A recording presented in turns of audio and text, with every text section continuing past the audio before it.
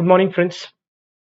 Okay, so today we are starting with your kind of a revision discussion for your subject costing.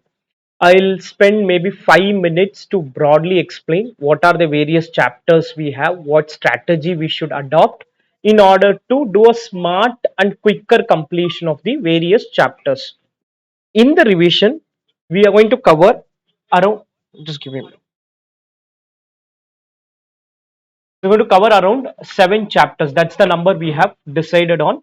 These 7 chapters primarily have around 70 to 80 marks from an exam point of view. So that's the weightage these chapters carry. Now, what I have decided is, if you look at, this is the broad breakup of the various chapters. Chapter 1 till now in exam on an average comes for around 7 marks, primarily a theory oriented chapter. Chapter 2 is for 9 marks. Chapter 3 is for approximately 9 marks. Chapter 4 is for around 8 marks. Chapter 5 is around 10 marks. So every chapter the weightage is given. Using this, I had decided that we will do marginal costing in the revision sessions. So that carries around 13 marks. We were planning to do budgetary control, which carries around 10 marks in the past breakup. Like we have material cost, labor cost, activity based costing, our cost sheet chapter, and service costing. These are the chapters I have decided that we will try to cover them in an exhaustive manner. Now, my main focus here is going to be on concepts. We will try to learn the concepts in depth, supplemented with some MCQ examples, which will give you the real learning. What you need to do extra add on is, we will do few questions in the class, but if you can practice your balance institute study mat question and the last 2 or 3 attempts, last 2 3, if you can go great, but at least 2 attempts, MTPs, RTPs and suggested answers. This is what you need to cover. Entire institute study mat you should cover, and last 2 or 3 attempts, MTP, RTP and suggested answers. If you are able to cover this in a proper manner with good understanding, easily you will be able to score 60 in this subject. So 60 is what we are targeting, and 60 is possible in costing in case you are having good understanding of the 7 chapters which I am discussing. In fact, I am discussing 7. I'll be discussing chapter 1 also, because that's the start I have to do.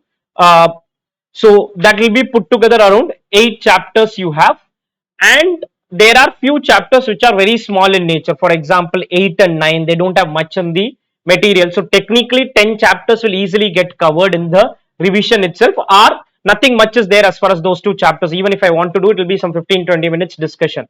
So you'll be left with only 5 chapters after this, which somehow you will have to manage. And for that also, I'll be telling what needs to be done and what strategy you can adopt. This is on the basic how we are going to cover it in our revision sessions. Now, I'll also talk little bit about the paper pattern which we have. So in your exams, because it is now, how many marks of MCQ? Participate, guys. Live online, guys, you can type it in the chat box. How many marks of MCQ have in your paper? 30 marks of MCQ. MCQ of 30 marks. In the MCQ of 30 marks, will it be case scenario based or individual MCQ? What ICI asks? Both. 20 marks is case scenario and 10 marks is individual MCQ. 10 marks is individual MCQ. 30 marks, 20 marks is case scenario, 10 marks is individual MCQ. Apart from this, 70 marks is going to be descriptive paper. Now, whatever I gave that 70 marks is technically out of the 125 marks of paper. How 125 is? ICI will give certain choice based question, internal choices will be there. All put together, the paper could come to be around 120 marks or 125 marks in exam. 70 marks of descriptive paper. In the descriptive, question 1 will be mandatory. You will have a mandatory question which carries how many marks? Your paper pattern you should be aware. How many marks question 1? 14 marks.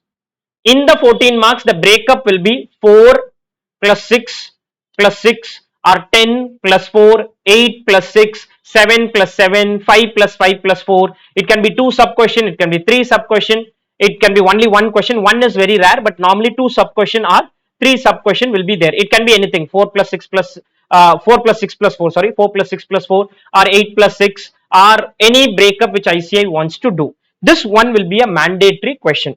Similarly, question 2 to 5, practical question. Question 6, theory question. Question 6 will be theory question, and 2 to 5 will be practical question.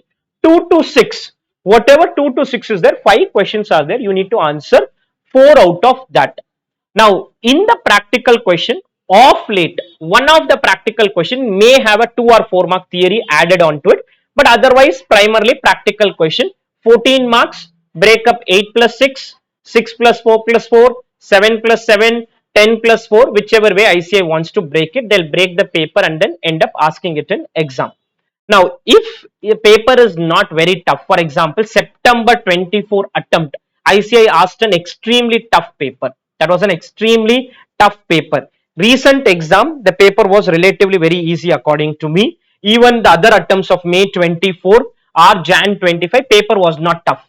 But September 24 was an extremely tough paper. Now, in a tough paper, if you are prepared for theory, you will have some liberty to answer theory and maybe manage your paper, because otherwise in a tough paper answering all the tough questions can become challenging. So sometimes if a student is prepared for theory, they'll be little better prepared to tackle the scenario. This is what theory preparation can help you. It is basically protecting us from, in case any big challenge comes in exam, in case a challenge comes in exam, you want to protect yourself from the challenging paper, which is where theory will help you. If the paper is relatively easy, all that theory is left out. I am not going to answer theory part, because if it's not a tough paper, why should I get into theory answering part? Theory answering I will do only in case the paper is extremely tough. If the paper is easy, we are going to leave the theory. Now, what should I do for theory preparation? Now, if you look at, I have shared 3 PDF in the group, and there was a theory material also in this. Now, I don't want, the theory material runs for 98 pages, but if you are a smart reader, you can manage with little bit of reading. If you are aware, then start directly going to page 80. Page 80 will have the summary theory. Summary theory means short theory notes for different topics. So you go to page 80 and basic terms. What are the objectives of cost accounting? A question can come in exam. What are the objectives of cost accounting? Cost ascertainment, cost control, cost reduction, determination of selling price, ascertainment of profitability, decision making. Beyond this, you will have to write using your understanding. What is cost control, cost ascertainment? What is, for example, scope of cost accounting? Scope, utility. Areas, cost analysis, cost comparison, cost control, cost reports, statutory compliance. So if you can read these, you will be in a position to answer the theory question which comes in exam. One of the exam, they ask the theory, who are the users of cost and management accounting? Read this: internal user, external user. You understand it, okay. No, I'm not able to understand this. Go to the detailed theory, which is there in the same PDF. The detailed theory is also there. Shorter theory is also there. If it's up to you whether you can spend 80 pages time or 18 pages time, it's all up to you. If you feel no, 80 pages and all is very difficult for me, I don't want to spend that much time, no problem. Spend time of 18 minutes, do a reading once, do a reading second, do a reading third, do a reading fourth. Certain things will register in your mind. Read it 4 times. For reading 18 pages, 4 times. Take chapter 1. First chapter is I think some 4-5 pages. So 2 pages only. So what you will do, you read the first chapter 1 time, some things will register. Read it second time, some more things will register. Read it third time, fourth time, fifth time, sixth time. Continuously read it 6-7 times. Certain things will register in your mind with a total calm mind. Don't be in a hurry to read it. In a calm mind, go through page 80, page 81 with understanding. With understanding, read page 80 and 81. If you read this with little bit of good understanding, you'll be able to tackle the theory question. You'll be able to tackle the theory question if you read it with good calm mind, two times, three times, four times, five times, six times, continuous. Same chapter, one chapter, continuously read it six, seven times. Okay. Today at home, if you find time, chapter one, read it six, seven times. Two pages will take you at max 10 minutes reading. That is the maximum time I'm saying, just to read it once. Read it 1 hour continuously, things will 100% register. Things will 100% close the door. Things will 100% register for you. This is as far as theory tackling is concerned. Clear? Theory material, detailed theory material is there, but I don't expect you to read the entire 80 pages. One, time constraint. Second, it is not that much worth according to me, because I may end up avoiding answer theory also, or I may end up answering also. I don't know. It depends on how the paper comes. In case paper is difficult, I would want to answer theory. So to help me doing that, this notes will help. Okay, so theory material, you will read it how many times? How many times you are going to read it? 5 6 times you read it. Chapter 1 read it, then chapter 2. Chapter 1 something's registered, chapter 2 read it, something's registered, chapter 3 read it. After everything registered, read chapter 1 to chapter 15 together. Spend maybe 5 to 6 hours reading this multiple times. Day before exam, 2 times you read it and then go to exam. Day before exam, reading 18 pages will not take you much time. And day before exam also, ideally on the day of exam read it. On the day of exam read it. Don't even read it before, because you don't register these things so easily. Theory, if I read it today, if you ask me what is scope of cost accounting, I'll give a general answer. But if you want exact ICI answer, then I have to read it before the class, come and explain to you, because registering is little difficult. So on the day of exam, before you go for your exam, read the concept theory, read the summary theory. How many times you want to read, that's up to you. Clear? This is on the theory preparation side.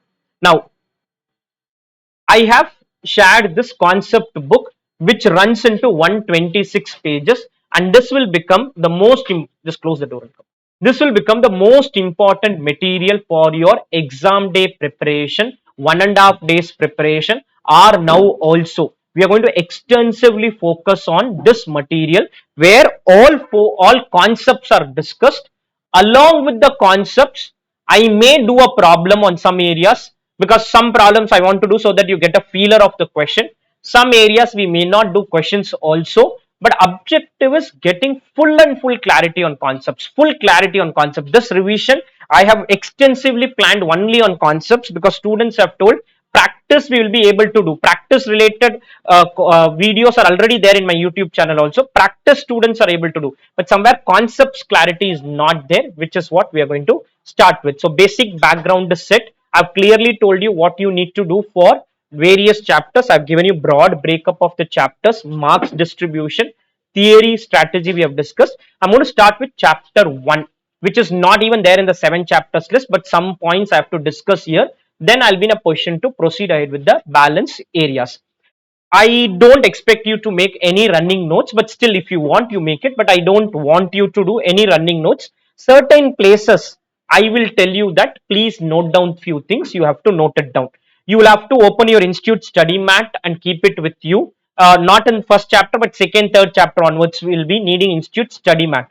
So, institute study mat, keep it. Most of the question I'll do will be from institute study mat, but some question could be outside the study mat also, which is your MTP and RTP question. And for exam preparation, institute study mat question, last 2 3 is ideal, but minimum 2 attempts MTP RTP. MTP is 1, every attempt 2 RT, sorry, every attempt 2 MTPs, 1 RTP, 1 suggested answer. So ideally 3 minimum attempts you have to go. If you can go more, it is okay, but minimum 3 attempts MTP RTP and suggested answers you have to cover. Once you cover that, you will be in a position to easily face the exam. Clear? Okay, let's start with chapter 1, introduction to cost and management accounting.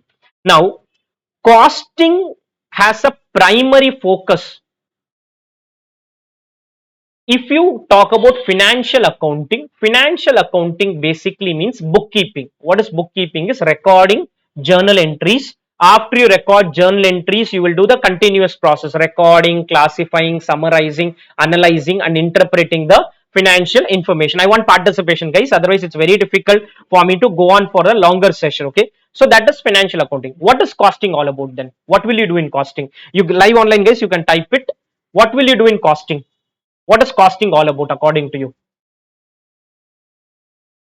Financial accounting, bookkeeping, recording and all. What is costing all about then? To find the, that's technically called cost ascertainment. That is technically called cost ascertainment. Yeah, I've got the answer in even live online student. Cost ascertainment. What is cost ascertainment? Is finding out the cost of a product or a service. Apart from that, we have cost control and cost reduction. These are the normal terms costing is associated with. Cost control and cost reduction primary focus is going to be in the when you shift to your final level. At inter level, major focus is on cost ascertainment, finding out how much is the cost of a product or service, finding out how much is the cost of a product or service. Now, in order to do this, I'll have to classify the cost. There are multiple ways of classifying, but one major classification which I want to discuss is, this is not to do cost sheet. Cost sheet you'll understand later. First major classification is, we have a classification called variable cost. What is the next class? Variable, fixed and semi-variable. These are the three categories of cost we have: variable cost, fixed cost and semi-variable cost. Now, why are we having this category? This classification is very critical. This is like golden rules of costing. Like you have golden rules of your accounting, I keep telling these are golden rules of costing.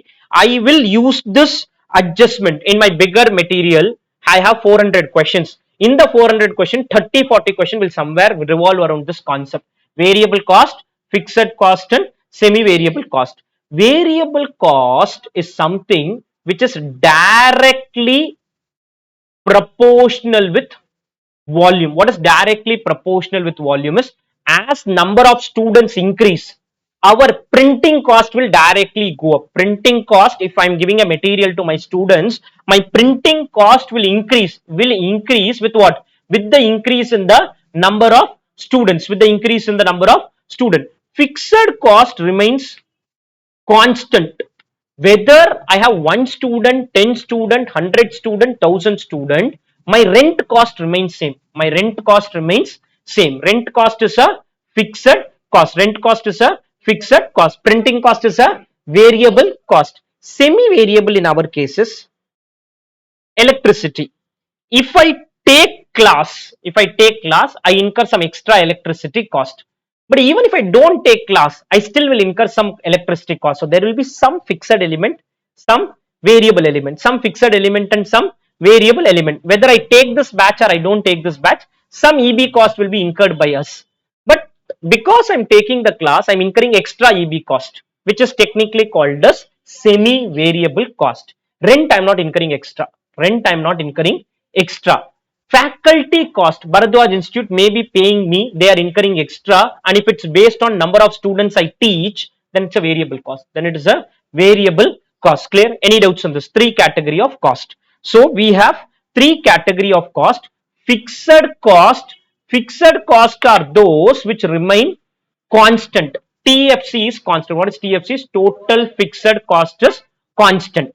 Then we have variable cost. Variable cost is total variable cost is directly proportional with volume. Directly proportional with volume means, as the number of students increase, you will see the increase in the variable cost. You will see the increase in variable cost. Semi-variable cost, total semi-variable cost is neither constant nor directly proportional with volume. Clear?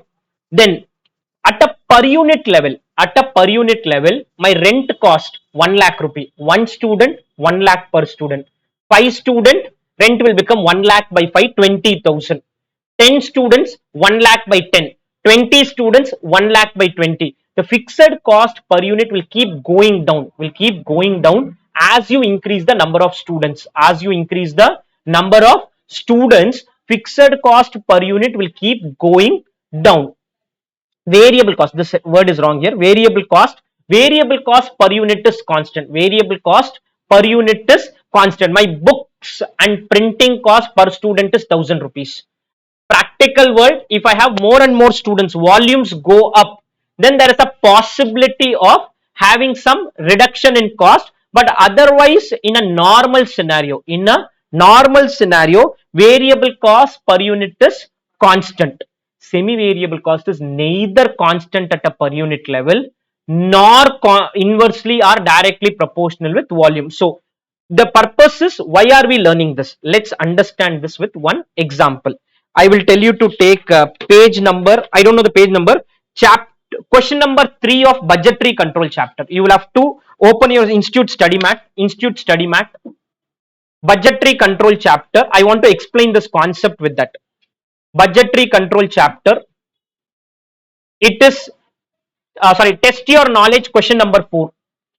Test your knowledge question number 4, institute study material, to explain the implication of that concept.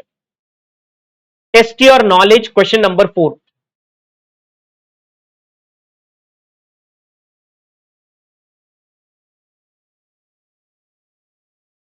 Clear? Is this the question you are seeing? This is my material. You will be seeing the same question. Is this the same question? Question number 4. Okay. Can I start? ABC Limited is currently operating at, we are not going to do the problem. I want to explain the concept with this, at 75% of its capacity. In the past 2 years, level of operation was 55 and 65. Was 55 and 65.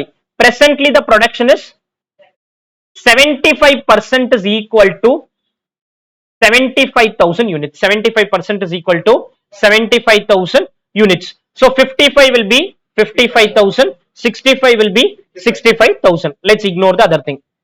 Can you divide this by 55,000 and tell me in your calculator? Do 11 lakh by 55,000. 11 lakh by 55,000.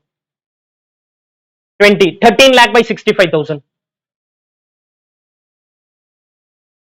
15 lakh by 75,000. Again 20. This is a variable cost.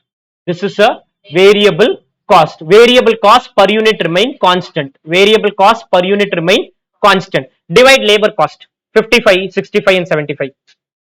Do only two, 55 and 65. 5 lakh 50 by 55,000, 10. 6 lakh 50 by 65,000, 10. So this is a 3 lakh 10 by 55,000.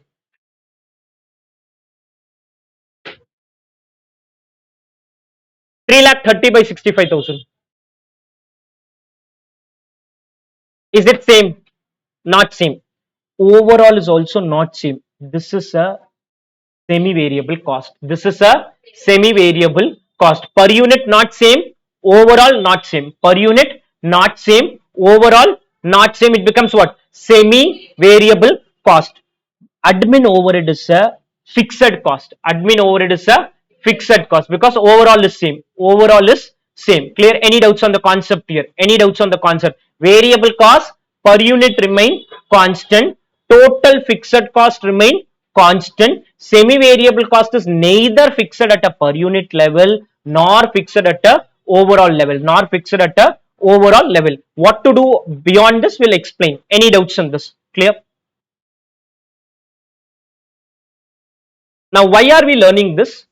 If a question says there is a change in fixed cost, if a question says there is a change in fixed cost, that would mean change in total fixed cost. That will mean change in total fixed cost. If a question says there is a change in fixed cost, it would mean what? Change in total fixed cost. Change in total fixed cost. And if a question says there is a change in variable cost, change in variable cost, it will mean change in variable cost per unit. Change in variable cost per unit. What is the implication of this? Also, we'll understand. Change in fixed cost means what? Change in participate.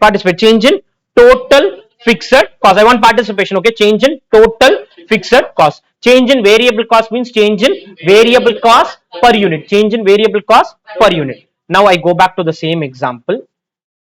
If you see here, direct material is increasing by how much? 8%. 8 means 20 rupees which you had calculated plus 8%. 20 rupees plus 8%. Change in variable cost means what? 20 rupees plus 8% multiply with, I think they want 85%, so 85,000.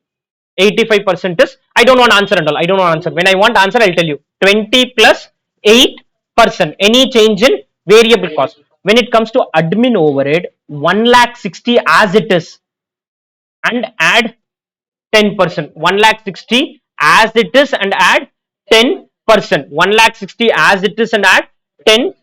You are not taking the overall number as it is for variable cost. For variable cost, calculate the per unit number. Calculate the per unit number and then give effect to the percentage change. Then give effect to the percentage change. This is a usual mistake made by students. They don't calculate the per unit number. They directly add it to the overall number for variable cost, which is wrong. If you see the solution, variable cost, see here, divided, I get the per unit number, add the 8% and then multiply with 85,000 units. Divide by 55,000. Usual mistake, most important mistake which students make. Usual mistake. Divide by 55,000, get the per unit number, add the percentage change, multiply with the new number of units. Multiply with the new number of units. When it comes to admin overhead, directly add to 1 lakh 60. Directly add to 1 lakh 60. Clear? Any doubts on the concept here? Any doubts on this concept? Clear? Give me the answer to this example. Let's see how many of you are doing it correctly. I'll give you 2 minutes. This example, you write, example is in front of you in the screen. Get me the answer for 15,000 units. 2 minutes for you.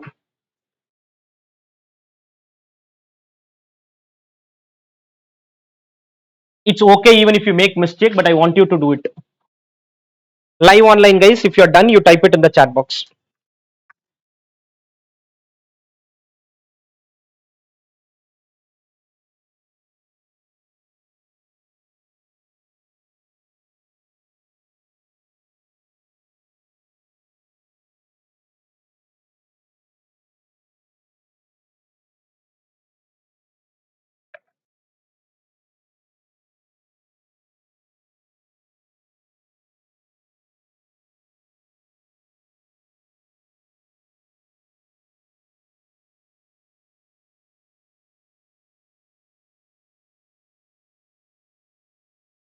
I've started getting answers in live online. I'll discuss it in 1 more minute.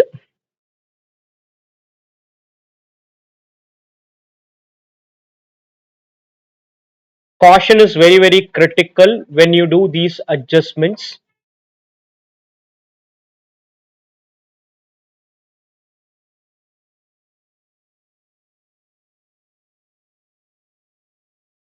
Yeah, 2 minutes over. If you have done it, okay. Else you will have to follow what I explained now. What's the answer you got? 1 lakh 29. Any other answer? I got in live online 1 lakh 65, 1 lakh 29. Anybody getting a different answer? Any other answer other than 165, 129? I don't know the answer. I'll discuss now. Listen. It says last year fixed cost is 60,000. So if you have fixed cost 60,000, 60,000 plus 5%, 63,000. 60,000 plus 5%, 63,000. Variable in this is how much? 40,000. 40,000 divided by 10,000 units. 4 per unit. 4 plus what is the increase? 10%, which is 4.4, multiply with 15,000, which is 66,000. 66 plus 63, 129. 66 plus 63, 129. Clear? Any doubts on this? Any doubts on the example here? Very simple example. If you see the answer, everything is there. 60,000, 6 per unit, 63,000. 60,000 plus 5%, 63,000. 40,000 are 4 per unit, are 4 per unit. 4.4 into 15,000, 66,000, put together 1 lakh 29,000. Any doubts on this? Okay, this I can do if you tell me fixed and variable, but we have a headache. Headache is semi-variable cost. Headache is semi-variable cost. In the example which I had given there, we do have this element called semi-variable cost. Now, whenever we have semi-variable cost, I want to split the semi-variable cost into variable component and fixed component, variable component and fixed component. After splitting, what will I do? Any change in variable component is applied at a per unit level. Any change in fixed component is applied at an overall level. Any change in variable component is applied at a per unit level, and any change in fixed component is applied at a overall level. At a overall level, this concept which I am teaching will come in 30-40 questions. Be very clear. Be very clear on this concept. Any change in variable cost means a change in variable cost per unit. Any change in fixed cost means a change in total fixed cost. Any change in fixed cost means a change in total fixed cost. Now, let's see this part with this example itself. If you see in this example, we got this 310 and 330. 310, 330 number. Police? Can you guys just repark your vehicle? There is some issue. Just go in. He will just help you out. He will just help you out. If somebody has parked the vehicle, we'll just wait for 5 minutes. I'll pause it for 5 minutes. Just go down and come back. Live online, guys. We'll continue in 2-3 minutes. So I come back to this example. 55,000, 3 lakh 10,000. 65,000, 3 lakh 30,000. If I take it as it is, per unit number is not constant. Overall number is also not constant. Now, right, variable cost per unit is equal to, right, variable cost per unit is equal to, variable cost per unit is equal to, variable cost per unit is equal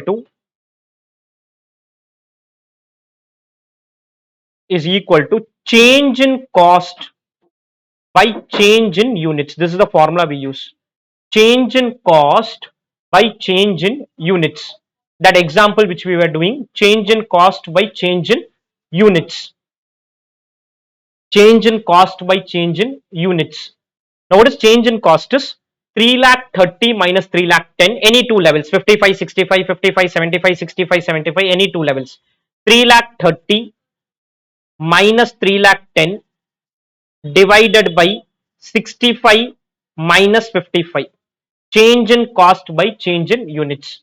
Change in cost by change in units. This will give you the variable component. This will give you the variable component. Change in cost by change in units. 330 minus 310 divided by 65 minus 55. Divide by 65 minus 55. How much?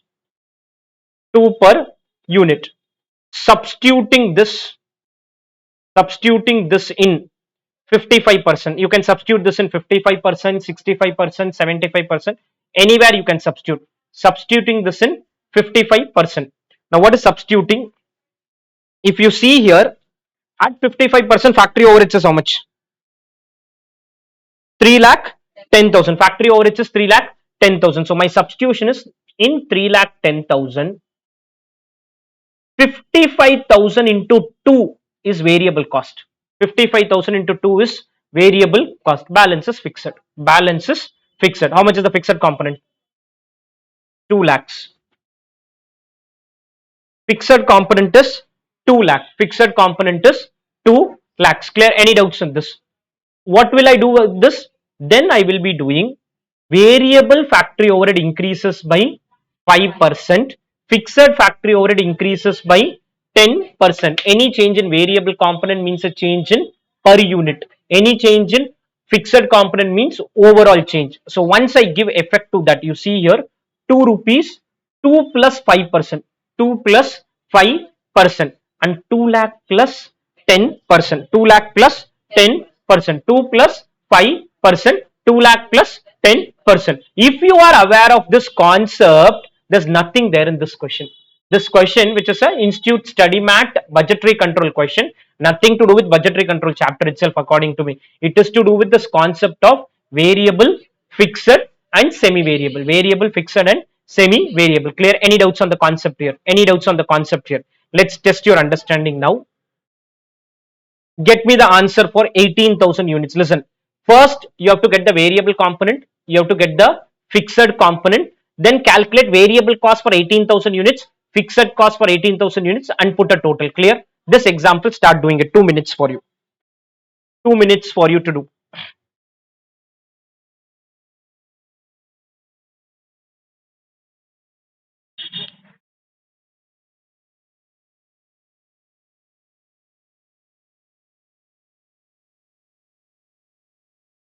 You can write in your notebook, whichever way you want to do, write or doing in calculator, all up to you.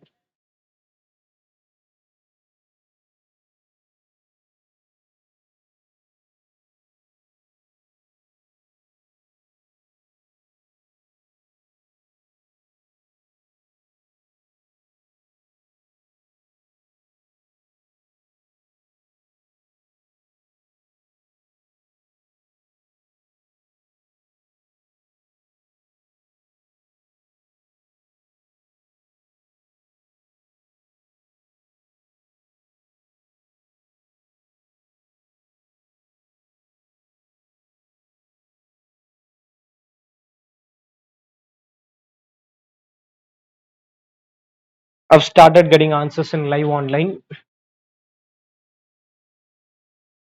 1 more minute.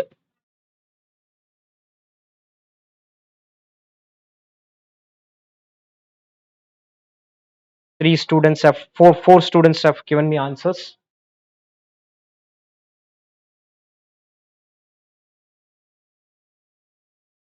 I think almost done here. First thing, this is not same, so it is not a fixed cost. 10,000 units, 15,000 units, not same. Per unit also not same, so it is not a variable cost. So VC per unit is equal to change in cost by change in units. What is the change in cost? 20,000. Change in units, 5,000. 20,000 by 5,000, how much you get? 4 per unit. I substitute this 4 in any one level. 1 lakh divided by 10,000 into 4 is the variable component. Balance is fixed. Fixed is how much? 60,000. Fixed is 60,000 in 1 lakh. In 1 lakh, which is for 10,000 units, I bifurcate the cost. After bifurcation, what I understand is we will be able to get your overall cost now is 18,000 units into 4 plus 60,000. 18,000 into 4 plus 60,000, you get 1,32,000. Any doubts on this? Any doubts on this? Clear? Okay, let's see this example. I don't want you to write. Let's see this. Total cost of highest volume 1 lakh. Total cost of lowest volume 60,000. Highest volume 1 lakh. I don't want you to write. If I want you to write, I'll tell you. Okay, highest volume 1 lakh, lowest volume 60,000. Sale value at highest volume 1 lakh 50. Sale value at lowest volume 70,000. Compute variable cost ratio and total fixed cost. Variable cost ratio and total fixed cost. There is a formula which you will learn when I go to marginal costing on variable cost ratio, but I don't want to introduce formula. Is there any data on units in this example? Any data on units? No. I'm assuming, okay, selling price is 10 rupees. I'm assuming selling price to be 10 rupees. Any number you can take. Any number you can take. Whenever you do not have units data, you can assume units as 100. Or you can, here I have 2 level of units, so I'm assuming selling price to be 10 rupees. If selling price is 10, how many units will be this? If selling price is 10, what is the number of units? Participate, guys. Very simple. Yeah, tell. 15,000. This is 7,000. 15,000 and 7,000. 15,000 and 7,000. I'm assuming the selling price to be 10. Any number you can take. Any number you can take. 15,000 and 7,000. Now, what we can do is VC per unit is equal to change in cost divided by change in units. Change in cost divided by change in units. Change in cost in the example is 40,000. 1 lakh and 60,000. Change is how much? 40,000. And change in units is because of our assumption. Because of our assumption. What is the assumption? 10 rupees selling price. So 15,000 and 7,000. Change in units is how much? 8,000. You get per unit how much? 5. Now I substitute this 5 in one of the level. In one of the level. Whichever level. Highest volume or lowest volume. Highest volume or lowest volume. Any doubts on 5 rupees? Any doubts on 5 rupees? Now, first cost is 1 lakh. I bifurcate. I bifurcate this as 15,000 units into 5 rupees is variable. 15,000 into 5 is variable. Balance is fixed. How much is fixed? I'm done with the question. I wanted fixed cost 25,000. Variable cost ratio means variable cost divided by selling price. Variable cost divided by selling price. You learn this formula in marginal costing. Whenever data on units is not there, you have to make some assumption and proceed ahead. Clear? Any doubts on this? Any doubts on this? With this, whatever discussion okay, this is very good problem. This example we'll discuss. It's a very good problem. We'll do it together. Okay, the last example. A manufacturer produces 2 lakh units of a product at a cost of 4.5 per unit.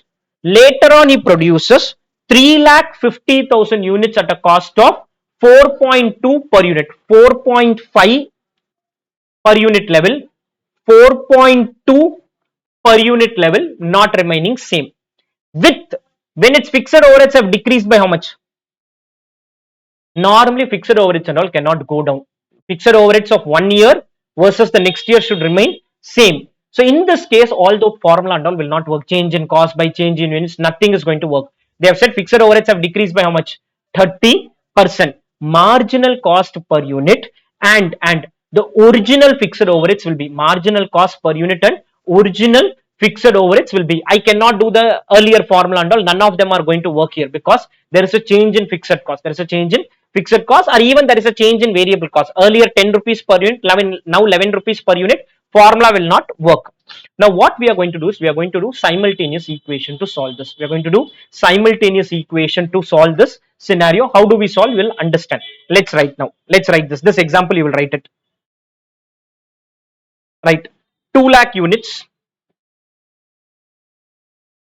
2 lakh units at 2 lakh units at 4.5 per unit.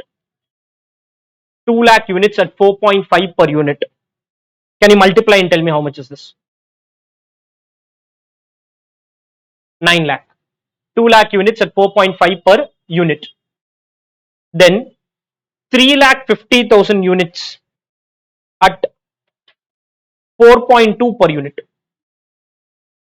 3 lakh 50 at 4.2 per unit. 14 lakh. Normally what you will do, change in cost by change in units and close it. All that will not work here. All that is not going to work here. Let us assume VC per unit to be A. VC per unit to be A and total fixed cost to be B. See, my concept book will have all explanation, everything is there. So why I'm telling you to write this, because if I keep explaining certain things, you will not understand. So you're writing it. No need to worry that the question is not there. All that you see it later from the concept book. Variable cost per unit is A and fixed cost is B. So listen, 2 lakh units into A. 2 lakh units into A. A is the variable cost plus fixed cost is B. 2 lakh A plus B. 2 lakh units into variable cost per unit plus the total fixed cost is equal to 9 lakh. Right. 2 lakh A plus B is equal to 9 lakh. 2 lakh A plus B is equal to 9 lakh. 2 lakh A plus B is equal to 9 lakh. Clear? The problem is when it is 4.2, fixed overheads have decreased by how much? 30%. Fixed overheads have decreased by 30%. So the second equation is 3,50,000 A. 3,50,000 A. B will be how much? Logically, what should I write as B here? 30% reduction. Fixed overheads have gone down by 30%. So B is 0.7 B. B is 0.7 B. Fixed overheads have decreased by how much? 30%. Fixed overheads have decreased by 30%. 0.7 B. 0.7 B is equal to how much? I don't want to spend time on solving and all. The equation is formed. Answer is there in the material. I don't want to spend time on solving. I know where I want to spend time, where I don't want to spend time. I'll explain again. Originally 2 lakh A plus B is equal to 9 lakh. Then 3 lakh 50 A. Ideally it should be plus B. It should ideally be plus B. If it is plus B, then you can use change in cost by change in units formula. Change in cost by change in units formula. But here it is plus what? 0.7B. Plus 0.7B is equal to 14 lakh 70,000 is equal to 14 lakh 70,000. Once you solve it, you will get the answer as 4 rupees and 1 lakh. All the solving part, I don't want to spend time. Any doubts on this? Any doubts on the example here? Give me answer to this. Quick answer. 1 minute only for you.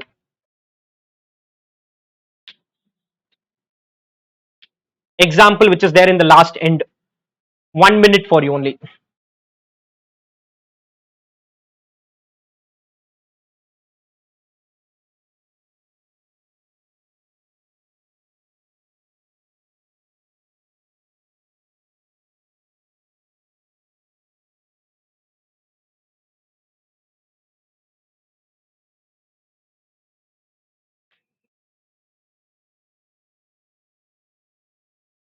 I've got the answer in live online.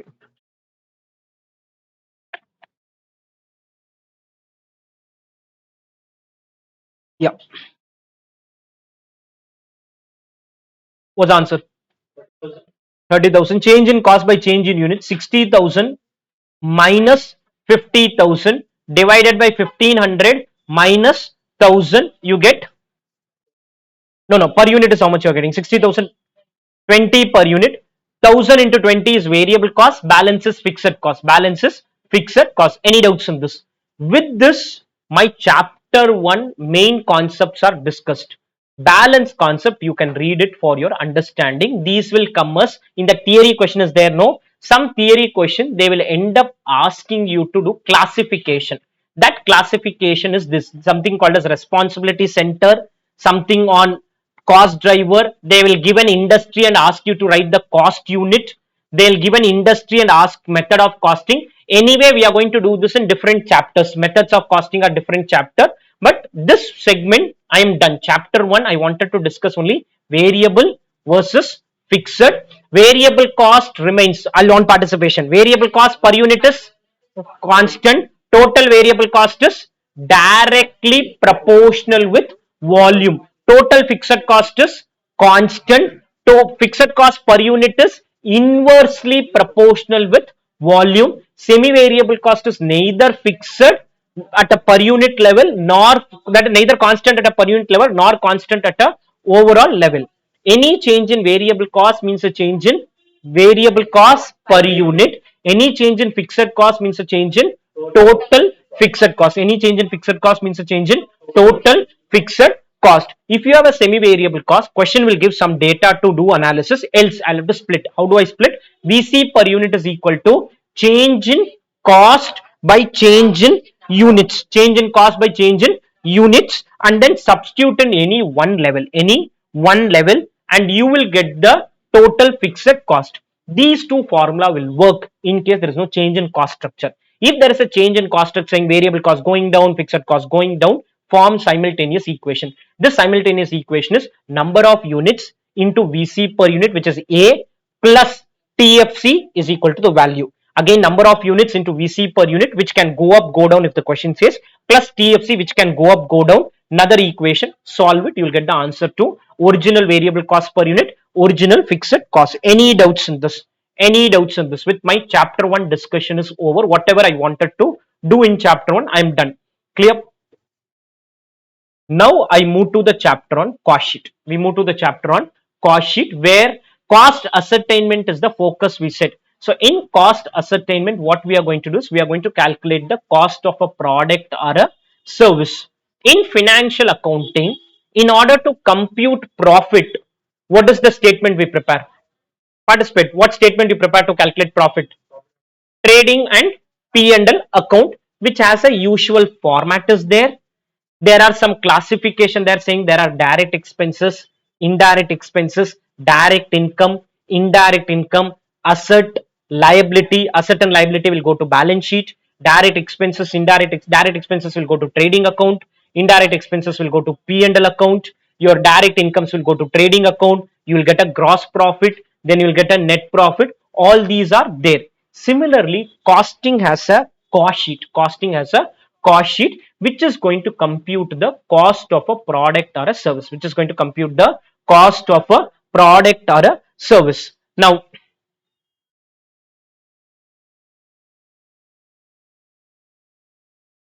like in financial accounting, we do classification of cost like direct cost, indirect cost, direct expenses, indirect income. Costing also has certain things to be done. First classification costing does is direct cost and indirect cost. Like you have direct expenses and indirect expenses, majorly the same thing. Direct cost and indirect cost. What is direct cost? Is cost which is directly and economically identified. Directly and economically identified with a per unit of production. Directly and economically identified. Now, what is directly and economically? When I look at this shirt, I can say that some cotton would have been used to manufacture the shirt. Some buttons would have been used. Somebody would have done the stitching. Somebody would have done the ironing part of it. Somebody would have done the packaging. Some logo embroidery has been done. So looking at the shirt, I can say certain expenses would have been incurred by the company. All those are direct cost, provided one more condition is there. First is looking at the shirt, I can say what and all cost company would have incurred. Looking at the shirt, what and all cost company would have incurred. All those are direct costs, provided there's something called as economic identification. Live online guys, is there any audio issue? One student has said. Others, can you confirm? Is there any audio issue? Okay, no, ठीक है.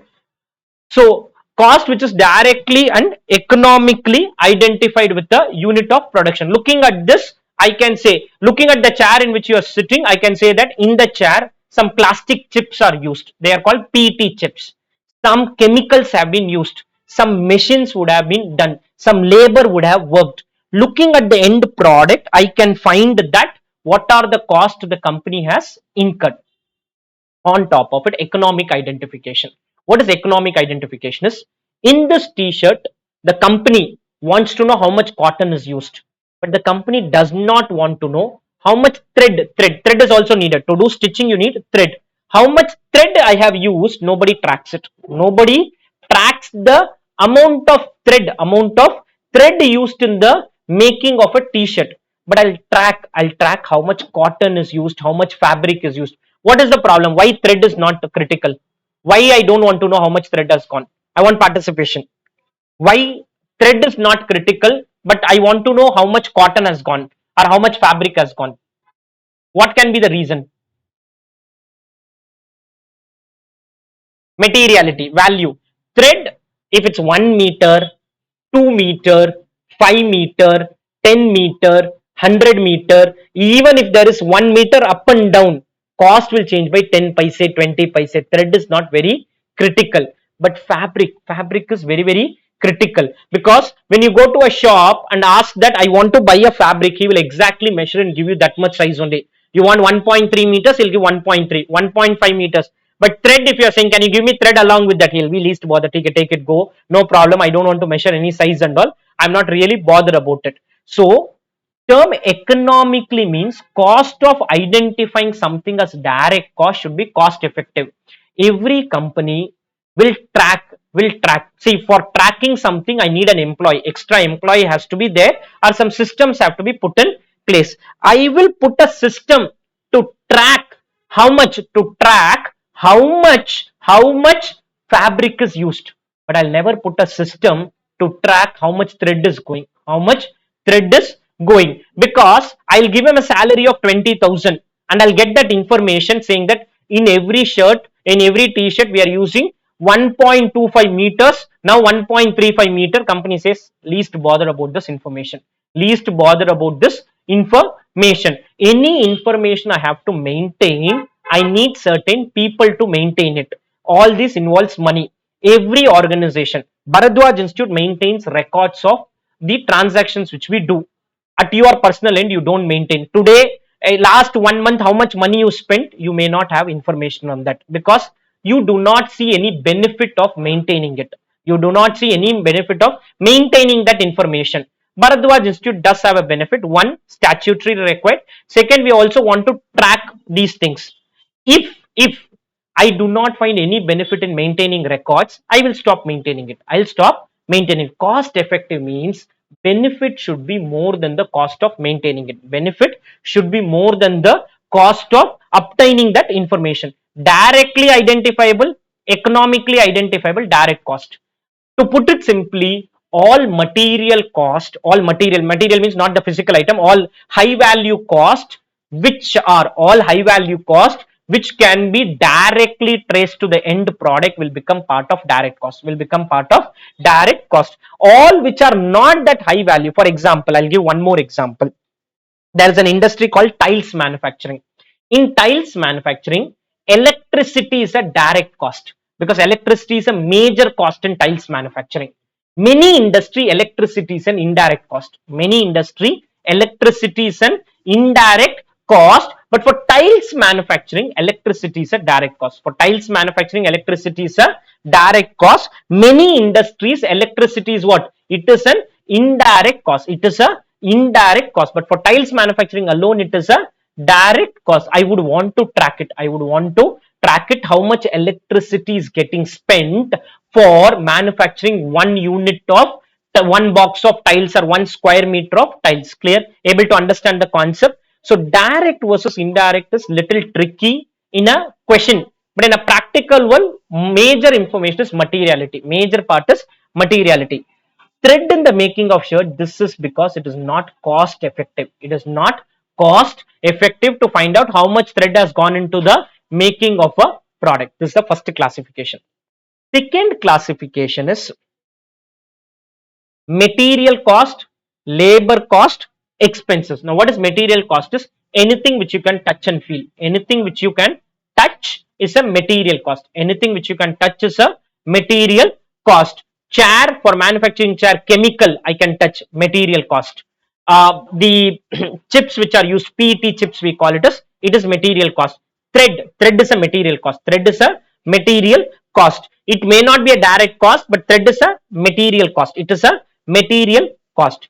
Labor means any reward paid to the workforce. Any reward paid to the workforce. And expenses is residuary category. What is residuary? Is anything which is not a material cost, anything which is not a labor cost will become expenses.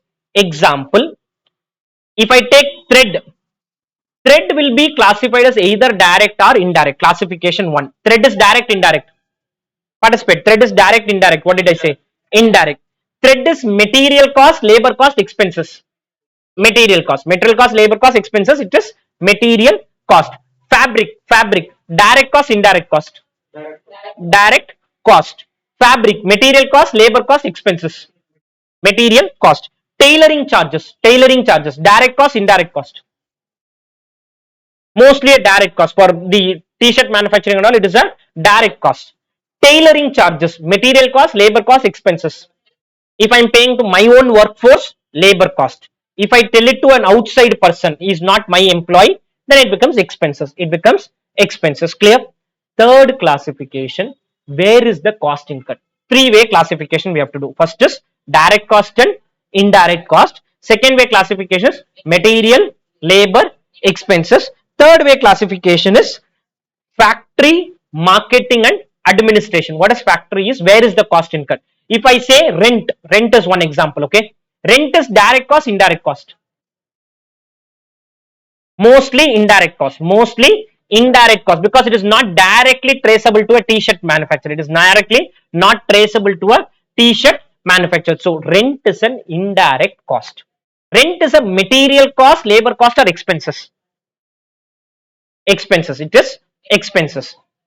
Rent, if it's factory rent, it is a factory cost. Corporate office rent, it is an administration cost.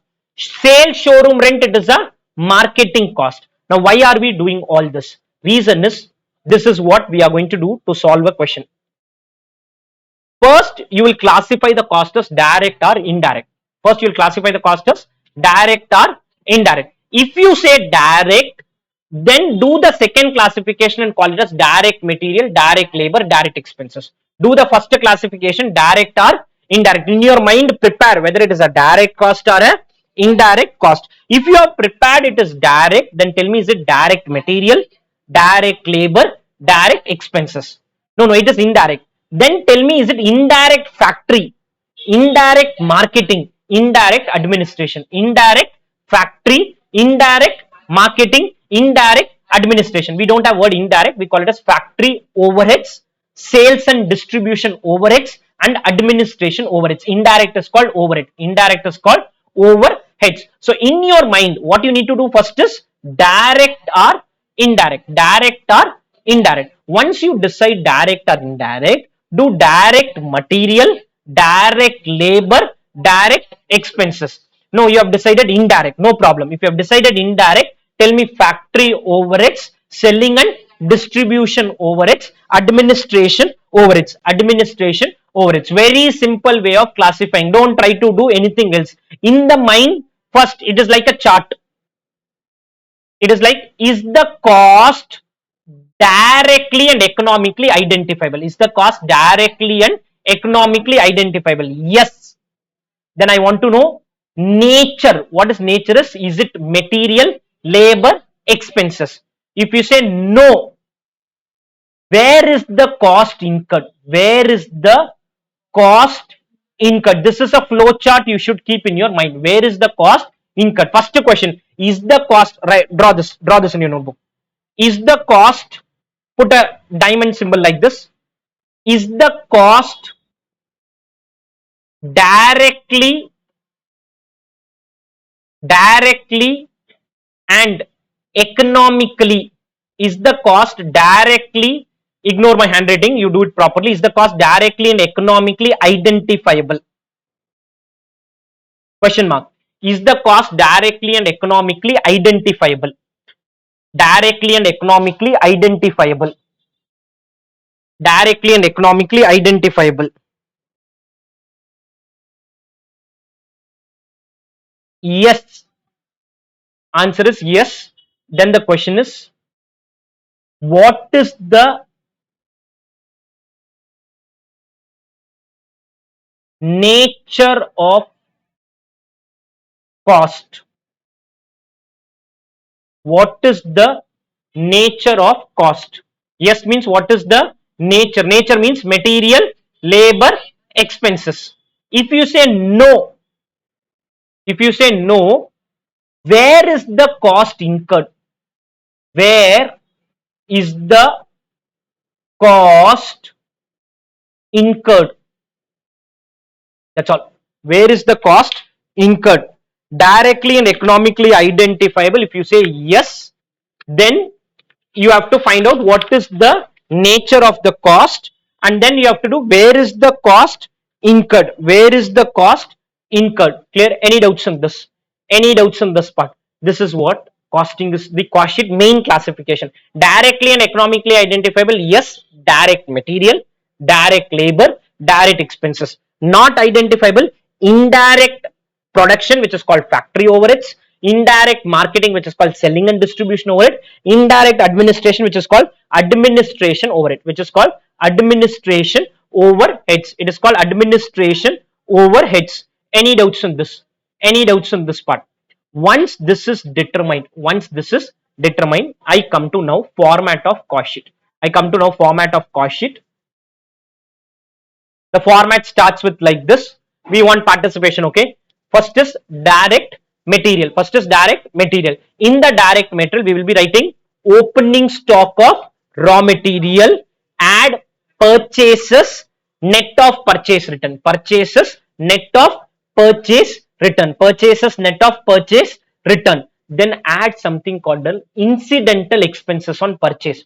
What is incidental expense on purchases? The term material cost includes all cost incurred till the material reaches the factory. For example, goods are transported from Bombay. It has to come to Chennai.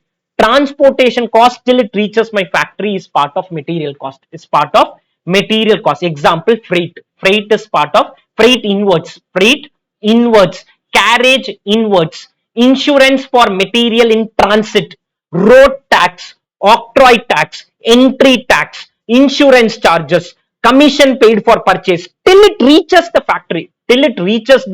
factory, everything is part of material cost. Everything is part of material cost. Same raw material, after it reaches the factory, I take some insurance for it. After it reaches the factory, for the material in the factory, I take it is a factory overhead. It is a factory overhead. Till it reaches the factory, it is part of material cost. It is part of material cost till it reaches the factory. Till it reaches the factory. So incidental expenses on purchase. Incidental expenses on purchase.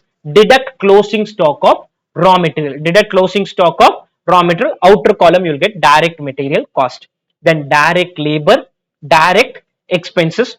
Together they are called as prime cost. Together they are called as prime cost. Together they are called as prime cost. After this we add factory overheads. Some question may use the word production overhead. Some question may use the word works overhead. Some question may use the word manufacturing overhead. If question has specific word, use that word. Otherwise you can use factory overheads. Put together it is called gross works cost or technically gross factory cost. Gross factory cost.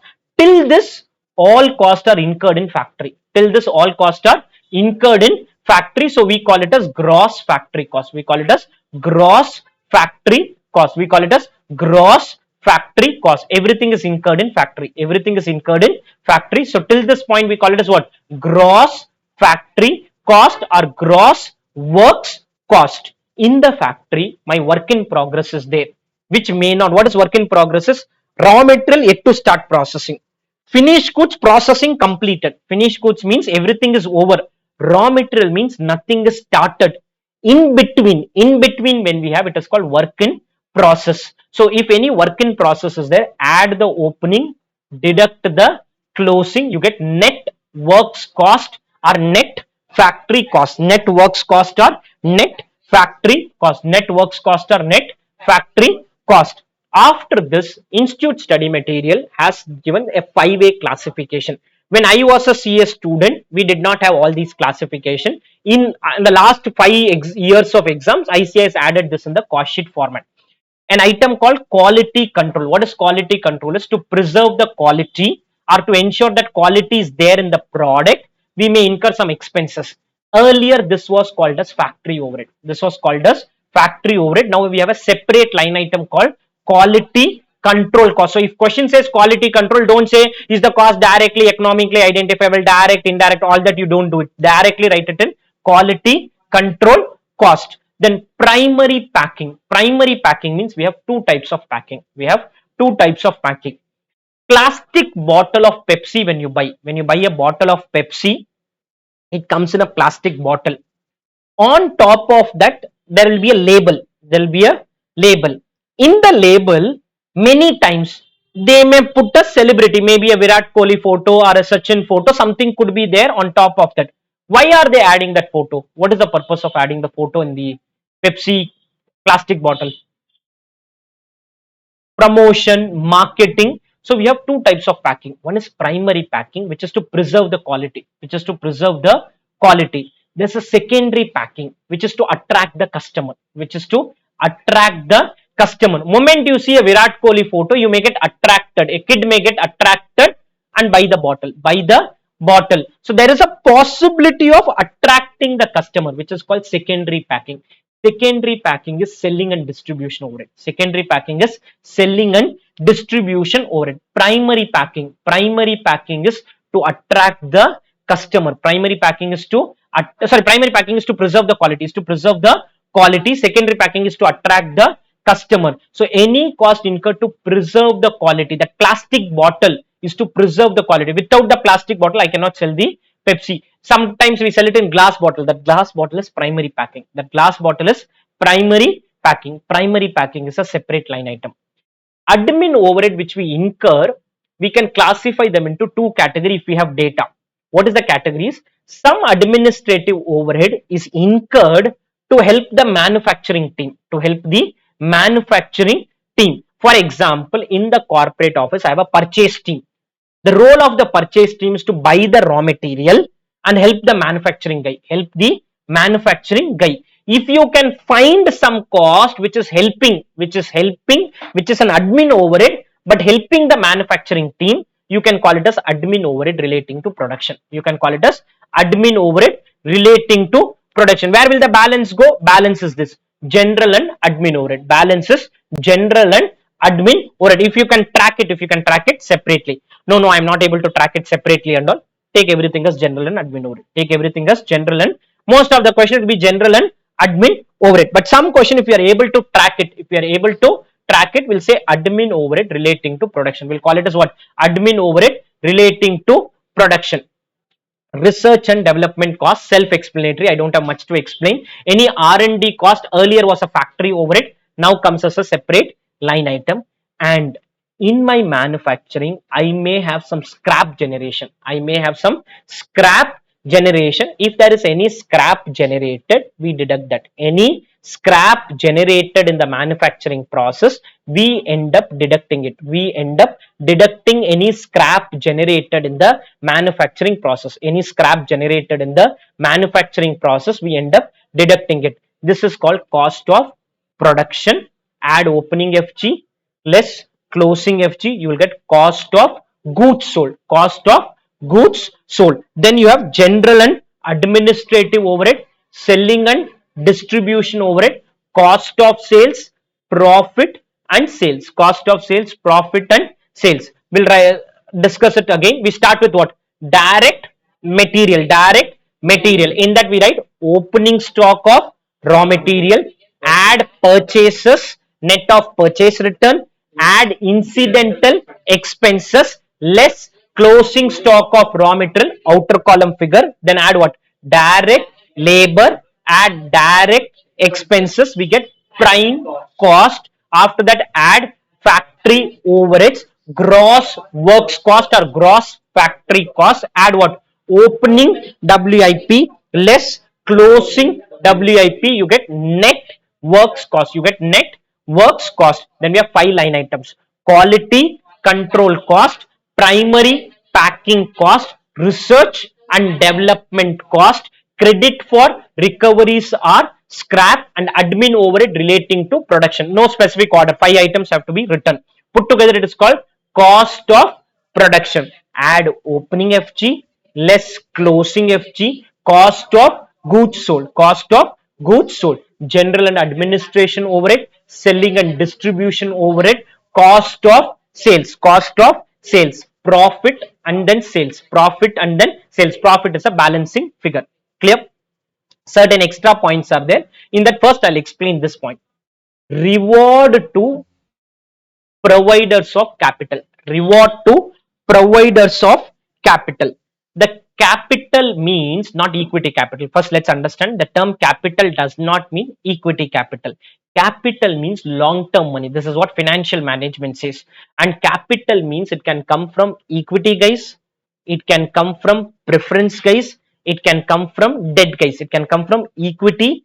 It can come from preference. It can come from debt. Now, we have 2 companies. One is Pepsi, second is Coca-Cola. We were trying to calculate the cost per unit. Pepsi, Coca-Cola, we wanted to compute the cost per unit. I expect cost per unit will almost be same because both are very competitive, almost same business, everything is same. Pepsi 8 rupees, Coke is also 8 rupees. One problem, Pepsi has a lot of loans in its balance sheet. Pepsi has loans in its balance sheet. Can I avoid paying interest? Is it flexible or interest has to be mandatorily paid? What is the normal rule? Interest, do we mandatorily pay or can we delay paying interest? Mandatory. So Pepsi has interest expense. Coke did not have loans. It had equity capital. It had equity capital. Dividends, is it flexible, mandatory to pay or flexible? Equity dividend. It is flexible. My wish I want to pay, my wish I don't want to pay. So what happened is Pepsi 8 rupees became 9 rupees because of what reason? Interest cost. Interest cost 8 became 9. Coke did not pay dividends. Did not pay dividends. 8 remained 8 only. 8 remained 8 only. Now we cannot say Pepsi is bad and Coke is good because what Pepsi did is they took loans and they had to mandatorily pay interest. What Coke did?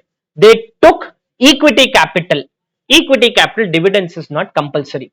Costing says ignore reward paid to providers of capital. Ignore equity dividend, ignore preference dividend, ignore interest in the cost sheet. One exception is there, I'll explain. Ignore equity dividend, ignore preference dividend, ignore interest paid to providers of capital.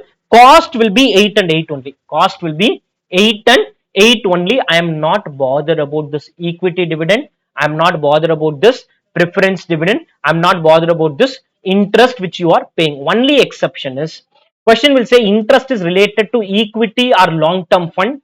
Consider ignore it.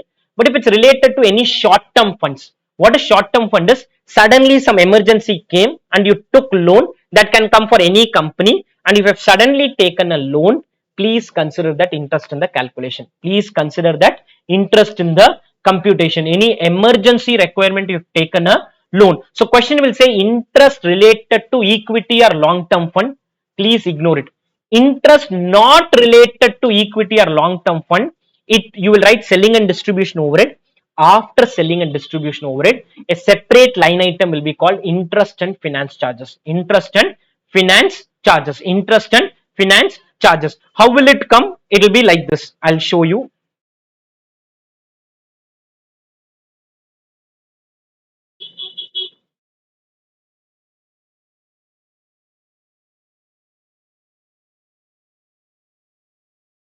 Question will specifically use the word for usage of non-equity fund. Interest and finance charges for usage of non-equity fund. For usage of non-equity fund. This is a study mat question where they have used it. It is you can, it's illustration number 3. No need to open the study mat and all. But the question will say for usage of what? Non-equity fund. In that case, what you need to do is you have to get your till this number. This is selling and distribution. After selling and distribution, a separate line item.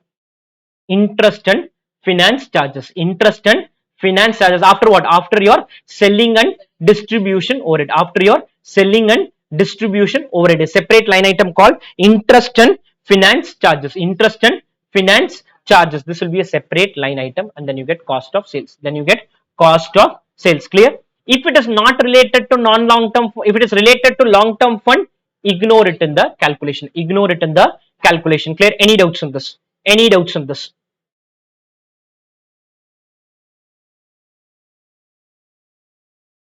Open in your study material, TYK question number 4. TYK question number 4.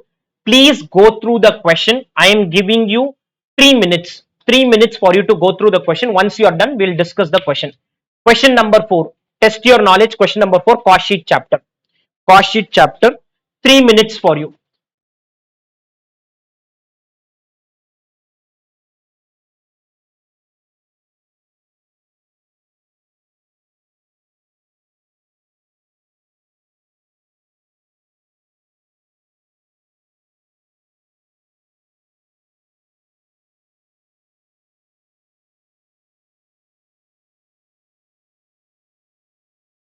Take 3 minutes time.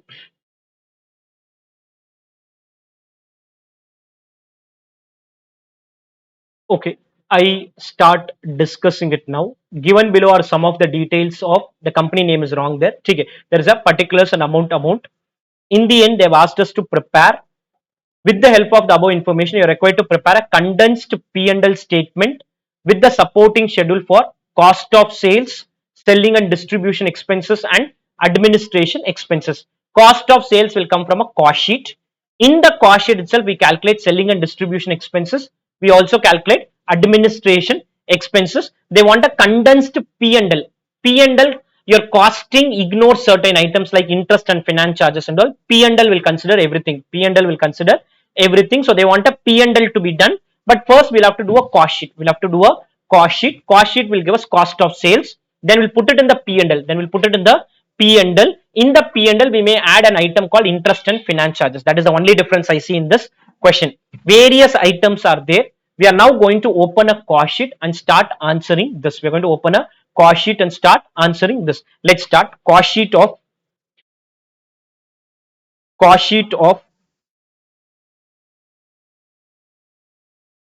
AB's cost sheet of whatever company name. Right. Please, cost sheet of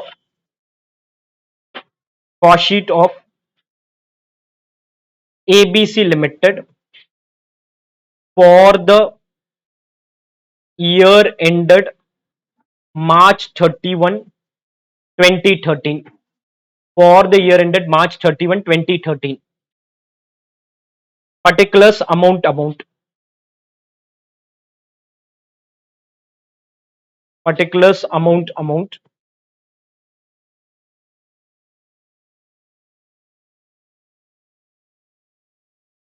Direct material, underline. We may need 5 lines of space. Mostly 5 lines should do. If a question has a lot of adjustment, then more space. Direct material, let's first write the format and then we'll keep filling it. Direct labor, 2-3 lines gap. Direct expenses, 2 lines gap. Some of these items may not be there also, like direct expenses is not there in this question. I know the answer, but okay, usual format I'm giving so that in an exam question you can manage it. You get prime cost,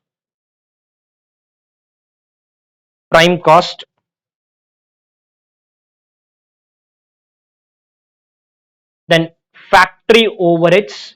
Leave maybe 7-8 lines. Normally factory overheads many items will be there. Factory overheads 7-8 lines. In case when you do a question and space is not sufficient, then you may have to write a note and then write it below after your table. When we do a question, we'll understand. Factory overheads, you get gross works cost, add opening WIP, less closing WIP, net works cost, net works cost, net works cost.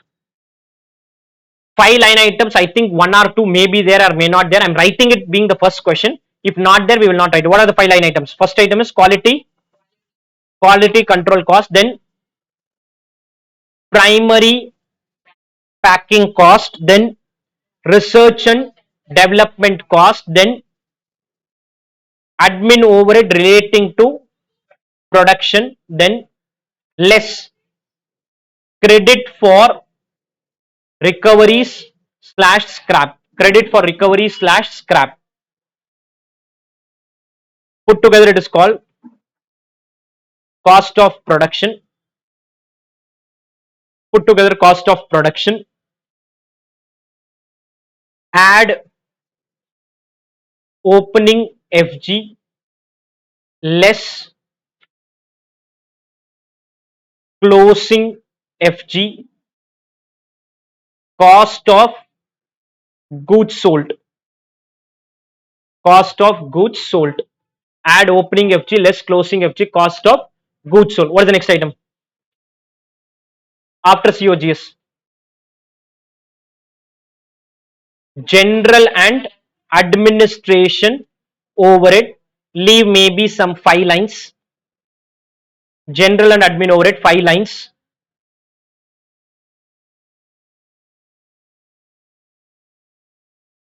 Selling and distribution overhead, again maybe 5 lines.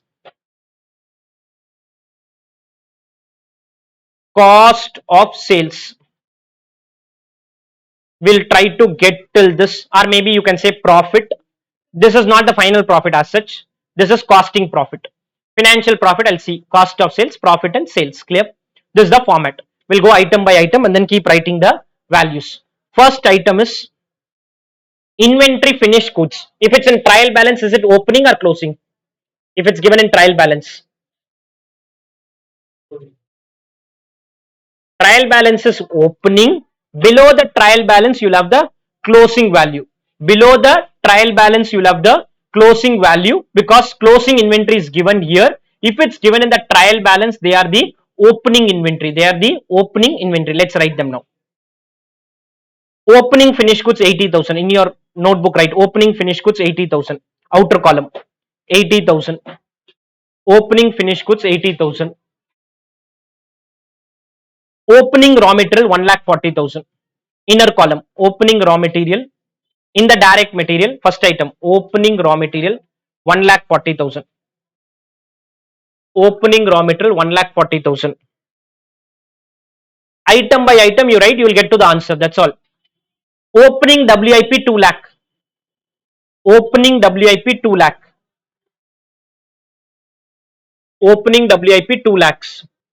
Item by item you write, you will get to the answer. Very simple approach. That's all. No need to rush through. Just go through item by item. Is office appliances an expense? Is office appliances an expense? No, it is an asset. Below the table, they have said depreciation on office appliances. Depreciation on office appliances is what? 5%. Depreciation on office appliances. Office appliances is not a expense. It is an asset. It is an asset. On the asset, I'll charge depreciation. Now, depreciation, is it a direct cost, indirect cost? Mostly it is indirect cost. Mostly it is an indirect cost because it will not be material and all. And for every t-shirt and all, I don't incur depreciation. Indirect. Office appliances, where is the cost incurred? Factory, administration, selling and distribution. Office means administration. Office means administration. Go to general and administration and write depreciation on office appliances. Depreciation on office appliances in bracket 17,400 into, what is the percentage? 5%. 17,400 into 5%. Tell me the figure. 870. Depreciation on office appliances 870. 17,400 into 5%. Clear? Any doubts in this? Can you proceed? Plant and machinery again will not come, but depreciation on plant and machinery will come. Depreciation on plant and machinery. What is the depreciation rate for plant and machinery? 10%. That will come in the calculation. Depreciation on plant and machinery will come, but plant and machinery will not come in the computation. Depreciation on plant and machinery will come, but plant and machinery will not come in the calculation. It's an indirect cost. Where is plant and machinery? Is it in the factory, or is it in the corporate office, or is it in the sales office? Factory. Plant and machinery is normally in the factory. In the factory overheads. In the factory overheads. Depreciation on plant. Depreciation on plant 4,60,500 into 10%. You have to read the full question properly. I'm explaining after you have read the question. 4,60,500 into 10%. How much?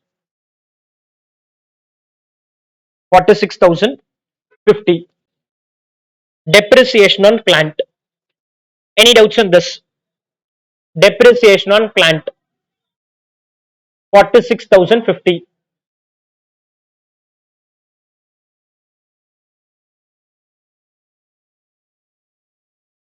I wanted you to have the institute study mat because from there only I'm picking the question and doing it.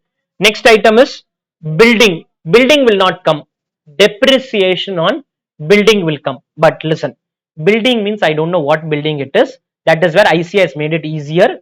They have said depreciation on building is to be distributed to factory, office, and selling in the ratio of 8:1:1. They are saying I'm making it easier for you. You distribute it in the ratio of what? 8:1:1. 8:1:1. What is the value of the building? Value of the building is 2 lakh. Depreciation rate is given in the question. What is the depreciation rate? 4%. Now write in the factory overhead. Depreciation on building. Depreciation on building 2 lakh into 4% into 8 by 10. 8:1:1. 8 portion will come to building, 8 portion will come to factory, 1 will go to general and admin overhead, another 1 will go to selling and distribution. 8:1:1. Depreciation on building 2 lakh into 4% into 8 by 10. How much? Repeat it again. In the general office, in the general and administration, 2 lakh into 4% into 1 by 10. 8:1:1. 8:1:1. How much? 800. 2 lakh into 4% into 1 by 10. into 1 by 10.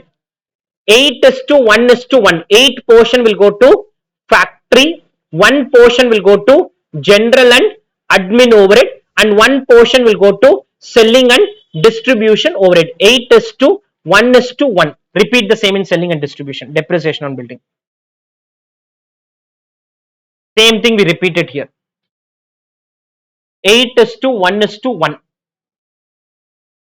8 by 10, 1 by 10 and 1 by 10. 8 by 10, 1 by 10 and 1 by 10. Any doubts on this? Any doubts on this? What's the next item in the trial balance? Participate guys. What is the next item? Sales. I will do sales net of sales return. Sales net of sales return. Sales net of sales return. In the cost sheet, sales in bracket net of sales returns. Net of sales returns 7,68,000 minus 14,000. 768 minus 14. 754. 768 minus 14. 754. Clear? Next item is material purchase. Where will this go? Participate guys. I want participation.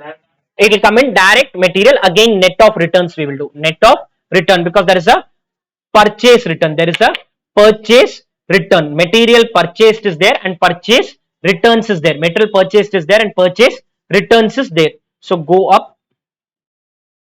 Material purchased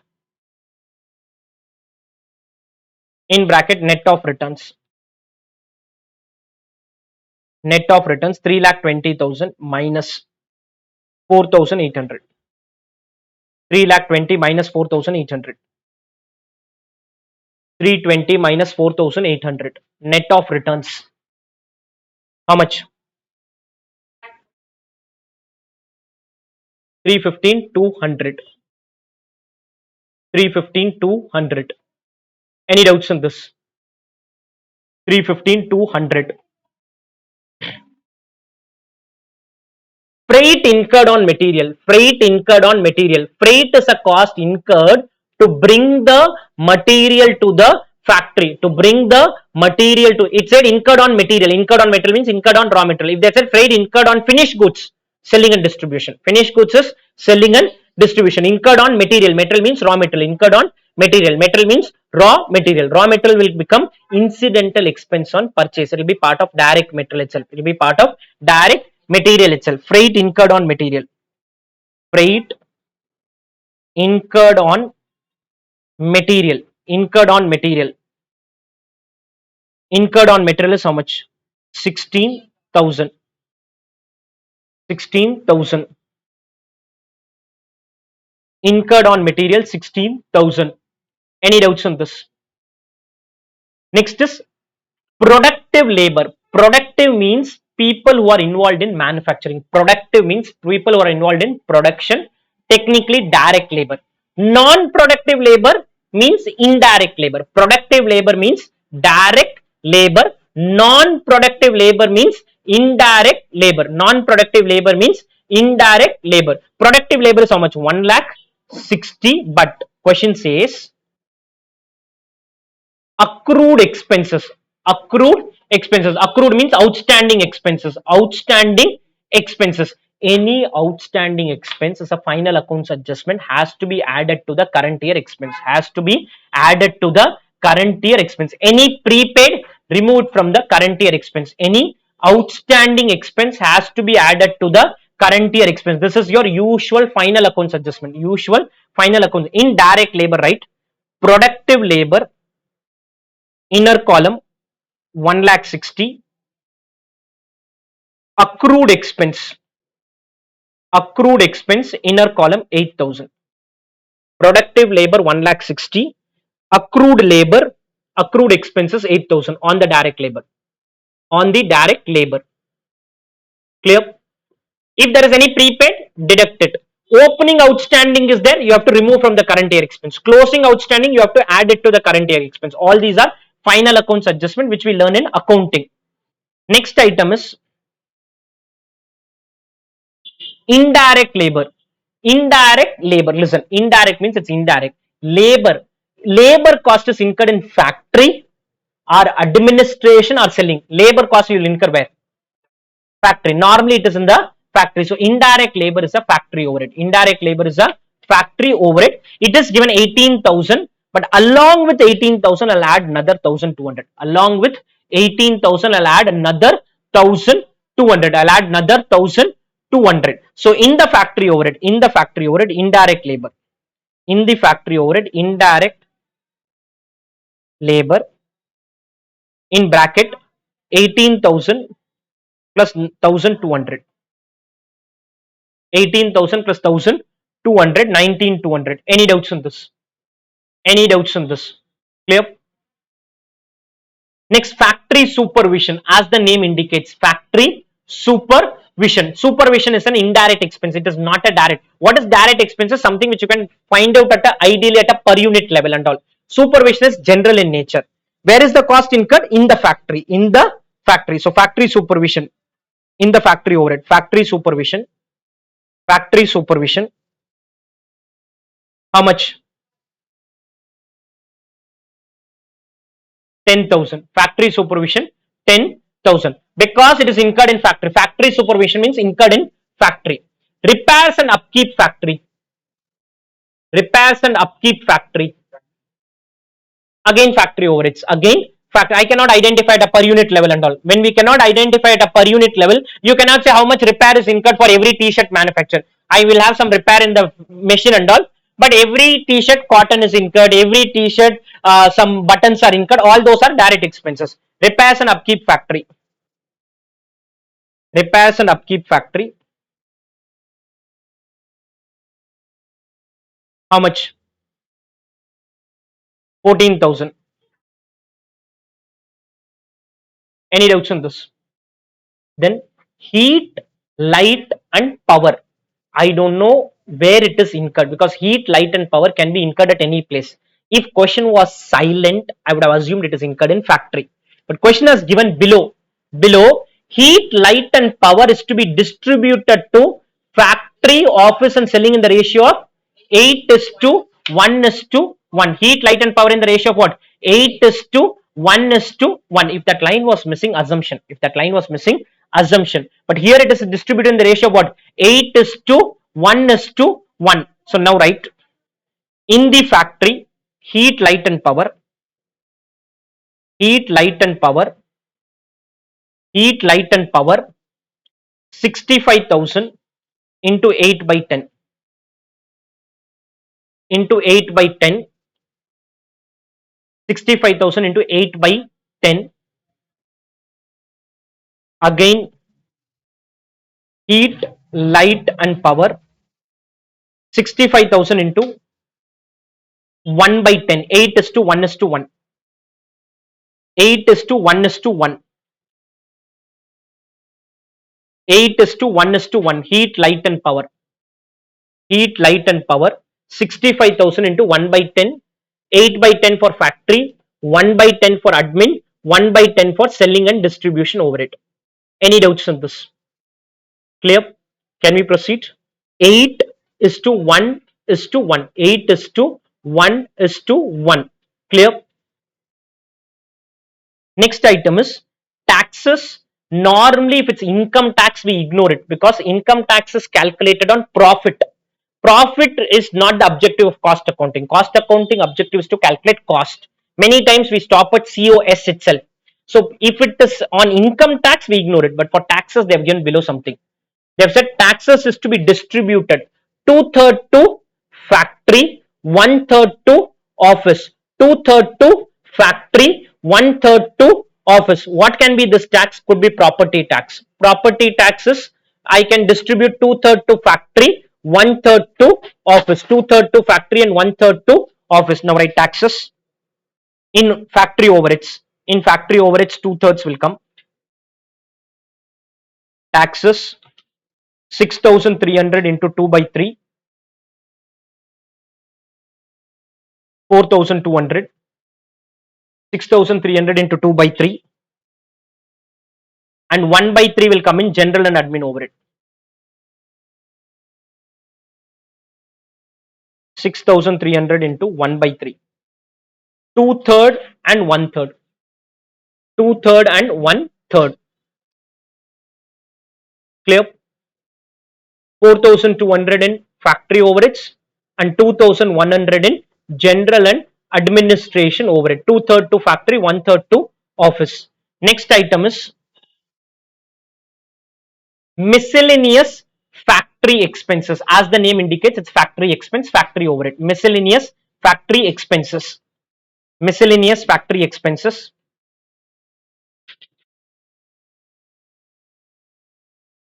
In case in an exam situation, if space becomes an issue, then write other items in bracket note 1 and list down those items. In case space becomes an issue, because managing space can be difficult sometimes. Miscellaneous factory expenses, how much? 18,700. 18,700. I think with this factory overheads will be over. Next item is sales commission. Sales commission. This will go to which category? Selling and distribution. Selling and distribution. Sales commission. Sales commission.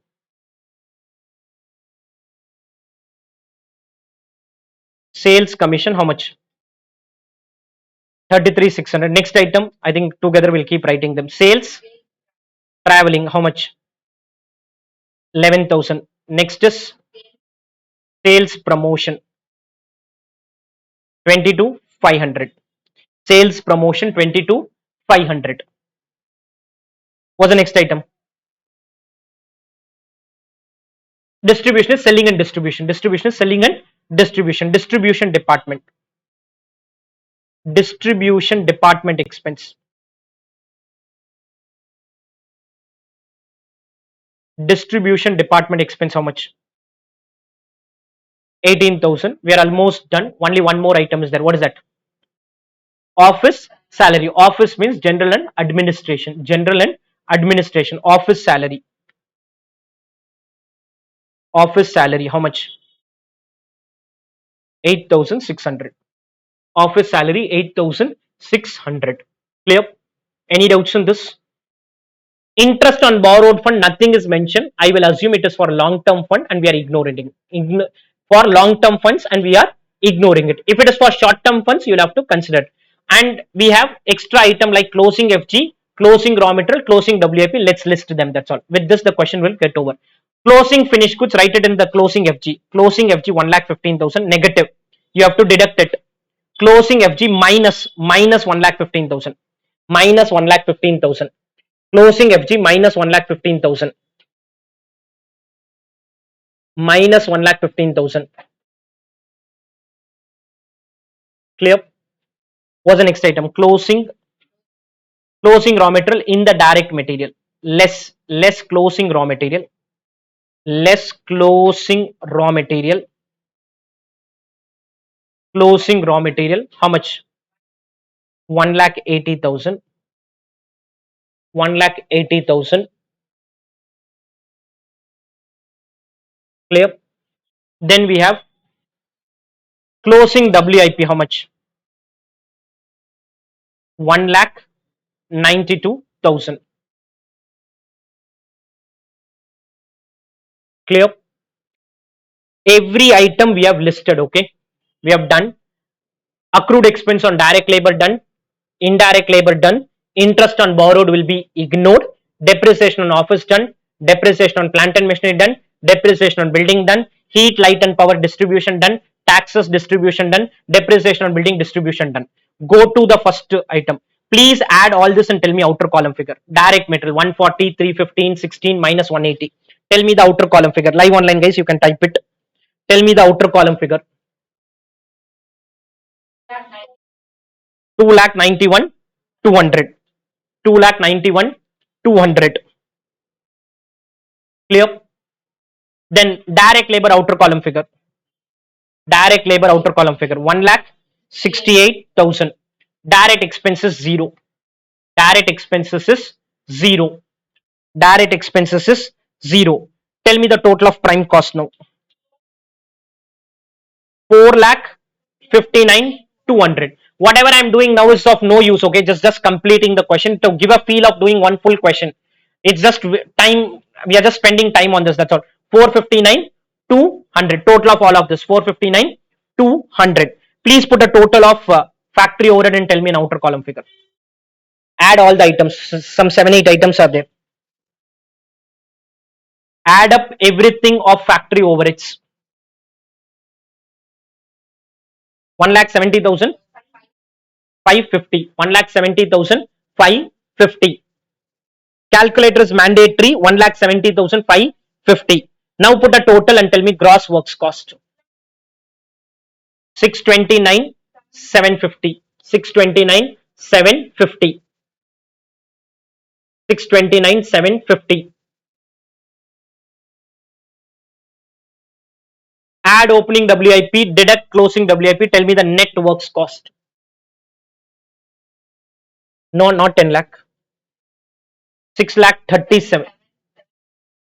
One is plus, second one is minus. 637, 750. I've already got the answer in live online. And all of this is zero now. 0, 0. Ideally, I don't even need to write it, but I wrote it. Everything is 0. Everything is 0. Cost of production is 637, 750. Cost of production is 637, 750. 637, 750. Clear? COP 637, 750. Any doubts on this? Clear? Tell me the COGS. 6,02,750. It's a very simple approach. We kept on classifying everything and now keep putting total. 602, 750. 602, 750. Put a total of general and administration over it. 18,870. 18,870. Only the total of general, no need to add it to 602. No need to add it to 602. Addition will happen later. When we do COS, only addition will happen. Selling and distribution overhead, outer column figure. Selling and distribution, outer column figure. I think good participation from the online guys. Here also you're participating well. Tell me the total. 92,400. 92,400. Clear? Now put a total cost of sales. Already got the answer in live online. Here also please add and tell me the total. 602, 18 and 92 total. 14,020. Profit is balancing figure. Profit is balancing figure, but this is not the profit as such anyway. Profit is balancing figure. How much? With this, costing part is over. There is some financial accounting part to be done, which I'll show it only. I don't want to spend time on that. Costing part is with this over. 39,980 is the costing profit. Even costing is not needed. This profit is not needed. Only COS was needed. Only COS was needed. Any doubts on this first? Any doubts on this? Clear? We had to classify every item. You have two ways of doing it. One way of doing it is write direct material. Write every item related to direct material and keep putting a tick in the question mark in the question paper. Write everything related to direct material, everything related to direct labor. Then space issue will not come. But it's up to you. Either you write the format and keep filling, or write direct material. Write all items related to direct material, all items related to direct labor, all item, whichever way you are comfortable. This approach will ensure you don't miss out anything. That approach you may miss out something. You may miss out something. It's up to you, whichever approach you want to follow. Once this is done, for the question, something like this was needed. Sales less net cost of sales. This is called operating profit. Deduct interest and you get net profit. This is the P&L. This is the P&L, and this part is the cost sheet. This part is the cost sheet where you are getting 39,980. Where you are getting 39,980. Clear? Any doubts on this? I have done one question on cost sheet just to get a feeler for you as to how cost sheet will be done. Any doubts on this? Any doubts on this? We had focused on classification. How do we do classification? First decide is the cost directly and economically identifiable, direct, indirect. If it is direct, what is the nature of the cost? Material, labor, expenses. Club it together. Direct material, direct labor, direct expense. If it is indirect, where is the cost incurred? Where is the cost incurred? Is it in the factory? Is it in the showroom? Is it in the corporate office? Factory is factory overheads. Showroom is selling and distribution overhead. Corporate office, general and administration overhead. And apart from that, we had all 5 line items. All that is there. Any doubts in this question? Any doubts in this question? Clear? I'll explain few more concepts and I may do 1 or 2 more questions as I need it. Next concept is GP versus NP, gross profit versus net profit. In your financial accounting, trading account will give you gross profit, P&L account will give you net profit. Cost sheet can also give you these two numbers.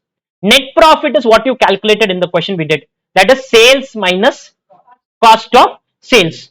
Then what is gross profit? Gross profit is sales minus cost of goods sold, minus cost of goods sold. That is ignoring selling and distribution overhead, ignoring general and administration overhead, ignoring selling and distribution overhead, ignoring general and administration overhead. I can get GP and NP. GP is sales minus COGS, sales minus COGS. NP is sales minus COS, sales minus COS. All this is costing profit, okay, not the financial profit. From this financial profit, extra items will come. In financial profit, you will include dividend income, lot of other things will be there. In costing, if you want GP, sales minus COGS, may not match with financial profit and all. And if you want NP, if you want net profit, sales minus cost of sales. Another item is cost of goods available for sale. This item came in one exam question in the recent MTP or RTP. Cost of goods available for sale. Now every company, if I open a trading account, there used to be something called as a manufacturing account, which is mostly you will not be doing in financial accounting, but there can be a manufacturing account. In the manufacturing account, what you will have is, in this side you will have opening stock, you will have production, you will have production. Production will come in the debit side. Opening stock and purchase comes here, it is called production. In the trading account credit side, we will have sales and closing stock, sales and closing stock. In the debit side, we have what? Opening stock and production, and in the credit side, we have what? Sales and closing stock. Theoretically, these two has to match. Opening stock plus production units, opening stock plus production units has to match what? Sales plus closing stock units. Why this is critical? Some question, units information will be there and you may have to do stock valuation. You will have to do stock valuation. For doing stock valuation, this will help. Opening stock plus production is equal to what? Sales plus closing stock. Additionally, value of opening stock plus value of production, which is called cost of production. Value of opening stock plus value of production, which is called cost of production, together is cost of goods available for sale. You can buy this much, that is, I have opening stock of 2000 units and I have produced 18,000 units. Together, this is called cost of goods available for sale. From this, what is sold is called COGS and what is unsold is called closing FG. What is sold is called COGS and what is unsold is called closing stock. So I have two formula for cost of goods available for sale. One is debit side, opening FG plus COP. Other one is credit side, closing FG plus COGS. Closing FG plus COGS. Cost of goods available for sale basically means I have so many units.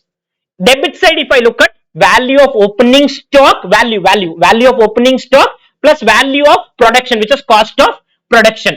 Credit side, value, not the sales, cost of goods sold plus the closing FG, cost of goods sold plus the closing FG. Any doubts on this? Any doubts on this? Let's see this in, you will not have this question in the study mat. I'm going to see this in one question, which is not there in study mat. Question 8, a very simple question, very limited information is there, but it is going to test these two concepts. What are the two concepts? One is GP margin. Second concept you're going to test is cost of goods available for sale. Cost of goods available for sale. Let's read the question. Following information is made available. Nothing much is there. Opening WIP, opening raw material, opening FG, purchase of material, indirect manufacturing cost, manufacturing cost means factory overhead. Manufacturing cost is indirect, means overhead, and manufacturing means factory. 40% of conversion cost. What is conversion? I'll explain as we do the question.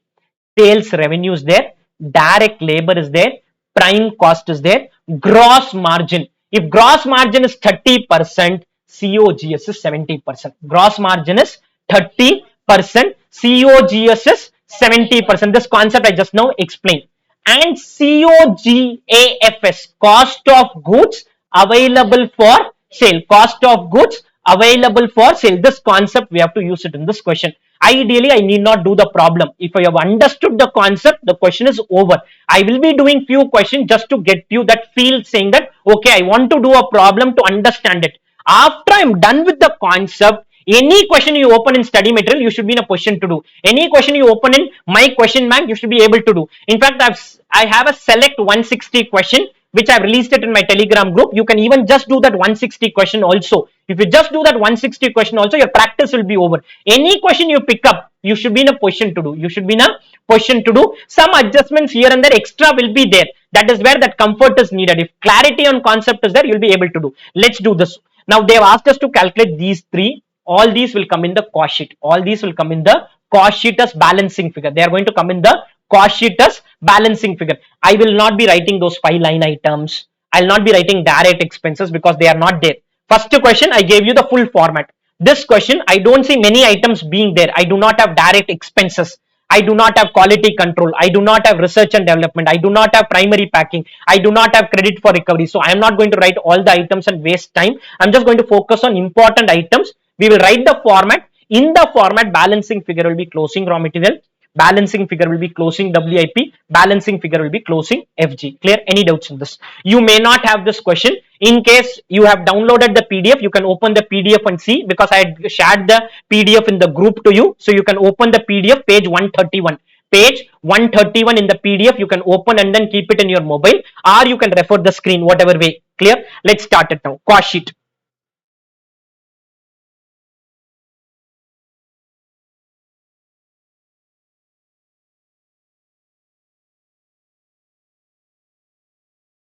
Just give me a minute. Yeah. Cost sheet for the, they have not given any period and all. Cost sheet for the month of XX or for the period of XX. Doesn't really matter. Particulars, amount. Particulars, amount.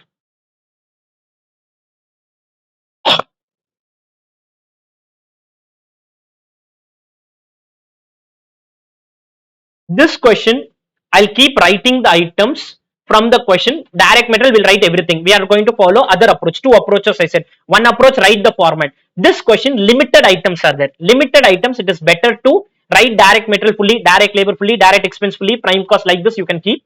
Go ahead. Now write direct material and underline that. Direct material and underline that. Direct material and underline that. Tell me what is there in the question relating to direct material. Whatever is available in the question. Opening raw material, I put a tick, okay, saying that that item is done. Opening raw material, I put a tick. Opening raw material, how much? 1,20,000. Opening raw material, 1,20,000. Next item, purchase of material, how much? 7,50,000. Opening raw material 120, purchase of material 7,50,000. Less closing raw material. I don't know this. This is what I have to find. I am writing a question mark. You need not write a question mark. We are going to find this. Closing raw material. We need to find this closing raw material. Clear? Direct labor. Tell me if it's given in the question. Let's write it. Yeah, it is given. Direct labor, how much? 6 lakh 66 750. 666 750. Let's put a tick there. Direct labor 666 750. Direct expense 0. Direct expenses 0. Prime cost. See if at all prime cost is there in the question. Is there a prime cost in the question? How much? 1193 250. 1193 250. Reverse work, get that outer column question mark and then the inner column question mark. Reverse work, reverse order. Live online guys, type it in the chat box. Reverse working, outer column number and the inner column number.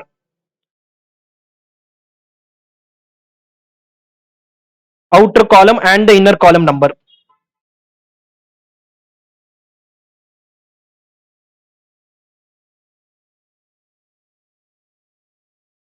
What is the outer column number?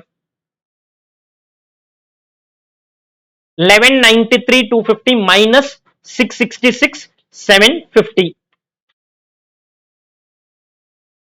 526 500. 526 500. Clear? And now the inner column number. What is inner column? Is 120 plus 750 minus something is 526 500. Minus something is 526 500. What that minus number is?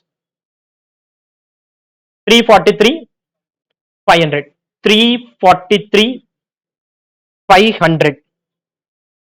Always after you do reverse working, just to be on the caution side, you can just put a normal total in the calculator and check whether you are getting 526 500.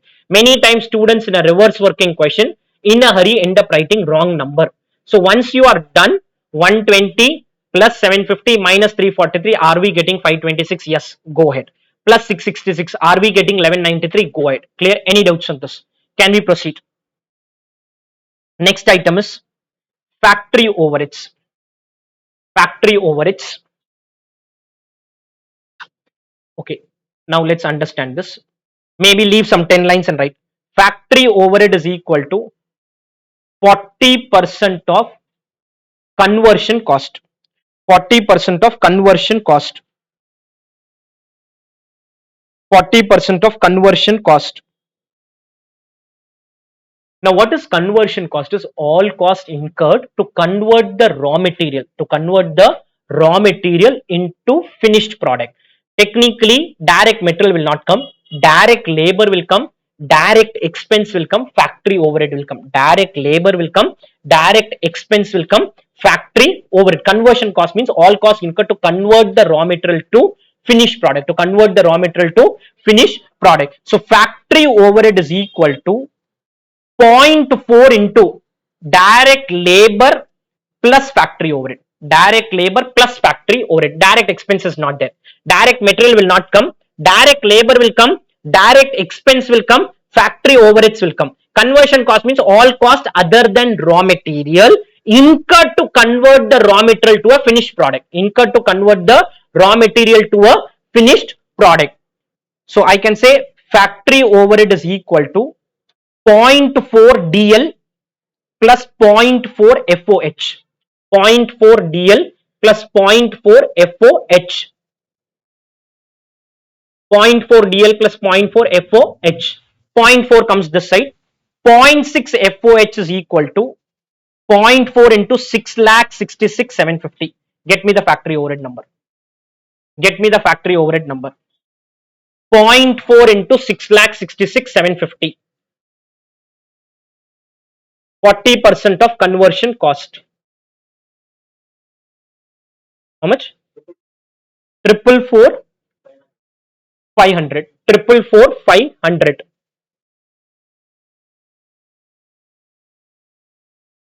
Yeah, 444 500. 444 500.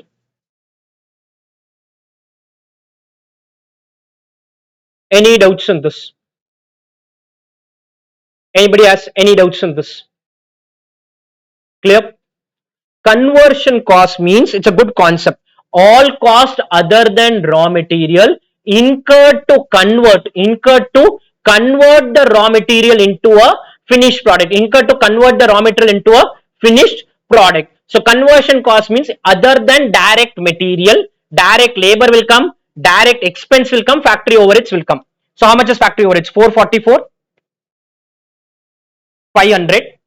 Together is called gross works cost. Together is called gross works cost. Do we have gross works cost in the, sorry, okay, we can add it up. Gross works cost 1637 750. Gross works cost 1637 750. Any doubts on this? After gross works cost, what do we do? Add, participate guys, add opening WIP, participate, add opening WIP. Opening WIP in the question is 60,000. Add opening WIP less closing WIP, net works cost slash cost of production. All are same. Net works cost slash cost of production. I don't know this question mark. I also don't know this question mark. Net works cost slash cost of production. Why cost of production? 5 line items are not there. Quality control, primary packing, research and development, all those are not there. So net works cost slash cost of production slash cost of production. Clear? Any doubts on this? Any doubts on cost of production number? We'll see how to get to it. I have certain more information to get this. After cost of production, what do we do? Add opening FG less closing FG, cost of goods sold. Add opening FG less closing FG, cost of goods sold. Opening FG is 1,13,250. Opening FG 1,13,250. Clear? Any doubts on this? Now listen, the two concepts which I teach you will help here. First concept is COGS is equal to 70% of sales. COGS is equal to 70% of sales. That is the concept I taught you, saying that GP, NP. NP means sales minus COS. GP means sales minus COGS. If GP is 30%, COGS is 70%. If GP is 30%, COGS is 70%. So COGS in bracket 70% into 22 lakh 50,000. 70% into 22 lakh 50,000. 70% into 22 lakh 50,000. 22 lakh 50,000. If you have any doubts on the concept, you need again explanation, let me know. GP is 30%, COGS is 70%.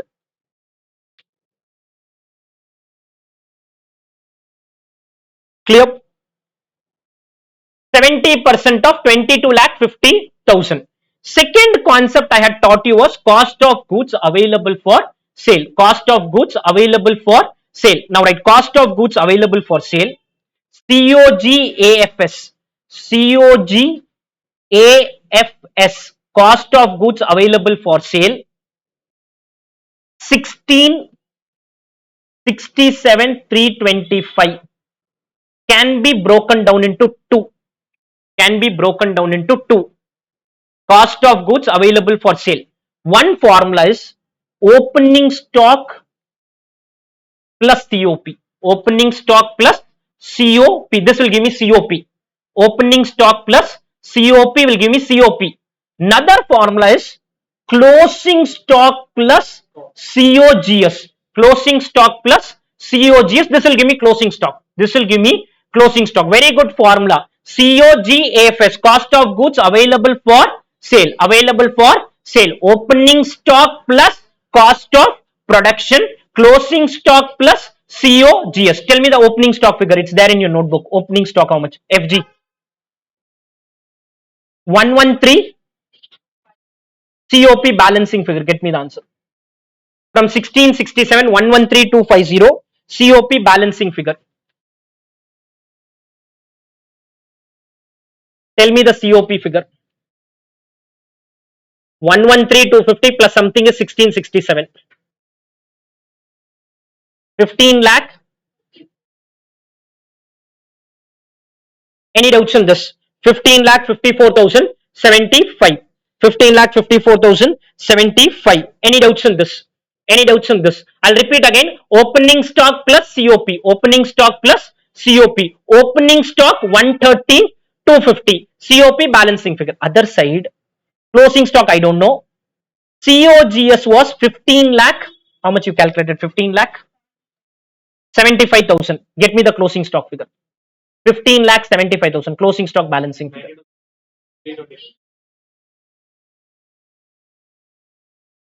92,325.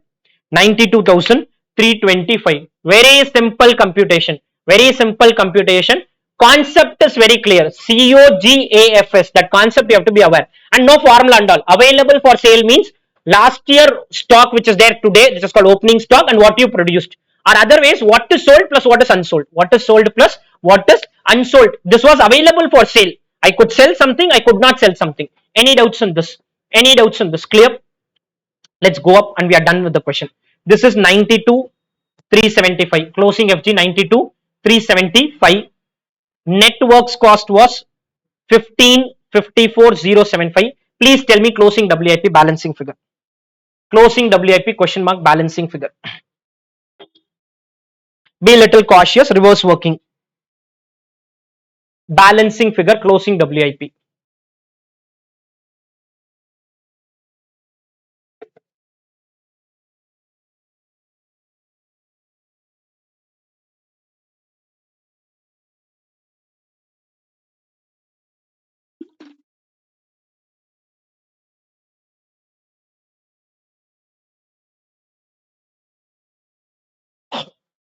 I've already got the answer in live online. What's the answer here?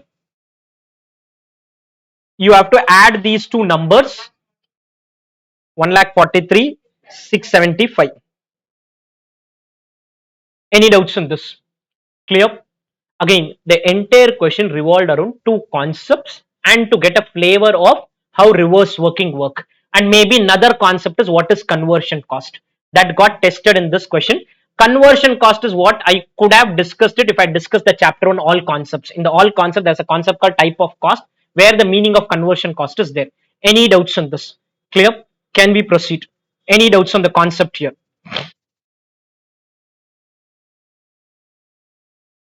So we are done with GP versus NP concept. COG AFS concept is done. Units computation concept is discussed. You could be using this in some question. Opening stock units plus production units is equal to units sold plus closing stock units. This concept I did in that cost sheet question. Labor, productive labor and non-productive labor. Productive labor means direct labor. Non-productive labor means indirect labor. We had done just that in that question which we did. This concept I have already explained. Packing, we have two types, primary packing and secondary packing. Primary packing is to preserve the quality, separate line item in cost sheet. Secondary packing is for distributing the product or attracting the customer, selling and distribution over it. Freight, for inwards related to raw material, part of direct material cost, outwards related to finished goods, selling and distribution over it. Income tax, distribution of profit, ignored in cost computation. Ignored in cost computation. Below this, you will see a lot of MCQs which are there. I may not discuss most of these MCQs, but in case you want to quickly test your concept understanding, you have to do these MCQs. Most of the question which are concepts which I have explained will get tested in these MCQ. Some of the bigger question will also get tested in this. So if you do these MCQs, somewhere you will get comfort on the concept side. Comfort on the concept side. I may discuss some of it if I want, but as of now, I don't want to discuss the MCQ. Let me quickly go through the flow of the concepts itself. Now comes the method of valuation of closing stock. One of the most important concept. In a question, we will have closing stock there.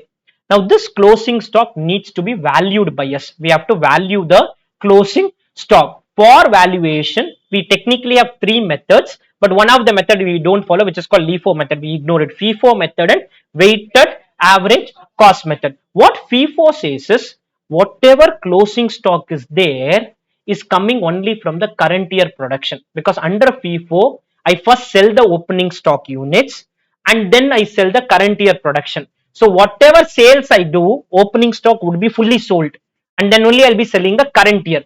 So whatever is in stock, that entire stock comes from the current year production. That entire stock comes from the current year production. Entire closing stock comes from the current year production. Weighted average cost method says no, nothing like that and all. you don't follow first in first out and all. We club all of them together. So closing stock can come from opening stock. It can also come from current year production. It can come from opening stock. It can also come from current year production. It can come from anywhere. It can come from anywhere, which is where the formula comes. Formula says if you are following FIFO method, just consider cost of production. Just consider cost of production divided by units produced. You will get cost per unit, multiply with the closing stock units, divide by number of units produced and multiply with closing stock units. Under FIFO method, entire closing stock comes from the current year production. Entire closing stock comes from the current year production. So take the cost of production and divide by units produced. Take the cost of production, divide by units produced, multiply with closing stock units. Multiply with closing stock units. Weighted average cost method says no, we cannot do all that. In the cost of production, denominator take units produced, add the opening stock, denominator opening stock units. To put it simply, the numerator is cost of goods available for sale. The numerator is cost of goods available for sale, because from that lot closing stock can be anything. FIFO says no, segregate opening stock separately, current year production separately. Weighted average says no, club everything together and club all units together. So numerator opening stock plus COP, denominator opening stock units plus production units, again multiply with closing stock units, again multiply with closing stock units. Let's take the example. We will do this example. You will do it in your notebook. Cost of production 40 lakh. Units produced 10,000. Units produced is 10,000. Value of opening stock 5 lakh. Number of units of opening stock 1000. Closing stock is 5,000. Closing stock is 5,000. What is the value of closing stock under FIFO method? What is the value of closing stock under weighted average cost method? FIFO method and weighted average cost method. Now write closing stock under FIFO method. Closing stock under FIFO method. Closing stock under FIFO method. Under FIFO method.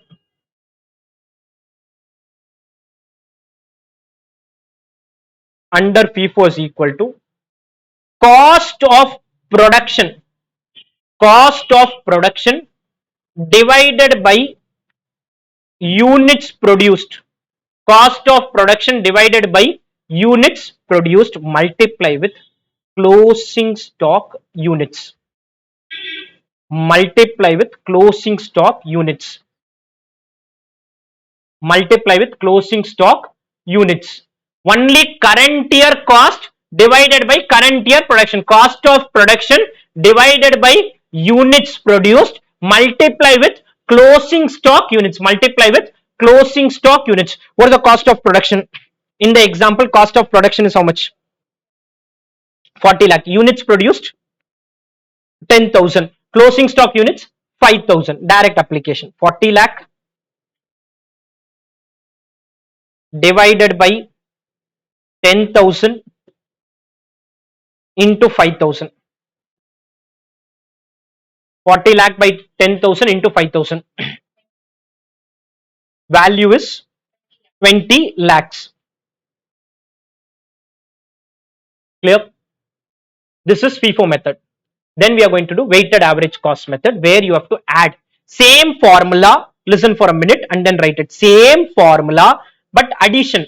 What is addition is plus value of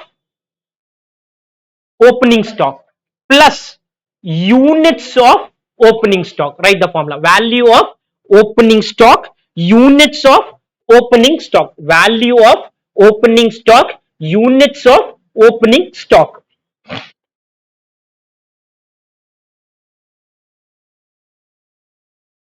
Value of opening stock and units of opening stock.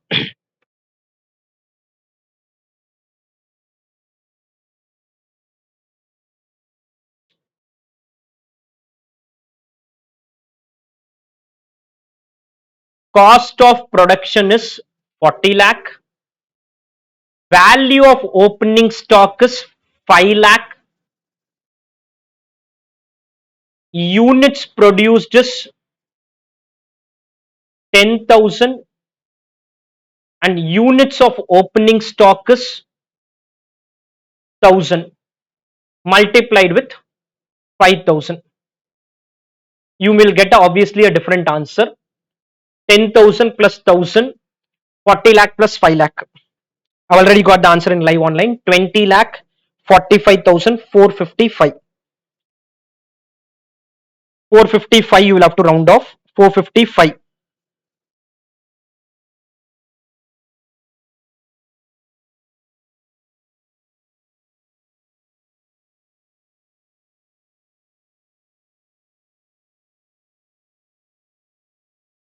Any doubts on this? Very important concept of cost sheet, valuation of inventory.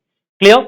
For FIFO method, COP by units produced. COP by units produced into closing stock units. Here add opening stock, denominator also add opening stock and multiply with the closing stock units. I'll see this in a question in some time.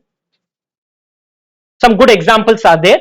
This, if you see this example, if I do this example, no need to solve that question which we did. We solved a question some time back. No, this, if I explained this alone, that question I need not have solved.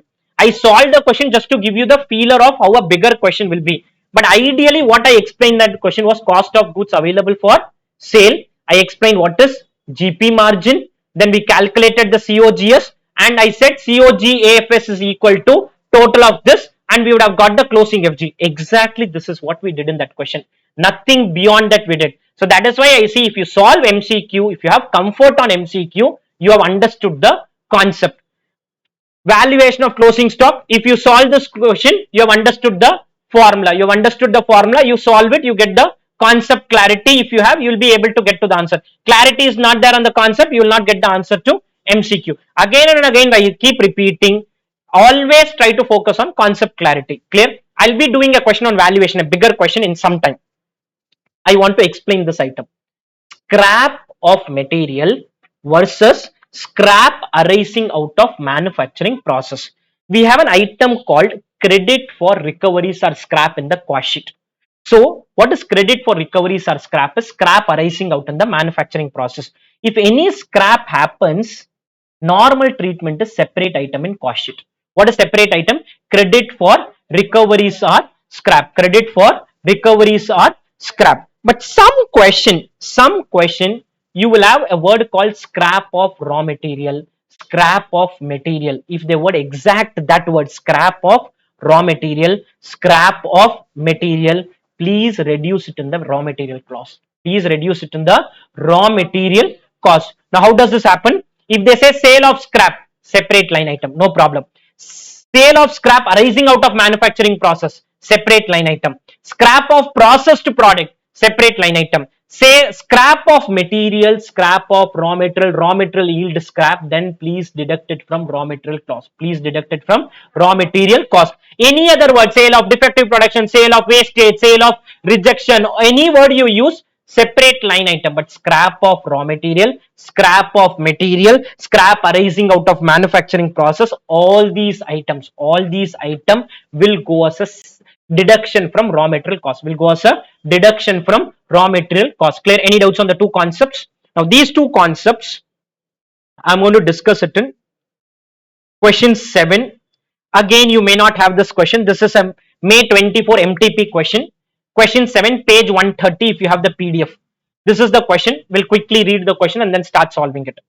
Following information relate to a manufacturing concern for the year ended 31st March 2019. Raw material opening, raw material closing, purchase of raw material, freight, inwards, direct wages paid, wages outstanding at the end of the year, factory overheads is 20% of prime cost, work in progress opening, work in progress closing, admin overhead relating to production, specific word, admin overhead relating to production, distribution expenses, finished goods opening is there, sale of scrap of material, sale of scrap of material. Where will sale of scrap of material come?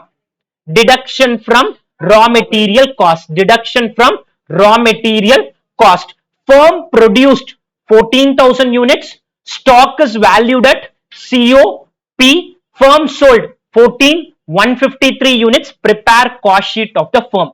There will be some closing stock. You have to do valuation, which is not done in the question. You have to do valuation, which is not done in the question, which is what I've already explained you. FIFO method, weighted average cost method. FIFO method, I said COP by units produced into closing stock units. Weighted average cost method, I said COP plus value of opening stock divided by units produced plus value of units of opening stock into closing stock units. And the other concept was sale of scrap of material, which I wanted to discuss by showing a question. There's nothing there. I just wanted to show you a question so that you get a feeler of a proper question there. Let's do the cost sheet. Let's open cost sheet of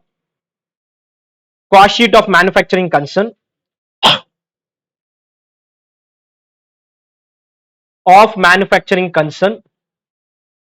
for year ended. You can open the PDF in your mobile if you want, for year ended 31st March 2019. For year ended 31st March 2019. It's page 130. We will do a normal cost sheet. We'll keep writing to, I'll not open the format of cost sheet unless a very lengthy question. I normally prefer writing direct material fully, direct labor fully. Particulars amount. Particulars amount.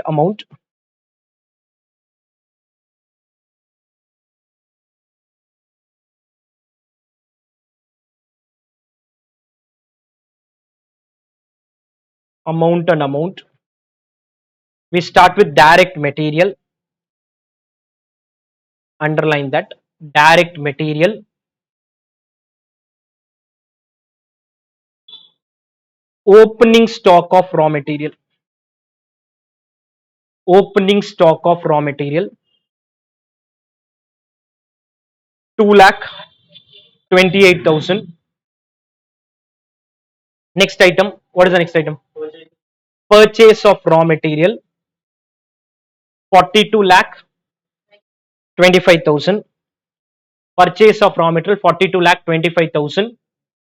I may pick up speed little bit in few of the question, but in case you still get a doubt, let me know. 42 lakh 25,000. What's the next item? Page 130. What's the next item? Freight inwards will come. Freight inwards will come. Freight inwards is 1 lakh. Freight inwards is 1 lakh. What's the next item? Sale of scrap of material will come and closing stock will come. Deduct sale of less. Sale of scrap of material. Sale of scrap of material 8,000. Sale of scrap of material 8,000. Sale of scrap of material 8,000 less closing stock of raw material 3 lakh 5,000. Closing stock of raw material 3 lakh 5,000. Tell me the outer column figure. Live online, guys. Okay, I've got an answer. You check. 42 lakh 40,000. Closing stock of raw material 42 lakh 40,000. Any doubts on this? This is an exam question only. Exam question have been easier. Tougher questions have also come from this area. Direct labor in bracket including outstanding. Direct labor including outstanding. Add and tell me the outer column figure. Including outstanding. Two items are there, 1256 and 1 lakh 50. All this we have already written. 1 lakh 50, 14 lakh 6,000. I do not have direct expense. Prime cost. Prime cost.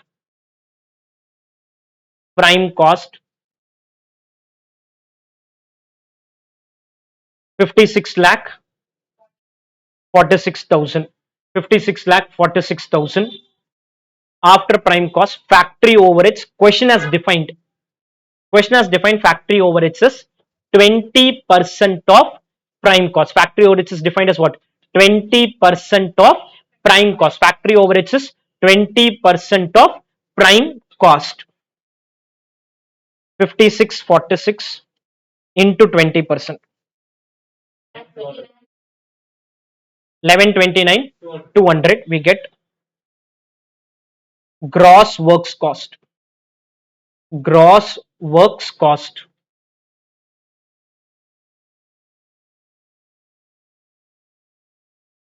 67 lakh 75 200. Add opening WIP less closing WIP net works cost. Of the 5 line item, I think 1 line item is there in the question. Add opening WIP 1 lakh 92 500, closing WIP 140 700. Get the net works cost. Already got answer in live online. 68 27. Of the 5 line item, I have 1 line item admin overhead relating to production. I have 1 line item admin overhead relating to production, specifically mentioned in the question. Admin overhead relating to production. Admin overhead relating to production 1 lakh 73,000. Admin overhead relating to production 1 lakh 73,000.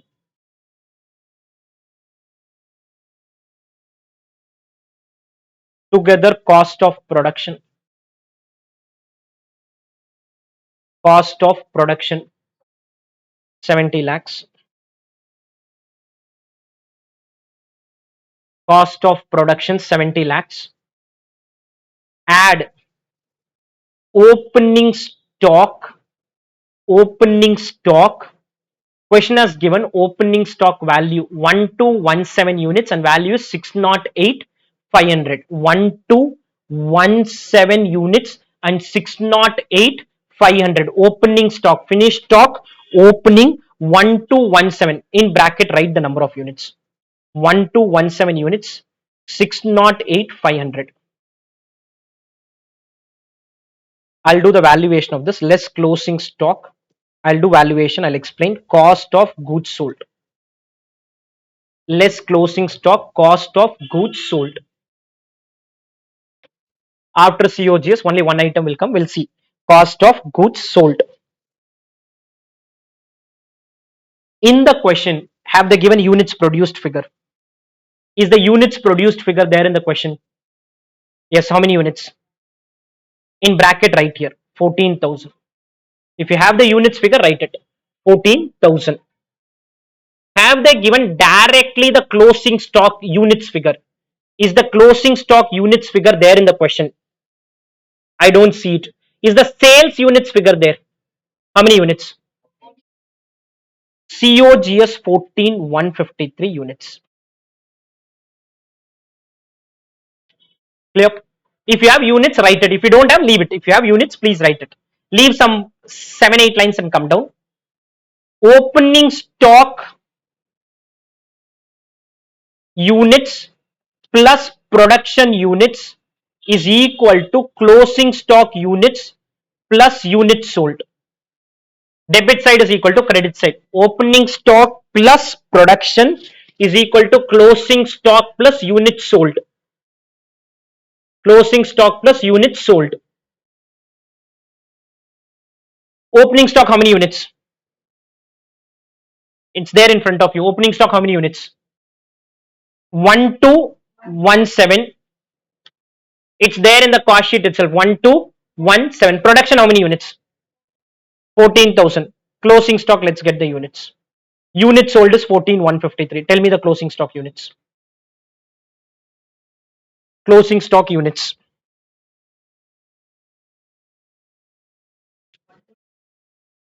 1064 units.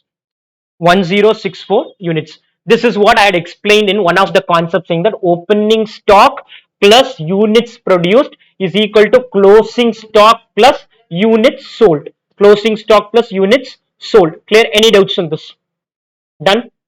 Can you proceed? Now, They have not mentioned the method. They have only said stock is valued at COP, which is COP is considered for valuation. They have not given the method. This question, both method will give same answer. Some other question it will give different answer. I am following weighted average cost method.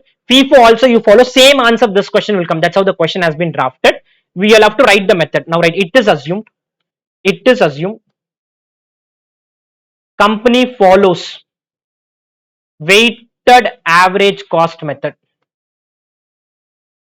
for inventory valuation. Weighted average cost method for inventory valuation. Weighted average cost method for inventory valuation. Can I follow FIFO method? Yes, you can follow FIFO method, but you'll have to write a note. You'll have to write a note. Why weighted average? I wanted to consider opening stock and do a detailed calculation. That's all. Lengthy computation I wanted to do in class. Value of closing stock is equal to COP plus value of opening stock divided by units produced plus opening stock units multiplied with closing stock units. COP plus the value of opening stock divided by units produced plus the opening stock units multiplied with the closing stock. If you don't add opening stock in the numerator and denominator, FIFO method. If you add it, weighted average cost method. 70 lakh plus 608,500 divided by 14,000 plus 1217 multiplied with 1064. You have got the answer in live online. FIFO method also would have given same answer this question because question is drafted in that manner. 5 lakh. Concept I explain, application in this question. 5,32,000. Moment I explain the concept, it is over. I'm just giving application for few questions. I cannot do lot of question, but few question I want to do so that you get a feeler of doing problems. 5,32,000. Deduct 5,32,000.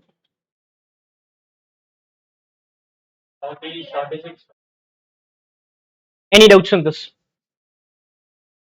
70 lakh 76,500. Any doubts on this? Clear? Can you proceed? Question also has distribution expense. What they mentioned 16 per unit. Listen, any expense given at a per unit level, if it is above COP, what is above COP? Direct material cost, direct labor cost, direct expense, factory overheads. If it's above COP and per unit means multiply with units produced. Multiply with units produced. And if it's below COGS, multiply with units sold. Multiply with units sold. Below COGS, multiply with units sold.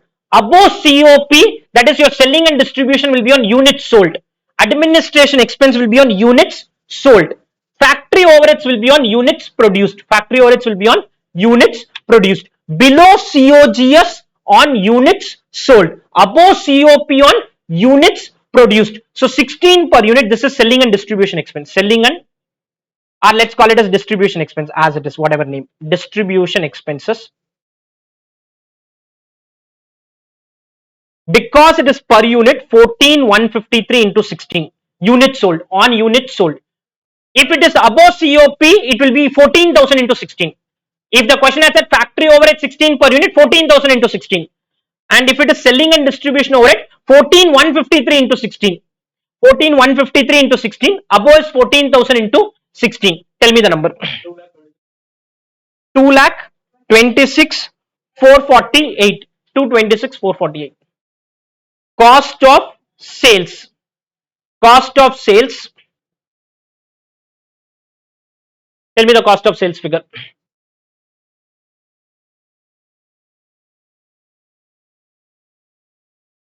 $73,02,948. After this, you have profit sales. 14,153 into what is the selling price they have given in the question? 618. I'm done with the question. So two concepts I wanted to explain, and indirectly one more concept was below COGS and above COGS, how you take per unit numbers. I am not even doing this part. It ends here. 1443, 87, 46, 554.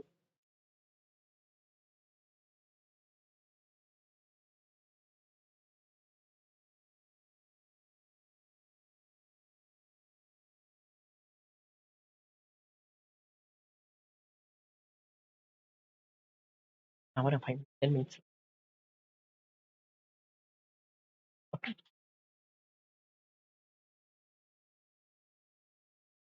Clear? Any doubts on this? Done? Let's quickly close the concepts now, and maybe then we take a break and then do few more questions. Next concept is GST. Now there will be two types of GST. One question will say input tax credit is available. If input tax credit is available, if input tax credit is available, ignore it in the cost sheet. Ignore it in the cost sheet. What is input tax credit? You would have understood in GST subject. Input tax credit not available, it will form part of expenses. Where will it form? GST on factory rent, take it as factory overheads. GST on corporate office rent, take it as administration overhead. GST on units purchased, take it as part of direct material. If input tax credit is not available, if input tax credit is not available, it will form part of the expenses. It will form part of the expenses. Next, this variable and fixed which we had discussed, one more discussion comes here. The reason is very simple. Only point is nature of cost if problem is silent.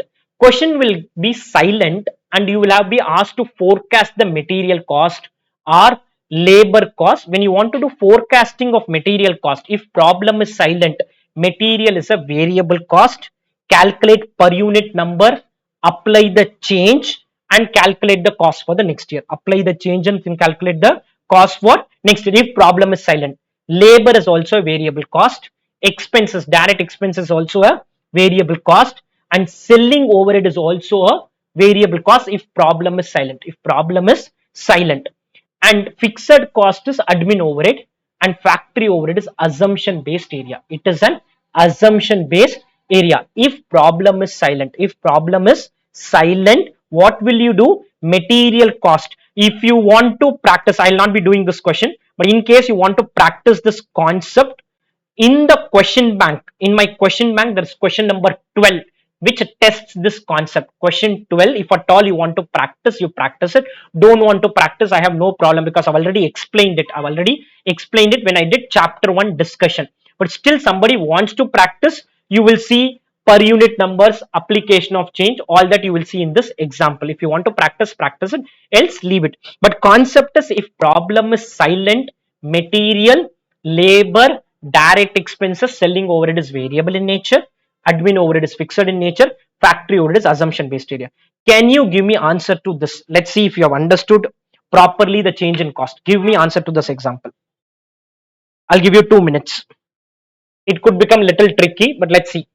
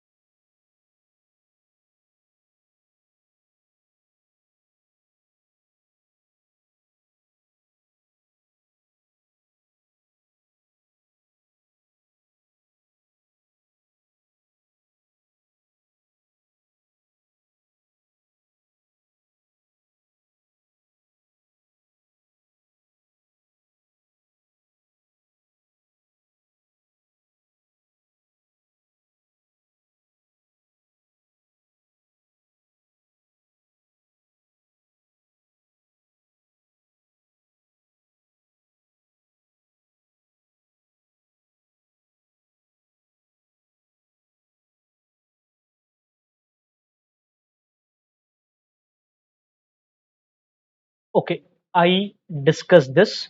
Have they given number of units anywhere in the question?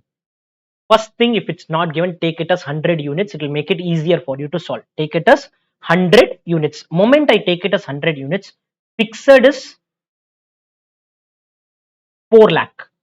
Variable is 6 lakh divided by 100. 6 lakh divided by 100, which is 6,000 per unit. 6,000 per unit. Always take 100 units and do the question. 6,000 per unit. There is an increase of 10%. So it is 4 lakh 40. Variable overhead is increasing by 15%. Many students will apply it on 6 lakh. No, on 6,000. On 6,000. Any changes applied at a per unit level. What you will struggle is, where do I get per unit level? That's where 100. So I get 6,900, and this will be multiplied with 160 units because there is a 60% increase. There is a 60% increase in volume. There is a 60% increase in volume. So 6,900 into 160 plus 4 lakh 40. Though you know the concept, but unless you practice, you will not get clarity. So this is an example where number of units was not given. You have to take number of units as 100. You have to take it as 100. If you see my solution, 6,000, 6,900, all put together 15 lakh 44,000. All put together 15 lakh 44,000. Unless you take this assumption, you may end up making mistakes. Clear? 100 units. Take it as 100 units and do the question. Clear? Any doubts on the example here? Can we proceed? Clear? Okay. Another important concept is there is something called as profit margin on sales and profit margin on cost. Very simple. Let's take an example. Cost is 1 lakh. Profit sales. Question says profit margin is 20% on sales. Question says profit margin is 20% on sales, or 1 by 5 on sales. Now few people take 1 by 5, 1 by 4, don't do any of that. You know the cost figure 1 lakh. Profit margin is what? 20% on sales. Take the sales as 100. If profit margin is on sales, take the sales as 100. If profit margin is on sales, take the sales as 100. Profit is 20% on sales, 20. Cost is 80. Cost is 80. This is how you will solve. Cost is 80. If profit margin is 20% on sales, take sales as 100. Profit is 20. Cost is 80. 80 equal to 1 lakh. Do cross multiplication and tell me. 80 equal to 1 lakh, 20 equal to question mark. 80 equal to 1 lakh, 20 equal to question mark. 20 equal to question mark. 25,000. Sales is 1 lakh 25,000. This is profit was on sales, but they gave cost. Profit was on sales, but they gave cost. So what did I say? Take sales as 100, profit is 20, cost is 80. Next situation, cost I don't know, profit I don't know, sales 5 lakh. And question says profit is 50% on cost. Profit is 50% on cost. I don't know the cost figure, but profit is 50% on cost. No problem. Take cost as, if it's on cost, cost is 100. If it's on sales, sales is 100. Profit is 50. 100 plus 50 is, if 150 is equal to 5 lakh, what is 100? If 150 is equal to 5 lakh, what is 100? 150 is equal to 5 lakh, what is 100? What is 100? You will get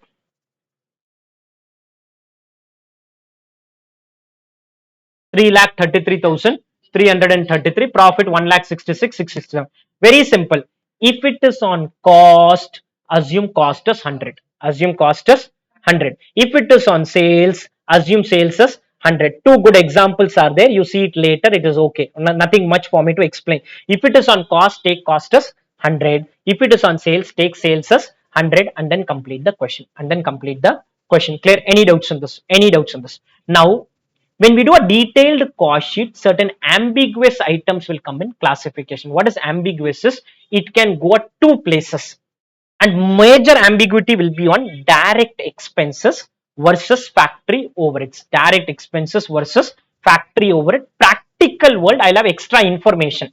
So I'll discuss all these ambiguous items. If they come in exam and you see this day before exam, If they come in exam, you remember, please classify it properly. Otherwise, some question ICI will say alternate classification is possible. I'll read out item by item. Some of them are ambiguous in nature, some of them non-ambiguous but little tricky ones. First item is royalty. This is not an ambiguity item. What is royalties? In India, Maruti manufactures cars. Every car they manufacture, they may have to pay royalty to their Japanese partner Suzuki.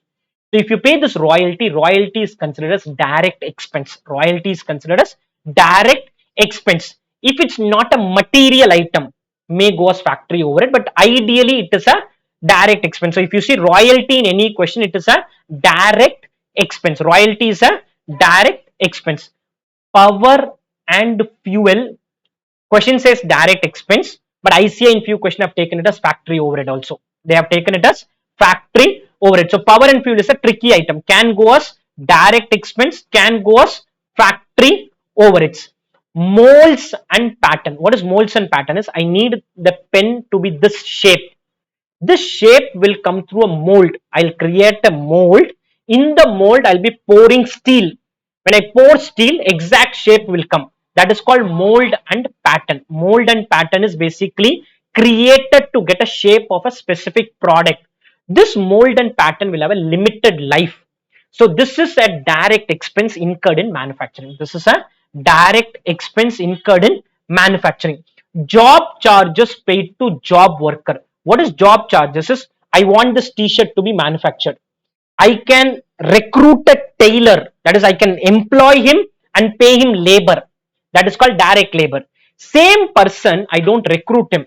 I give him the fabric, tell him you stitch and give it back to me. That is called job work. I give this on job to an outsider and he gives it back to me. He gives it back to me. Or ironing alone, I give it on job work. Some work I give it on job work, that is a direct expense. That is a direct expense. Repairs and maintenance for vehicle used by director, not an ambiguous item. Directors will mostly be doing administration work. Directors will mostly be doing administration work, general and administration overhead. Insurance premium for stock of raw material. Understand, stock of raw material, factory overhead, but stock in transit, direct material. Stock in transit is direct material. What is stock in transit? It's yet to reach the factory. That is direct material. Reached the factory. If it is reached the factory, it is direct. Sorry, it is factory overheads. Salary to production control manager. What is production control manager? His job is to administer the factory. So you can take it as admin overhead relating to production. Alternatively, it can go as factory overhead also. Lease rent of production asset, ICI is called factory overhead. Higher charges of equipment, they've called it as direct expense. Both are same. There's no difference. What is lease rent? I wanted this laptop. I took it on rent and paying lease rent. I took it on hire and paying higher charges. Both are same only. Meaning is same only. But one place lease rent of production asset was there. ICI said direct expense. Another place higher charges of equipment was there. They said for lease rent, they said factory overhead. Higher charges, they said direct expense. So it's an ambiguous item. It can go either place. I've just written it so that if it comes in exam, it is little bit a tricky scenario. I just hope such items don't come. But if it comes, then it can go anywhere. Cost of special drawing. What is special drawing is? I want to construct this building. Before constructing the building, I draw a design and drawings on that. That is a direct expense. It's not an ambiguous item. Carriage on return. There are two types of carriage. Carriage inwards on raw material, which is direct material. Carriage outwards on finished product, which is selling and distribution. But I have another carriage. Carriage on return of raw material. Carriage for purchase of raw material, direct material. Carriage on sale of finished goods, selling and distribution. Carriage on return of raw material cannot become selling and distribution. Because it's incurred in the factory, ICI says factory overhead. It's a good adjustment. Carriage on return is a factory overhead. It cannot be part of direct material. Expenses for participation in industrial exhibition. Mostly we will participate in an exhibition for selling the goods. So selling and distribution. If you participate in an exhibition for purchasing the goods, it can go as direct material. Mostly it is for selling the goods. Mostly it is for selling the goods. Warehousing, what is warehousing? Is mostly to store the finished goods. There are two terms: stores cost and warehouse cost. Stores is for raw material, warehouse is for finished product. Warehouse is for finished product. Expenses paid for utility. I said utility, example power and fuel is an utility only. Direct expense, these are ambiguous item. Suddenly 2 days later you ask me expenses paid for utility, I may say factory overhead, because it's an ambiguous item. Some are ambiguous, some are clear. Okay, some are ambiguous and some are clear. And last concept is any abnormal cost, penalty, fine, damages, all these are ignored in costing. We ignore all the abnormal item. Purpose is to ensure that we consider only normal cost and recover the normal cost from the customer. All abnormal costs will be ignored in the cost sheet. And in case I'm getting any subsidy, grant, incentive, this will reduce my cost. If you get subsidy on factory rent, which is rare, if you get subsidy on factory rent, reduce it from factory overheads. If you get subsidy on administration rent, reduce it from, or if you get subsidy on purchase of raw material, deduct it from direct material. Deduct it from direct material. Clear? Any doubts on this? With this, all concepts are discussed. I may discuss 4-5 questions. I'll be doing maybe 3-4 questions after the break. Any doubts on the concepts? Any doubts on the concept? If I want to just to do the concept and without question, I could have completed this even in 15 minutes. 1 hour is the maximum time I will take just to discuss the concept. Now, what you can do at your end is all the MCQs in this, if you solve, you will get full grip on the concepts. Solving full question will take time, but if you solve MCQ, you will get lot of grip. Some of the MCQs will be very, very tricky also. Clear? Any doubts on this? We'll take a break. We resume at 1:45. I'll resume at 1:45. We'll go on till 5 o'clock after 1:45. Let's take a break now. Okay, in the first session, we have learned all the concepts relating to this area. Now the focus is going to be on practicing them with few questions. Question 13, an extremely lengthy question. So this question on a whole may not come in exam, but they may break it into two separate questions and may ask as part of it as an exam question. The focus of this question is only on classification. So we will read out an item. We will say where will this be classified. No cost sheet, nothing needs to be done. Just focus purely on classification. Where are these items going to be classified in the cost sheet? Which is what we want to understand with this question. We don't have anything else to be done in this problem. Focus is only on just classification. Clear? Let me go with item by item. Raw material purchased, where will it come? I want participation. Raw material purchased. Direct material. Raw material purchased will go to direct material. GST paid on the above purchases. Where will it come? Ignore, because eligible for input credit. Eligible for input credit. So we are going to ignore this item. Freight inward. Freight inward is participation. Direct material. Wages paid to factory workers. Direct labor. Assuming these are direct workers, it will go as direct labor. Assuming these are direct workers, it will go as direct labor. Then contribution made towards PF and ESI. Assuming it is the same worker, it is a continuation of that. So assuming it is the same worker, this will also go under the category of direct labor. Also go under the category of direct labor. Just a minute.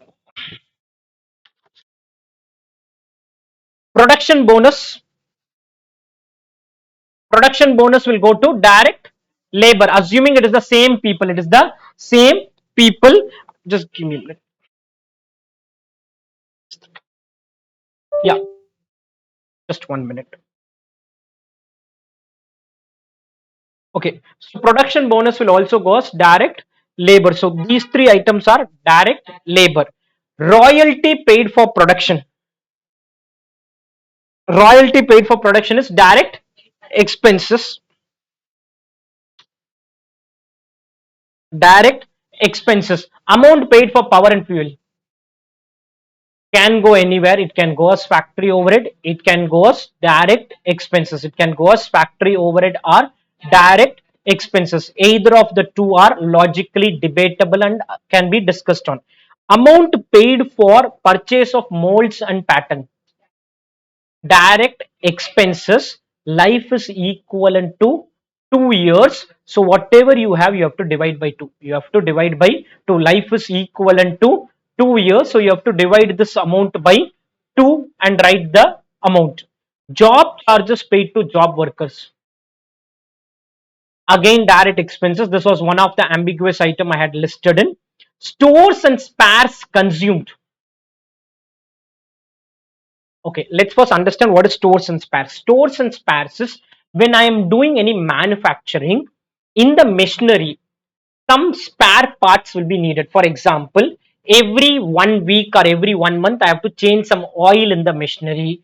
Those are called stores and spares. So first thing, it's a material cost because you can touch it. You can touch it. But stores and spares is considered as indirect. It is considered as an indirect cost. Stores and spares will be at the factory. Will be at the factory. So it will become factory overhead. It will become factory overhead. Stores and spares are consumed in the factory, so it will become factory overheads. Depreciation on factory building, factory overheads. Depreciation on office building.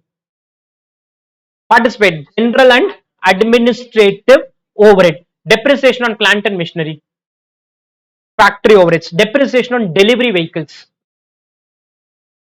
Delivery is to sell the product, selling and distribution overhead.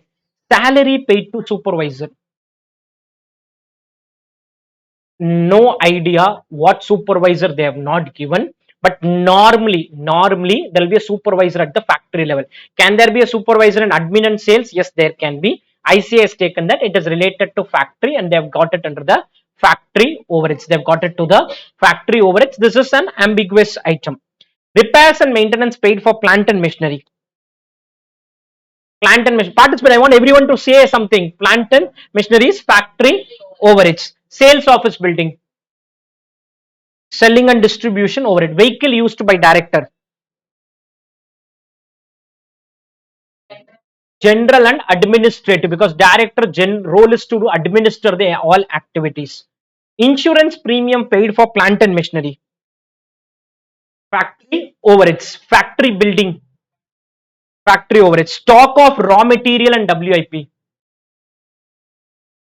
Stock of raw material is factory overhead. Raw material in transit. Raw material in transit. Raw material in transit. If it is in transit, it will go under direct material. Stock means it has already reached the factory. It will go as factory overhead. It will go as factory overhead. Expenses paid for quality control check. We have a separate cost called quality control cost. Salary paid to quality control staff. Again, same thing, quality control cost. Research and development, separate category, R&D. Expenses for pollution control and engineering and maintenance. Pollution control and engineering and maintenance. Pollution happens where? Factory overhead. Pollution will happen at factory. It's not quality control, it's pollution control. Pollution will happen at factory. So this will go under the category of factory overheads. Pollution will happen at the factory. It will go under the category of factory overheads. Expenses paid for administration of factory work. Very clear word, administration of factory work. Administration overhead relating to production. Salary paid to production control manager. Can be factory overhead. In the ambiguous item, ICI is classified as admin overhead relating to production. Assumption is he is going to administer the factory. The production control manager, his job is to administer the entire factory. What is administer is manage. Somebody has to administer. There is an admin team which administers things over here. So administration will come under the category of, that is production control manager will come under the category of administration. Finance and accounts. General and administrative overhead. Sales and marketing. Selling and distribution. General manager. General and administrative. General and administrative. Primary packing. We have a separate line item called primary packing cost. Redistribution of finished goods. secondary packing, selling and distribution overhead. Secondary packing, selling and distribution overhead. Interest and finance for usage of what? Non-equity. This will come as a separate line item after selling and distribution overhead is done. Last item before COS, in between you will write an item called interest and finance charges. Interest and finance charges. Fee paid to auditor. Participate. Right, wrong doesn't matter. General and administrative. Legal advisor. General and administrative. Independent director. General and administrative. Performance bonus to sales staff. Selling and distribution. Then we have opening raw material, opening WIP, opening FG, closing raw material, closing WIP, closing FG. All that will go at appropriate place.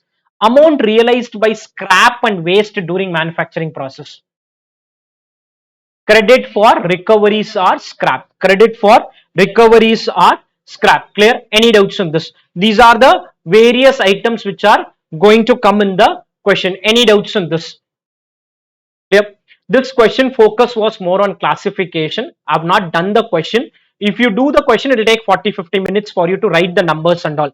And maybe if you understand everything properly, still it will take good amount of time. So objective was just to do classification. Quickly look at the items and then write the classification. Either in your notebook or wherever you want to write. Write the quickly classification. Write the classification for each of this.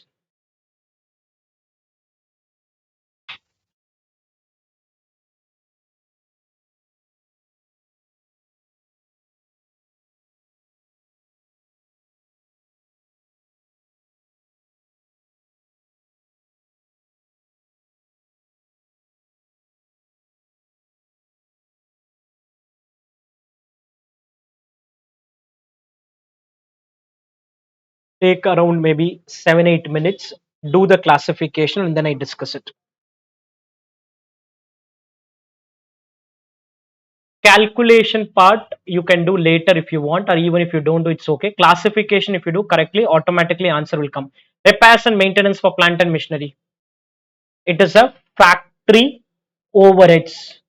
Insurance premium for inventory, factory overheads. For plant and machinery, factory overheads. Raw material purchased, direct material, direct material, direct material, direct labor. This is separate line item, separate line item. Opening WIP and closing WIP. Quality control cost is separate line item. Research and development cost, separate line item. Administrative cost for factory and production is admin overhead relating to production. Others is general and administrative overhead. Amount realized by selling scrap generated out of manufacturing processes. Credit for recoveries or scrap. Packing cost to preserve the goods for further processing. Preserve the goods is quality, preserve the goods. So this is primary packing. Preserve the goods is primary packing. The for quality purpose it is primary packing. And salary paid to director technical, they have taken it as general and administrative overhead. We don't know what exactly his role is, so they have taken it as general and administrative overhead. Question wanted till only COP. So beyond COP, these two items will not come in the calculation when we do, because two items were general and administrative overhead. Any doubts on this? Any doubts on this? Clear? Okay. Coming to question 3, you are going to do it. Here they are saying administration cost, selling cost, distribution cost separately, selling cost separately. In the selling and distribution, what the selling is selling the product, doing marketing, all that. What is distribution is transferring material from one place to another place. So for example, if I want my material to be sold in Bombay, from Chennai I have to shift it to Bombay. That is called distribution. So selling separately, distribution separately. Again same thing, I'll give you 4-5 minutes. Your job is to just write one of the three if there, or it could be direct material, direct labor also, but we just want one of these three. For example, this is not in any of the three. Rent paid for factory building. So when I do the answer, This will not come in the answer. Rent paid for factory building is not going to come in the answer. Again, please take your time, 3-4 minutes, write the classification.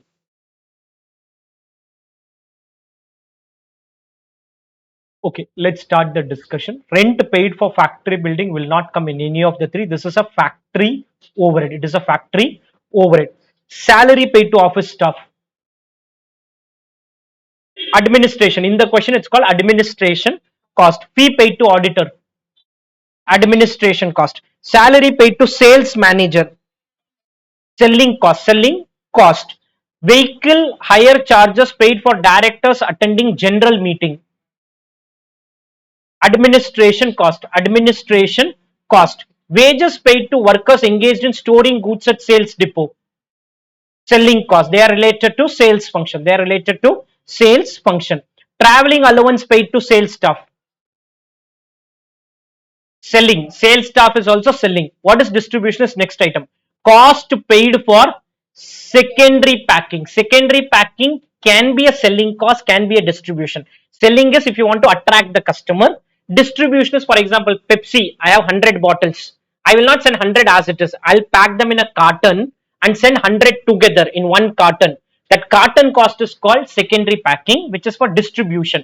You want to send it from one place to another place, you may have to do on top of primary packing another packing, on top of another packing may have to be done. So secondary packing will mostly be a distribution cost. Secondary packing will mostly be a distribution cost. Electricity bill for sales office, selling cost. Depreciation on goods delivery. Delivery is to distribute. Goods delivery is to distribute. So that will become distribution. Fee paid to sales staff, selling cost. Fee paid to independent director, administrative cost. Administrative cost. Clear? Only two items will come in. One is secondary packing. This can also go to selling. This can also go to selling if the main purpose of secondary packing is to attract. If purpose is attraction, becomes selling cost. But mostly it will be for distribution. Mostly it will be for distribution. Clear? Any doubts on this?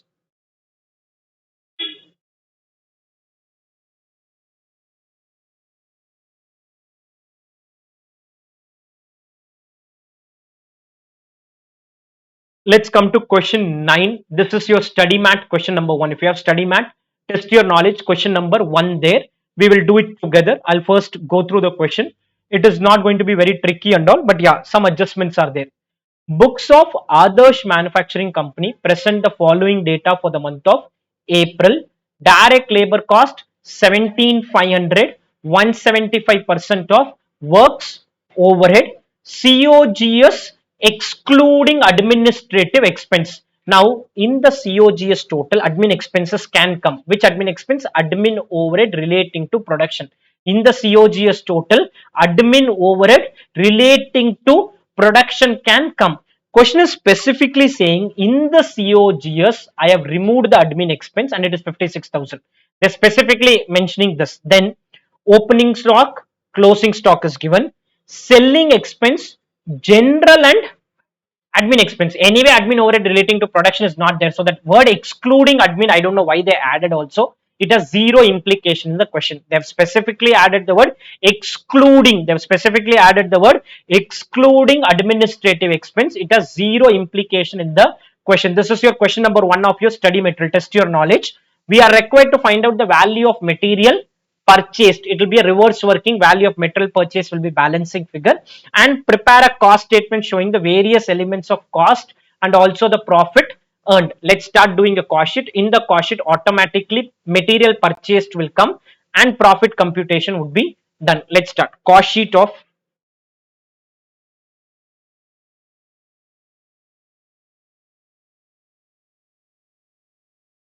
cost sheet of Adarsh Manufacturing. Cost sheet of Adarsh Manufacturing Company for the month of April. Of Adarsh Manufacturing Company for the month of April. Particulars amount.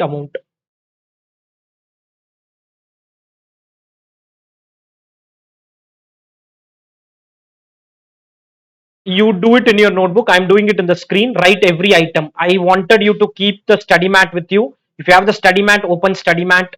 If you don't have the study mat, open the PDF. I am doing it, don't look at the screen. Once everything is done, reverse working, other thing, we'll do it together. So you do in your notebook, I am doing it in the screen, don't look at the screen. It's study mat question number 1. If you don't have study mat, open PDF question number 9, page 132.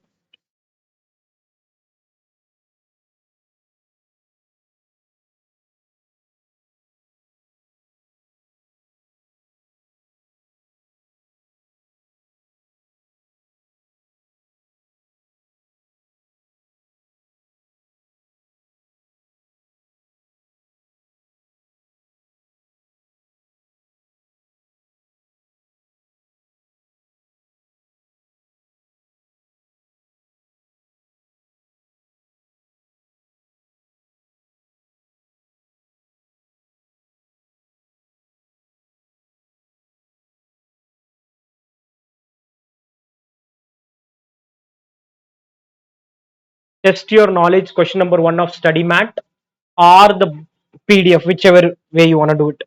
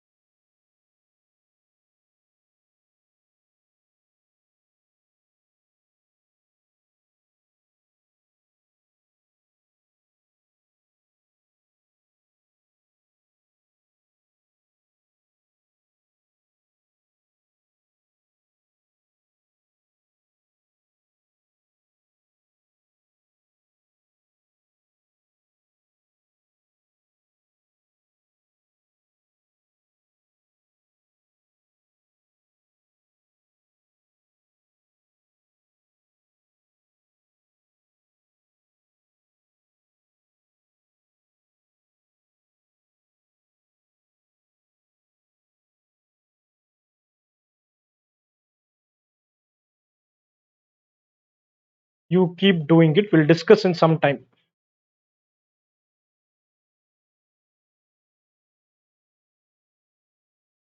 And if you get stuck, then refer the screen, but otherwise keep doing on your own.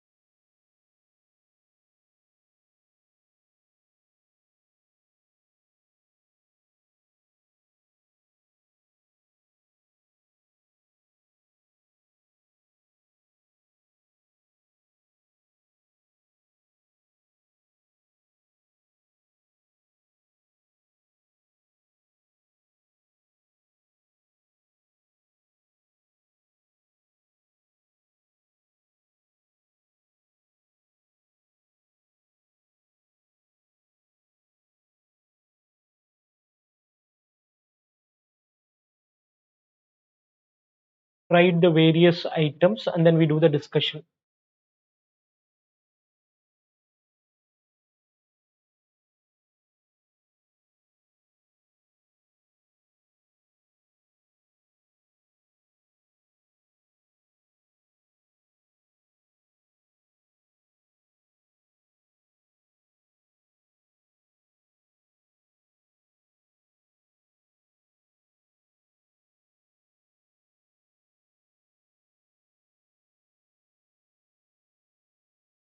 I will now take you through whatever you have done, you've done, else you'll write now.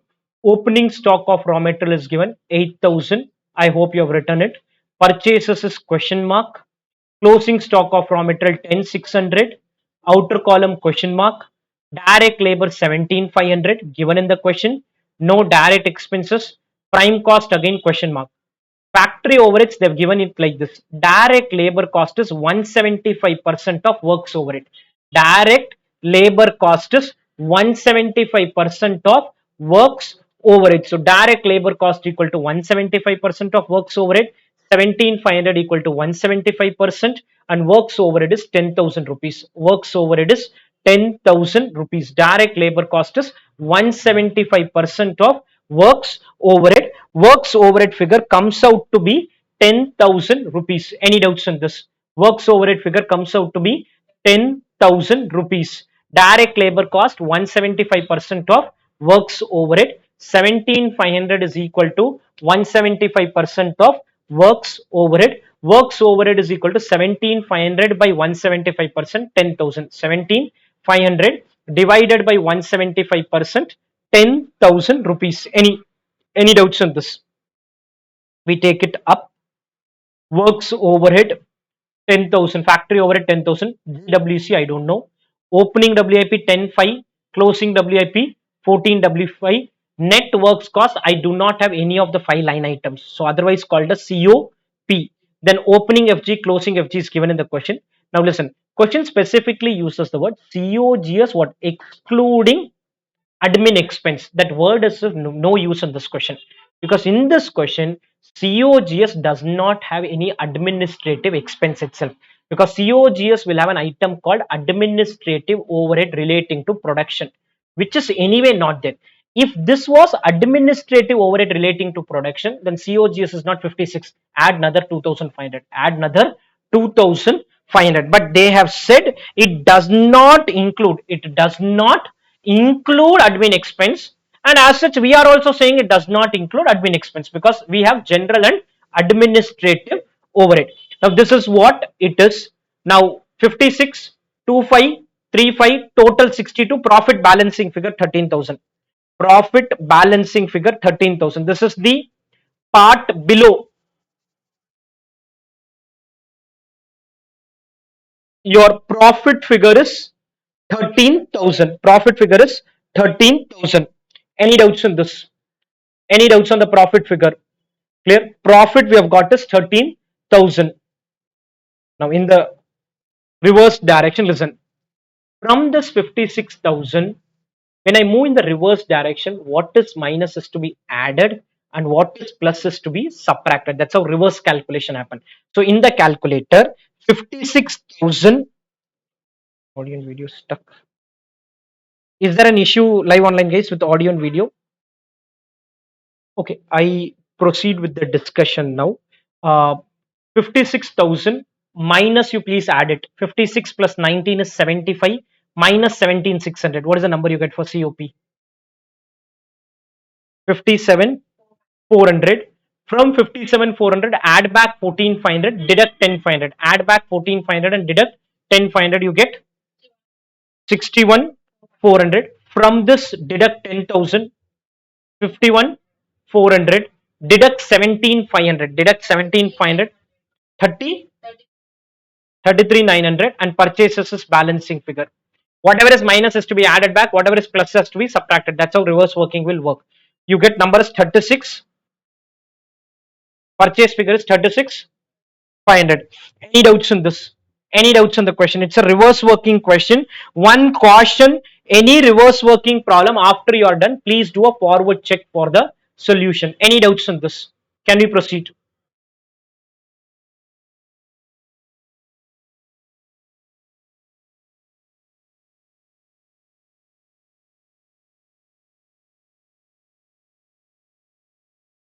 Let's come to 14. This is your question number 2 of study mat. We'll do it together. Question number 2 of your study material.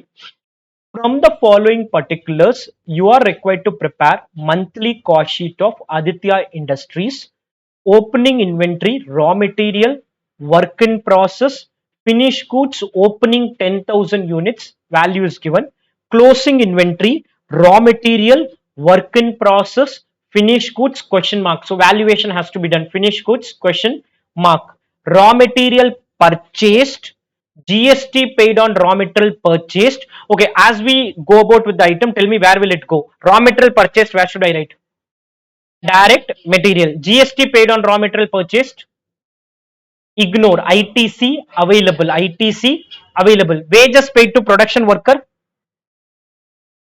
Direct labor. Expenses paid for utilities. Direct expenses. This was one of the ambiguous item I had classified. Direct utilities, power and fuel, steam, all that expenses.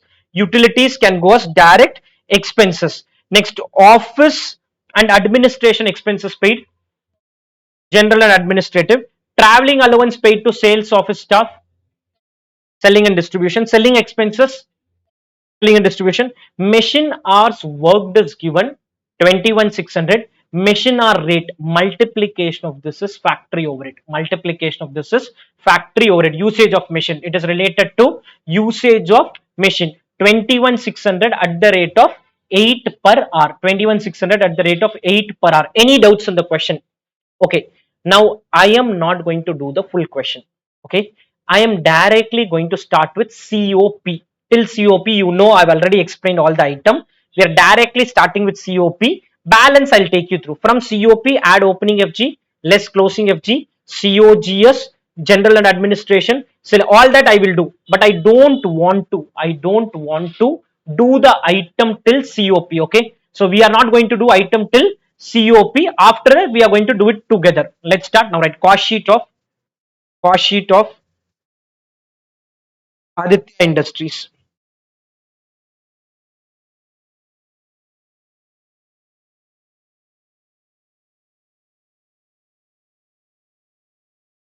Aditya Industries. Particulars, amount.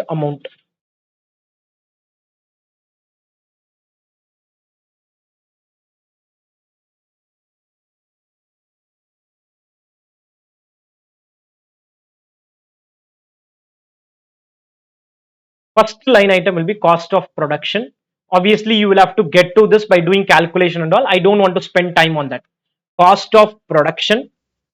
I take it from the solution. 1 crore 83,78,400. Beyond this, we will do it together. 183,78,400. COP 183,78,400.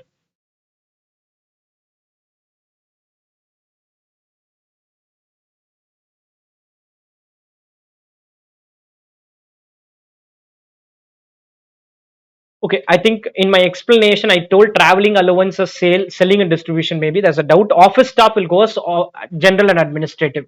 If it's office staff, it will go as general and administrative. I think by explanation time in a hurry, I told it as selling and distribution. Office staff will go as general and administrative. So we have cost of production in bracket. Do you know the units produced? Is the units produced available in the question? How many units? Right in bracket 1,94,000 units. 1,94,000 units. COP 194. Add opening stock. Add opening stock. How many units? 10,000. 10,000 units. Opening stock 10,000 units. What is the value? 9,60,000. 9,60,000. Opening stock 10,000 units. 9,60,000. Less closing stock. We will do valuation in some time. Cost of goods sold. Do we have the number of units in the question? Units sold do we have? In bracket 1,60,000 units. Leave some 8 lines, come down. Note 1. Valuation of closing stock. Valuation of closing stock. Valuation of closing stock. Debit side equal to credit side will give us the units. Debit side equal to credit side, we will get the units. So debit side is opening stock plus production, sales plus closing stock. Opening stock plus production is equal to sales plus closing stock. Opening stock plus production is equal to sales plus closing stock. Opening stock 10,000 units, production 194 units, 10,194. Sales is how many units? It's there in your notebook itself. 1 lakh 60,000 closing stock units balancing figure. Closing stock is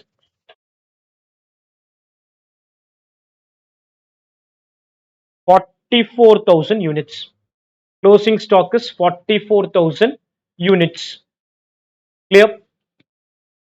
Any doubts on the closing stock figure? Closing stock is 44,000 units. Now we have to do the valuation. Method is not mentioned. It is assumed. I want to do FIFO here. It is assumed that company follows FIFO method. FIFO method of inventory valuation. Very important adjustment. Write the method. The method is not mentioned in the question, and both the method will give different answer. FIFO different answer, weighted average different answer here. It is assumed company follows FIFO method of inventory valuation.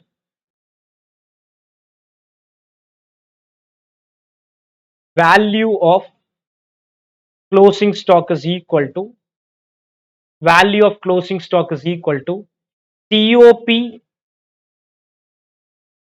divided by units produced into closing stock units.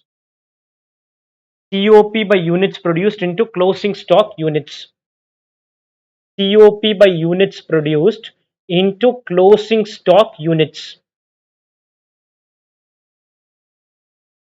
183,78,400 divided by 194 into 44,000. Let me know the values.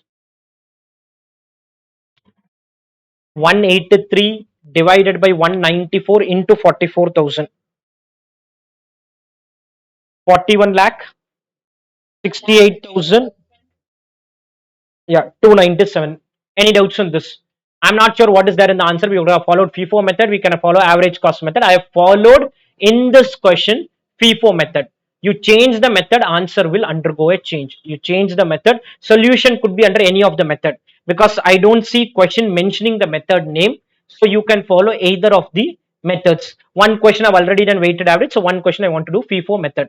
Now write minus 4168,297. Tell me the COGS number. 4168,297. COGS number.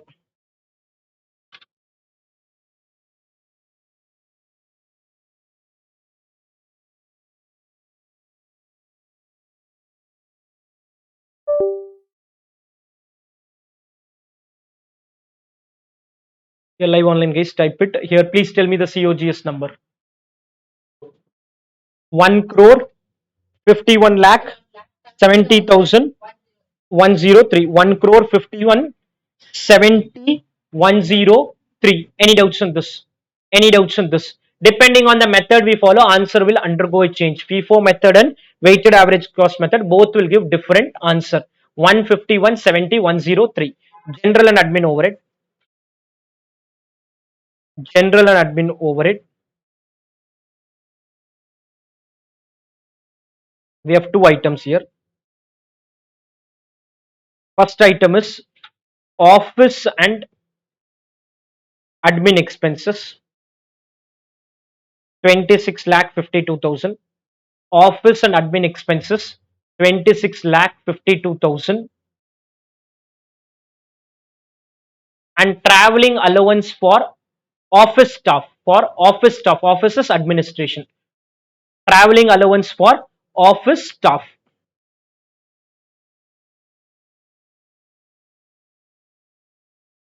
office staff 1,21,000 put together how much?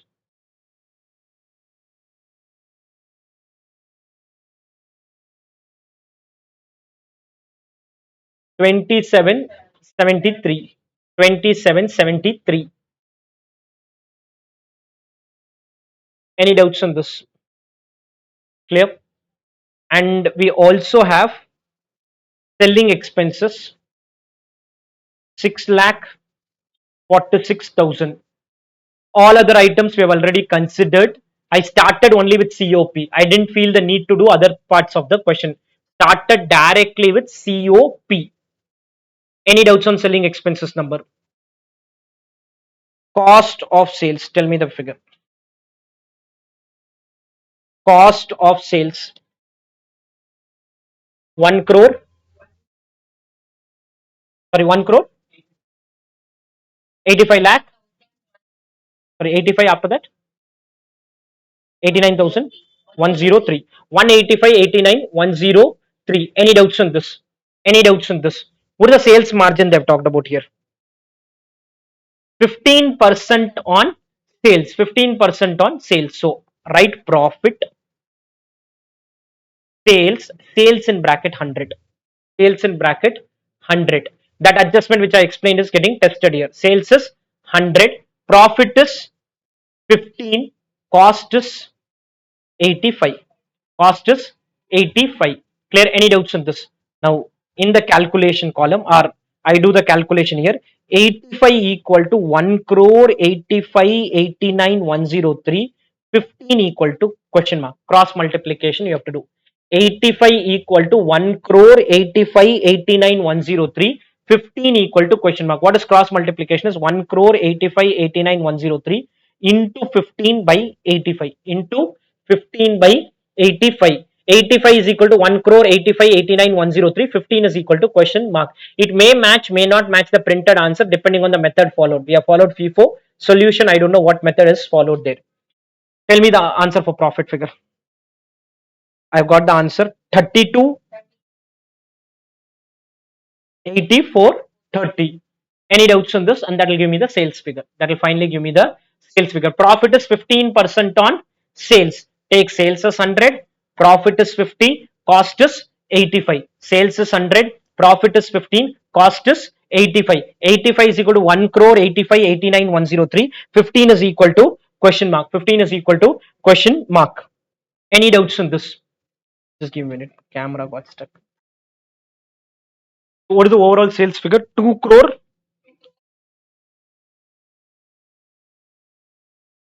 Any doubts on this? Clear? This again tested few of the concepts which I wanted to explain. Clear? In the printed material, okay, FIFO method is followed, so answer would have matched. FIFO method is what is followed in the printed solution, answer would have matched. Any doubts on this? Clear? Can we proceed? Now I want to do one little bit of a complex question, so that will take a good amount of time. I'm going to discuss that question and we are going to do it together. It will take little bit more time. It is a variant of one of the study mat question, but the question which came in exam was little tougher side. So question 15, we are going to do it together. This question would be on the tougher side. You may not have this in your study mat. A similar question is there in study mat, which is question 16 or test your knowledge question number 3. Question number 3, test your knowledge is study mat question. That is easier side. They made it little bit more complex in this question. So I want to practice this question. May take away 30 minutes of our time, 25 to 30 minutes. I'm okay to spend that time because we do have some more time available for cost sheet chapter. So let's discuss this complex question now. This came in September 24 exam. MNP Limited have the capacity to produce 84,000 units of a product per month, of a product every month. Its prime cost per unit at various levels of production is as follows. Level prime cost per unit 10% 50 rupees, 20% 48, 30% 46, like that they have given for various level.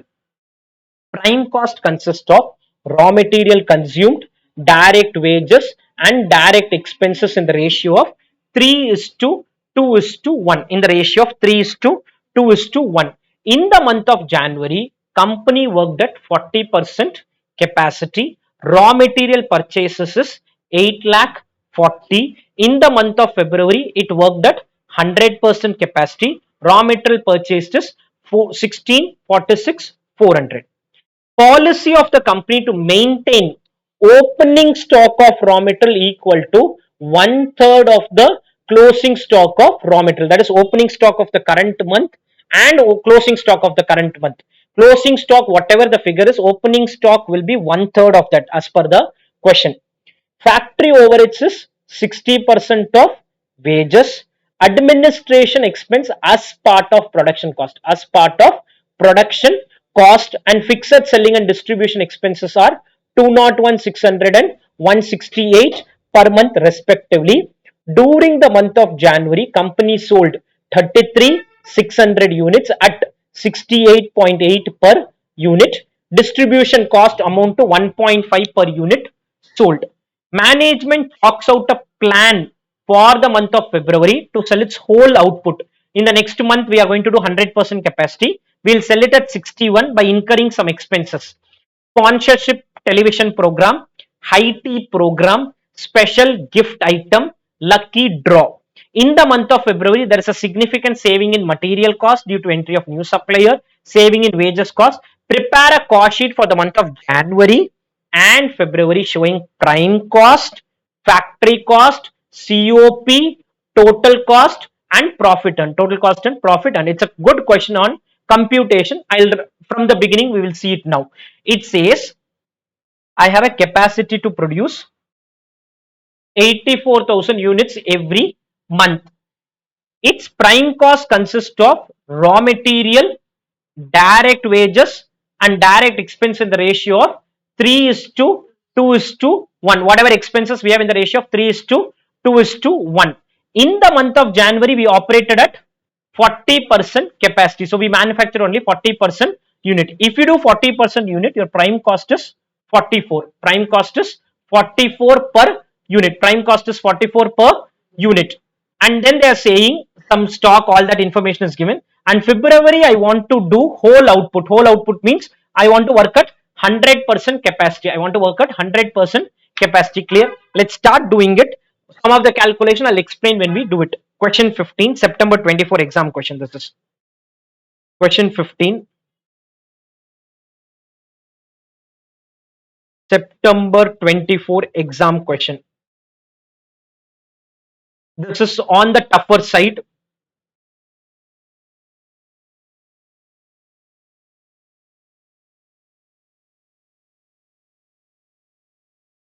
Two months you have to do. Each month will need two sub columns, particulars and totally five columns. Particulars, January 24 and February 24.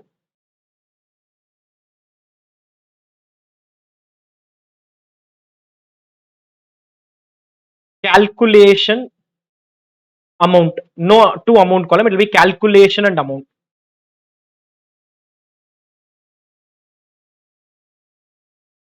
Jan and Feb, calculation and amount.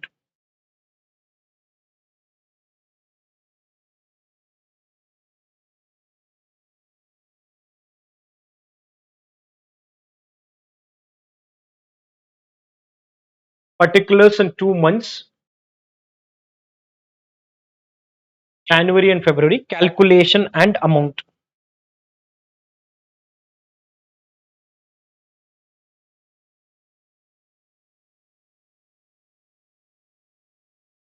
All right, direct material and underline that. I'll explain the calculation as we do it. Opening stock, purchases, less closing stock, raw material consumed. Opening stock, purchases, less closing stock, raw material consumed. Raw material consumed.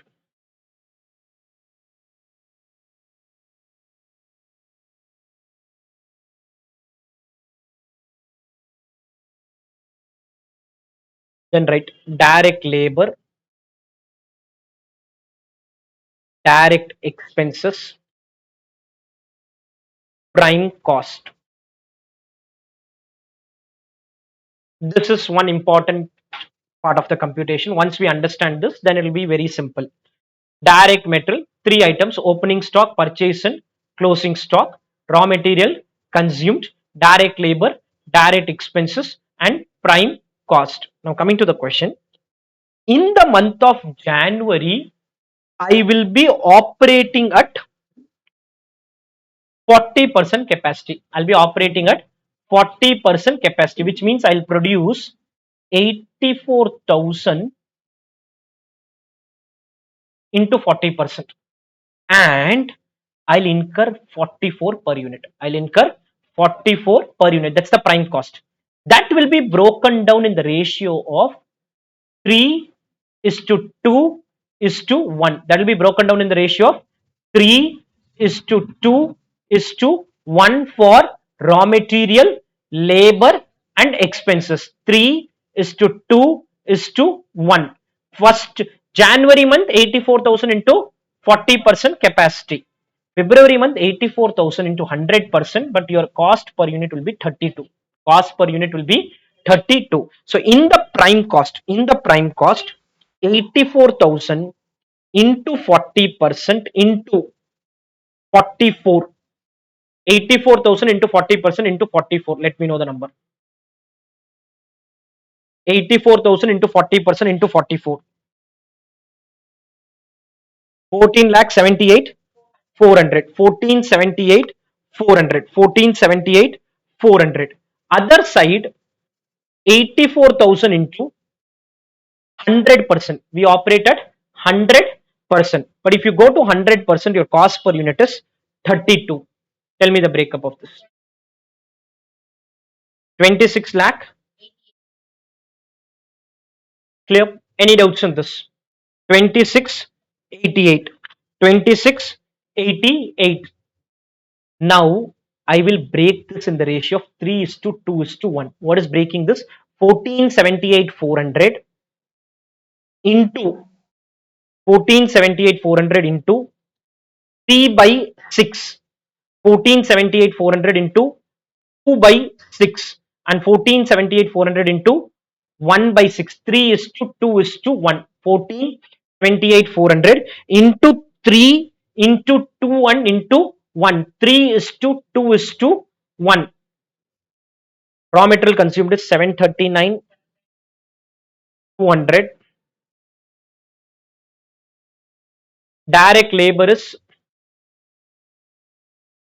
4,92 800, and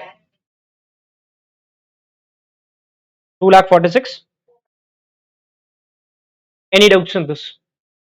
Same breakup I have to do for the other one. 2688 into 3 by 6. 2688 into 2 by 6, and 2688 into 1 by 6. 3 by 6 is 13 lakh 44,000. 2 by 6 is 8 lakh 96,000, and 1 by 6 is 4 lakh 48,000. Any doubts on this?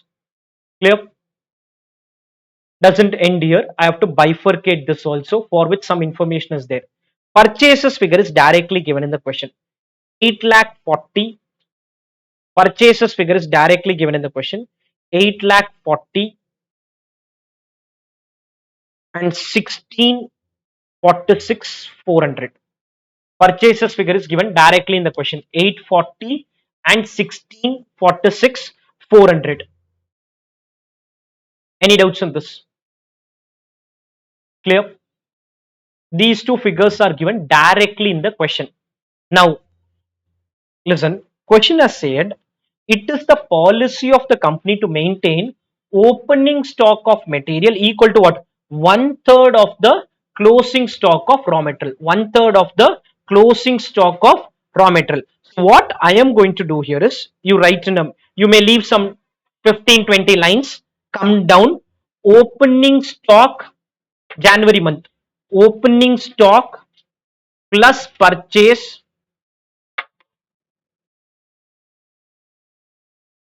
January month, opening stock plus purchase minus closing stock is raw material consumed.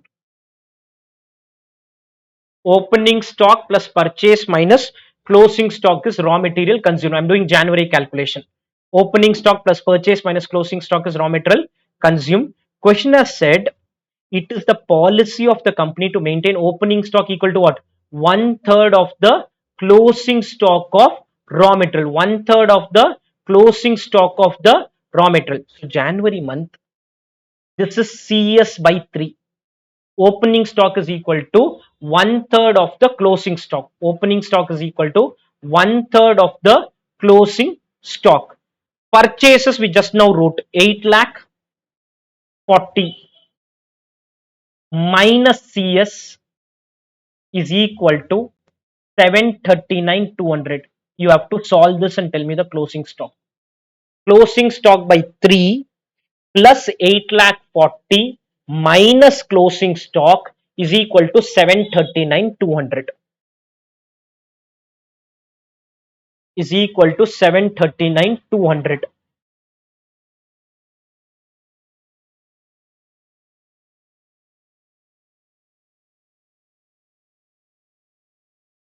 You have to solve the equation. You will get to the value for closing stock.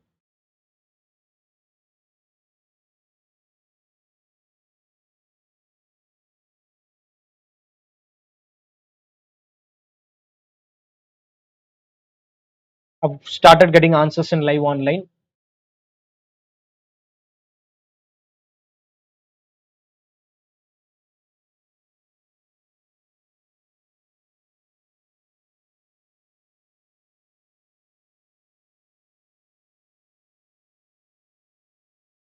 Closing stock is 151 200. Closing stock is 151 200. Any doubts on this? Any doubts on closing stock figure? Any doubts on the closing stock figure? Clear? Can we proceed? So I write closing stock 151 200. Opening stock is 151 200 by 3. 151 200 by 3.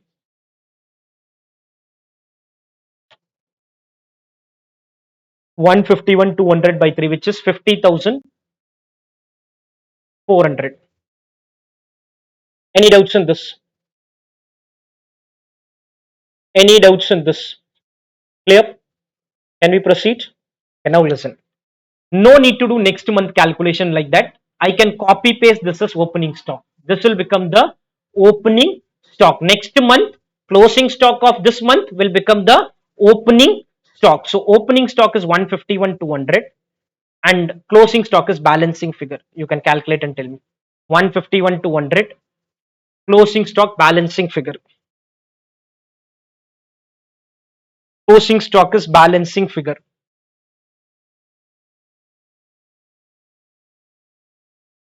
151 200 I copy paste. Closing stock is balancing figure. 4,53,600. With this, question is over for the important adjustment I wanted to do. Beyond this, I am going to discuss. You will be in listen mode. If you want to understand something in detail, you let me know. But I wanted only to explain till this. Any doubts in this? Any doubts in this? Clear? Can we proceed? Beyond this, be in listen mode. In case you have a doubt, let me know. Beyond this, what will happen? Factory overhead, take it as 60% of wages. We know the wages figure. Factory overheads is 60% of wages. That is GWC. No opening WIP, no closing WIP.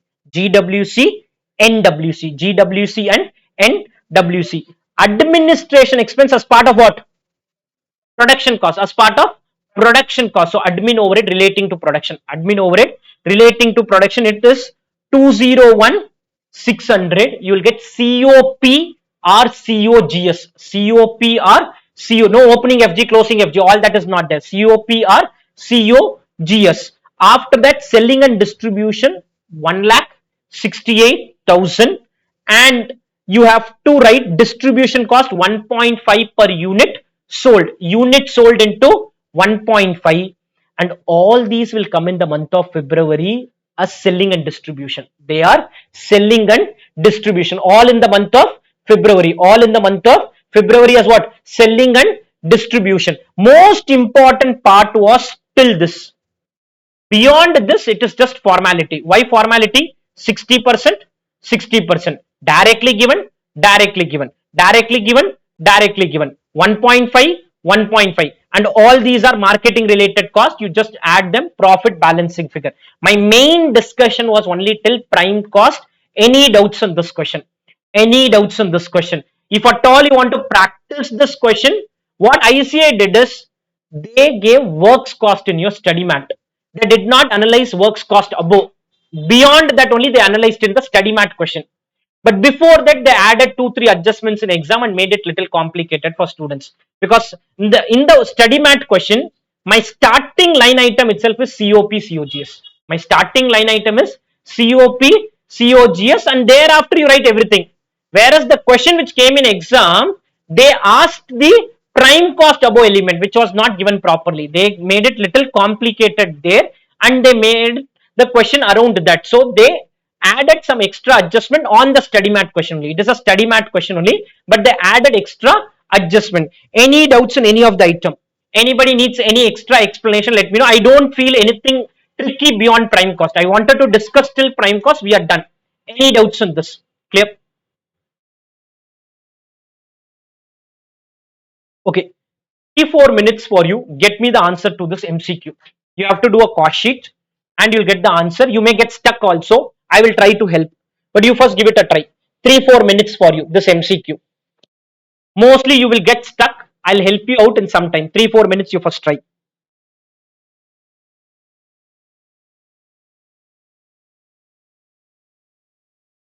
It's a reverse working question. The challenge is because they have given factory overheads is 20% of prime cost, and that can lead to some issues when you try to solve it.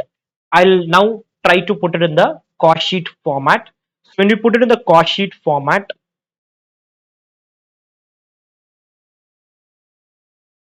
particulars amount, every question at least start doing it. When you put the format and start doing it, automatically things will start happening. Direct material, opening stock of raw material, how much? 6 lakh, 50,000. Opening stock is 6 lakh 50,000.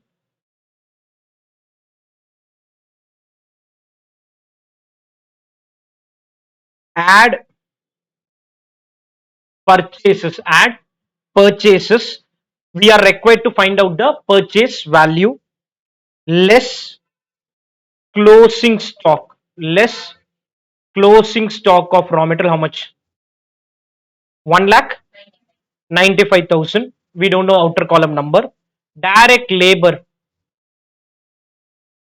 is 11 lakh 44,000. Direct expenses is 0. I don't think so. It's there very clearly mentioned. Higher charges, they very clearly mentioned.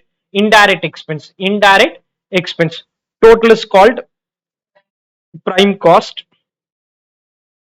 Higher charges, which is the factory overhead, how much?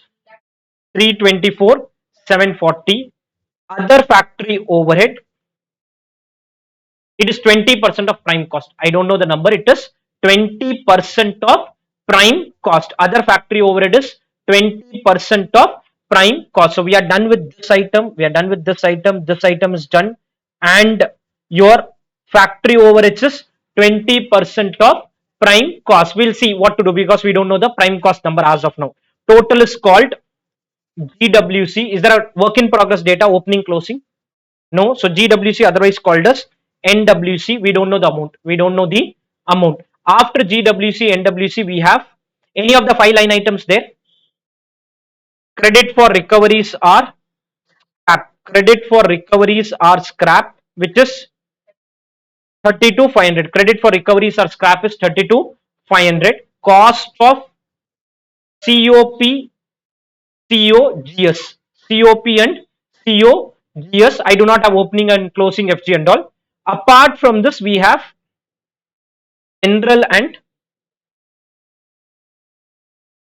admin overhead. General and admin overhead. In general and admin overhead, I will have 178, 750. I'm just writing one item, okay?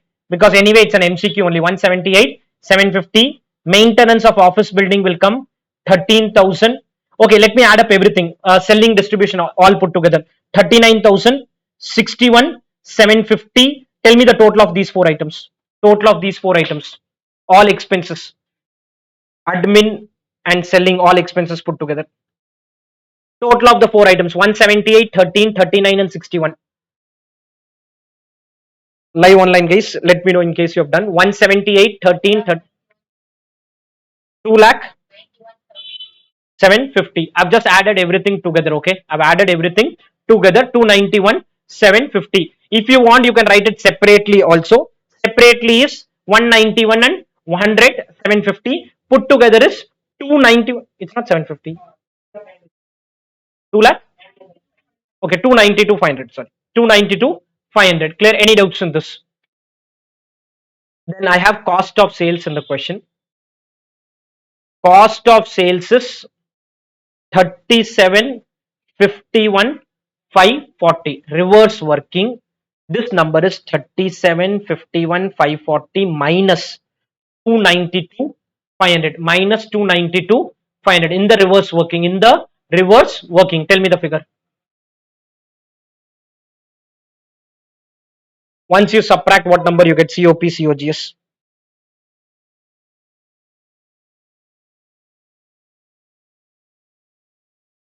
34, 59, 40. Add back 32, 500. Add back 32, 500. Reverse order. Add back. Add back 32, 500. In the reverse order, minus will become plus. 34. Now listen. This 34, 91, 540. Come down and write. After you get this 34, 91, 540, right? Prime cost plus higher charges plus 20% of prime cost. Prime cost plus higher charges plus 20% of prime cost. Prime cost plus higher charges plus 20% of prime cost is equal to 34, 91, 540. Is equal to 34, 91, 540. Able to understand this? Prime cost plus higher charges plus 20% of prime cost. Why 20% of prime cost? Other factory overhead. Other factory overhead. Any doubts in this? Any doubts in this? Prime cost plus higher charges plus 20% of prime cost is equal to 34, 91, 540 is equal to what? 34, 91, 540. Any doubts in this? I gave you time to practice. I know somewhere you would have got stuck here. If you have got it, okay, but otherwise many students would have got stuck at this stage. Prime cost plus higher charges, but till this I wanted you to complete. Till this you should have got it, because till this was not nothing tricky. Reverse working not tricky. Challenge would have come here. Then write prime cost plus 324, 740 plus zero point 0.2 prime cost is equal to 34, 91, 540. Take 324, 740 to the other side, deduct and tell me the value. Take it to the other side, subtract it. 31 after subtraction, it will be 324 you subtract.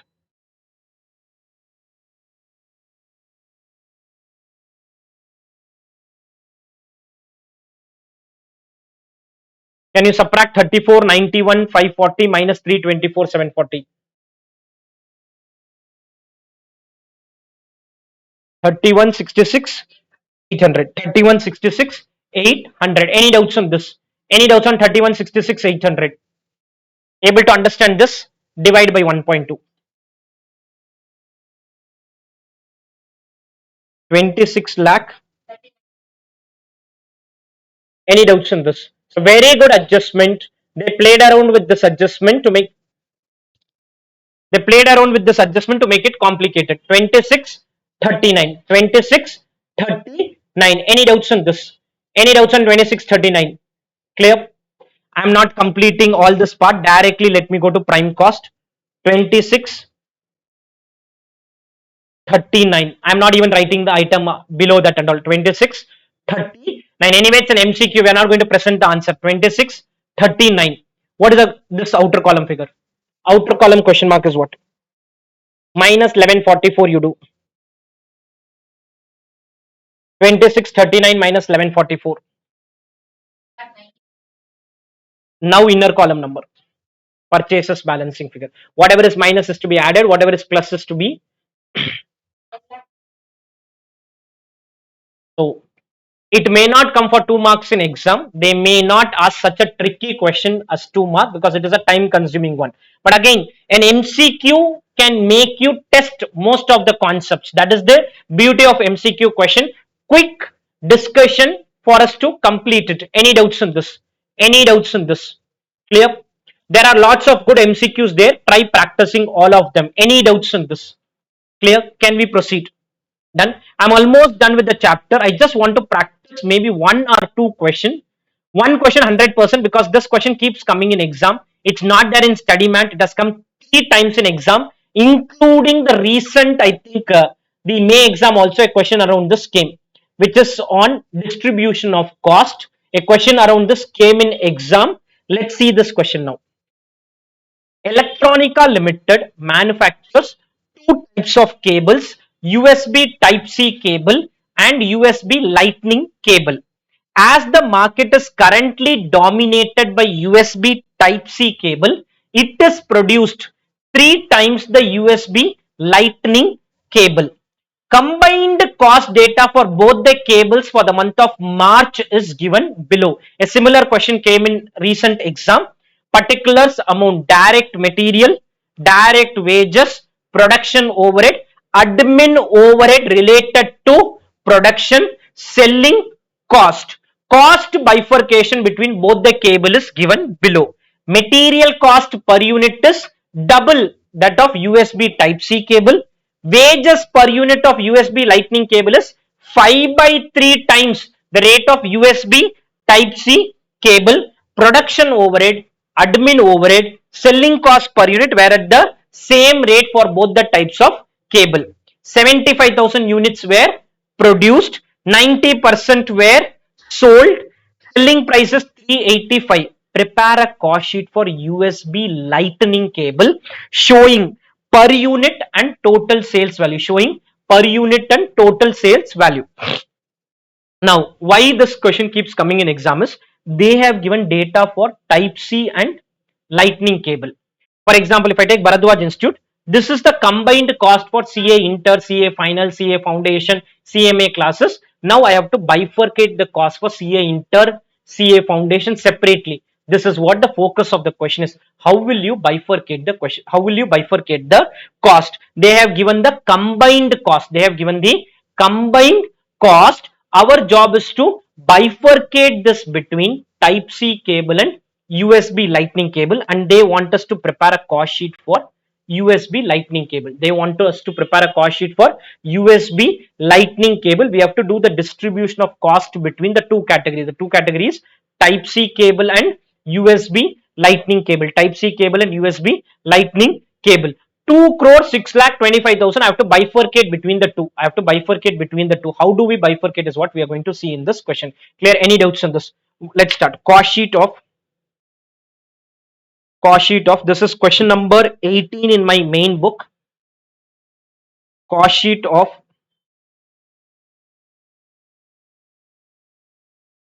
page 143 in case you have the PDF with you. Cost sheet of USB Lightning cable. USB Lightning cable. They only ask for USB Lightning cable. They don't want Type C cable and all. Only Lightning cable they want. Cost sheet of USB Lightning cable. Particulars per unit and total. They want per unit calculation also. Per unit and total.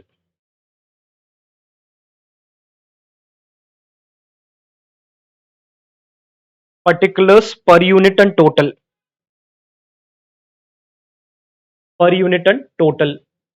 Now, first is direct material. In this 2 crore, the USB could be 1 crore, 50 lakh, 40 lakh. That number I'm trying to find that. How much should be for USB and how much should be for the Type C cable? I want the lightning cable and Type C cable breakup. My interest is USB lightning cable. I have to do that. Right, direct material in bracket note 1.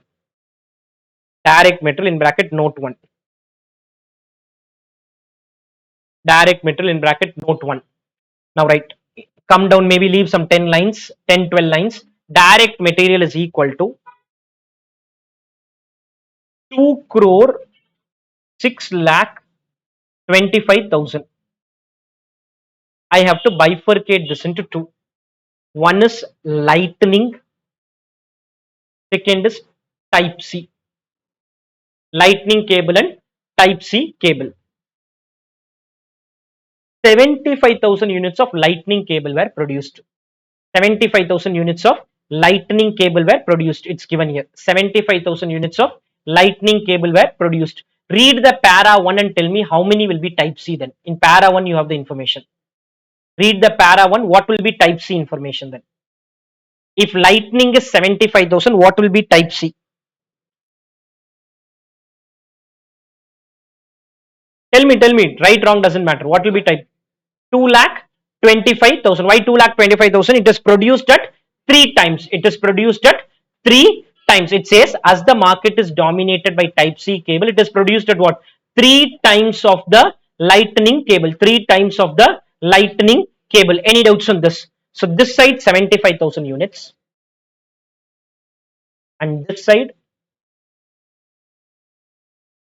2 lakh 25,000 units. 75,000 and 2 lakh 25,000. What did the question say? 75,000 units of lightning cable were produced, and in the top they have said Type C cable is produced 3 times of the lightning cable. 75,000 and 2 lakh 25,000. Now, if no other information was there, I would have bifurcated in this ratio. But they are saying material cost for lightning cable is what? Twice that of the Type C cable, twice that of the Type C cable, twice that of the Type C cable. So let's assume this per unit is A. This per unit is A. So this per unit will be 2A. That per unit is A. Like Type C is A. Lightning will be 2A twice. Lightning will be 2A. So put together the total is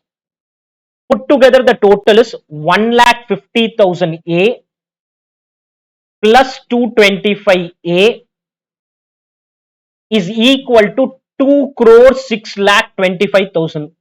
I'll repeat again. The second category is A, because question has said lightning is double of Type C. Lightning is double of Type C. Type C I have taken as A. Lightning is 2 times of that. 2A. Can you solve and tell me what is A? A is the cost per unit of Type C. Solve and tell me the answer to A. I've got the answer in live online.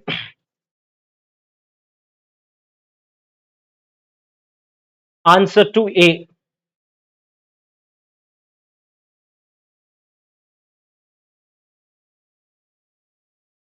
55. This I'm not interested in because this is Type C. My product will be 2A. 55 into 2, 110. My product will be double of that. My product will be double of that. 55 into 2. 55 into 2. Any doubts on this? Any doubts on the concept here? Clear? So now go back to the main working note. Write 110. 110 per unit, and this is 110 into 75,000. 25,000 units. 110 into 75,000.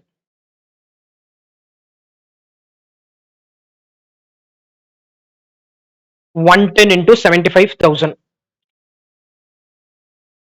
82 lakh 50,000. Clear? Any doubts on this? Any doubts on the explanation here? Can we proceed? 110 into 75,000. Done. We have assumed one is A, other one was double. Direct labor, note 2. Come down. Same thing. Direct labor. Note 2. How much is the labor cost?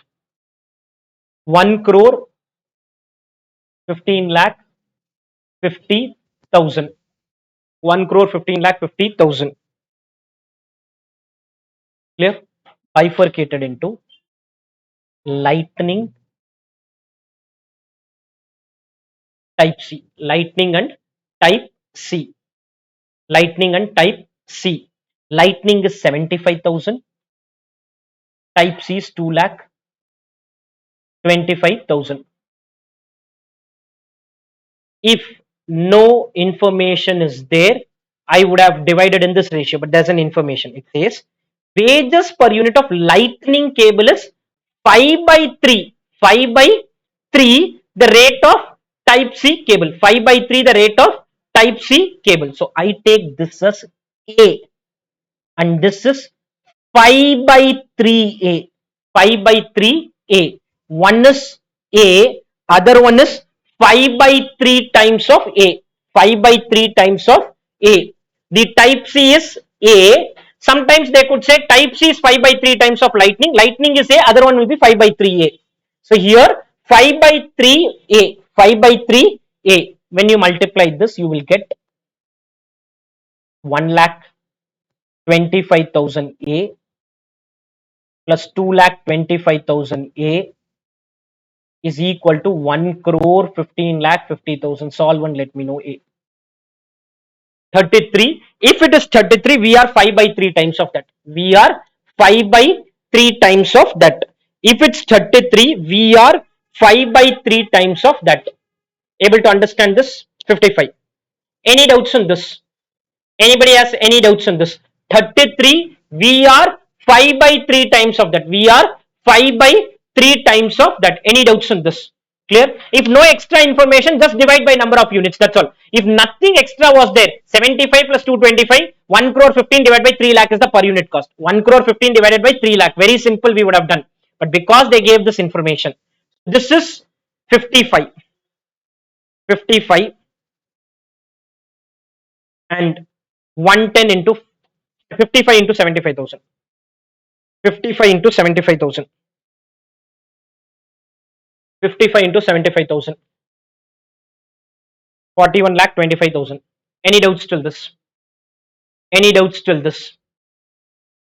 Straightforward, very simple calculation. One we have assumed as A, other one was 2A. One we assumed A, other one is 5 by 3A.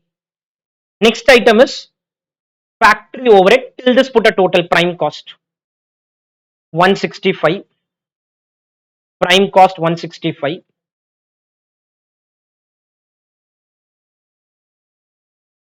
Prime cost 165. 123.75.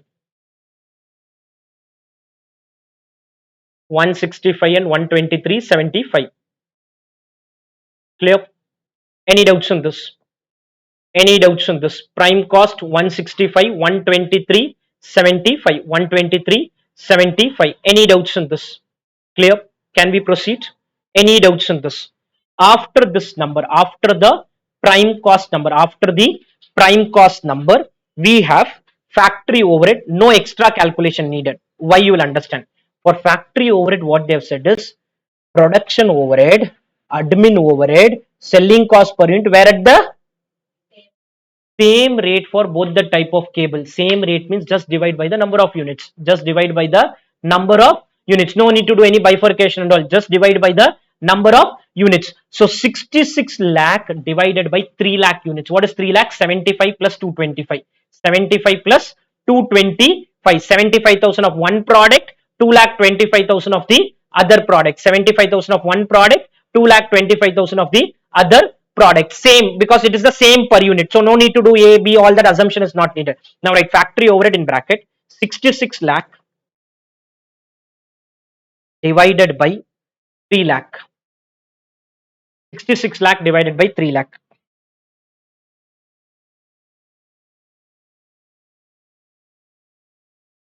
And 22 into 75,000. 22 into 75,000. Put a total GWC, NWC. GWC, NWC.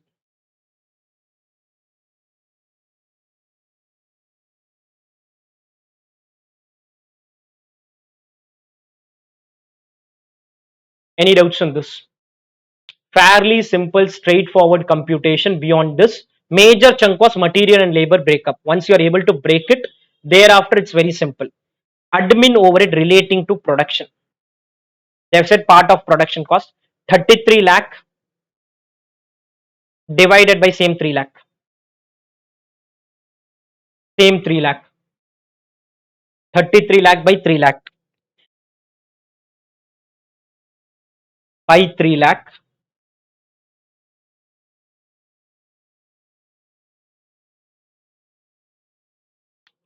You get 11 and 11 into 75,000.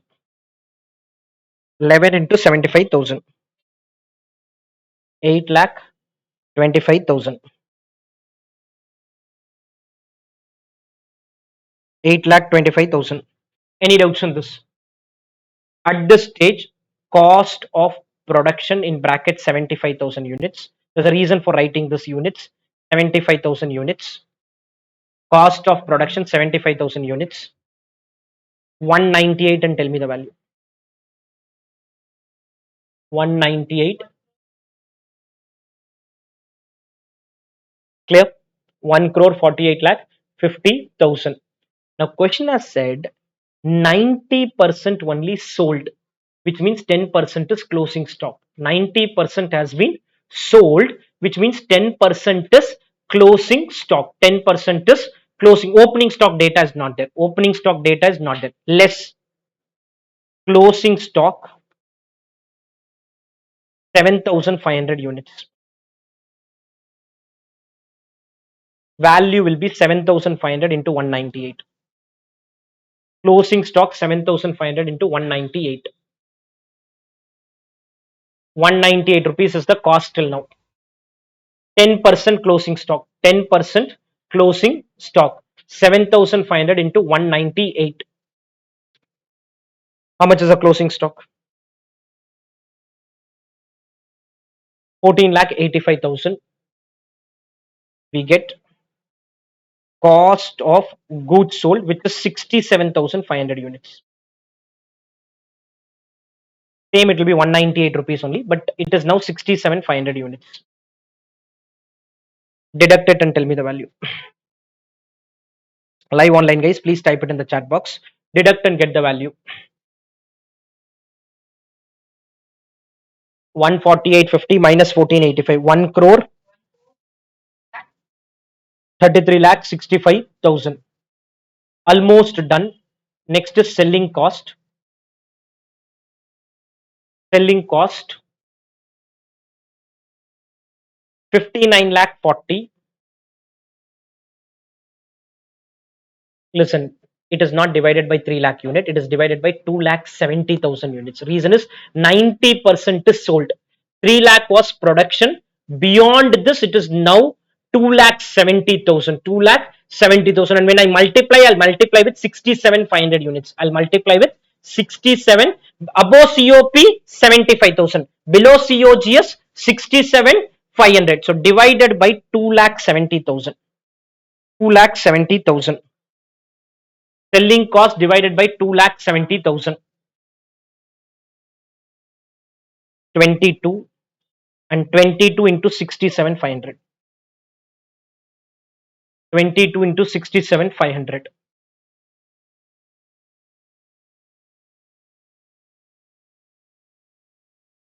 That's all, I'm done. Cost of sales. Cost of sales is 220.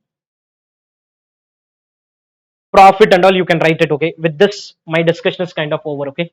Cost of sales 220 and it will be, I think value will be same 1 crore 48.50. It will come back because we deducted and added back technically the same amount. That's more of coincidence. Any doubts on this? Clear? Profit and sales will come. I don't want to this has come multiple times in exam, that's why I've done it. With this, my cost sheet discussion is over. You may want to practice some other question if you want. This one question is there in MCQ form. Cost sheet, one question is there in MCQ form. Even if they ask in MCQ form, Technically, you'll have to do a normal cost sheet, and the cost sheet will start answering each of the MCQ, because students think MCQ needs separate preparation. No separate preparation for MCQ. MCQ preparation is part of our descriptive itself. Clear? Any doubts on this? Any doubts on this? Clear? Okay. I'm going to take a break now. We resume at 3:50, 18 minutes, around 20 minutes break. Okay. We resume at 3:50 again.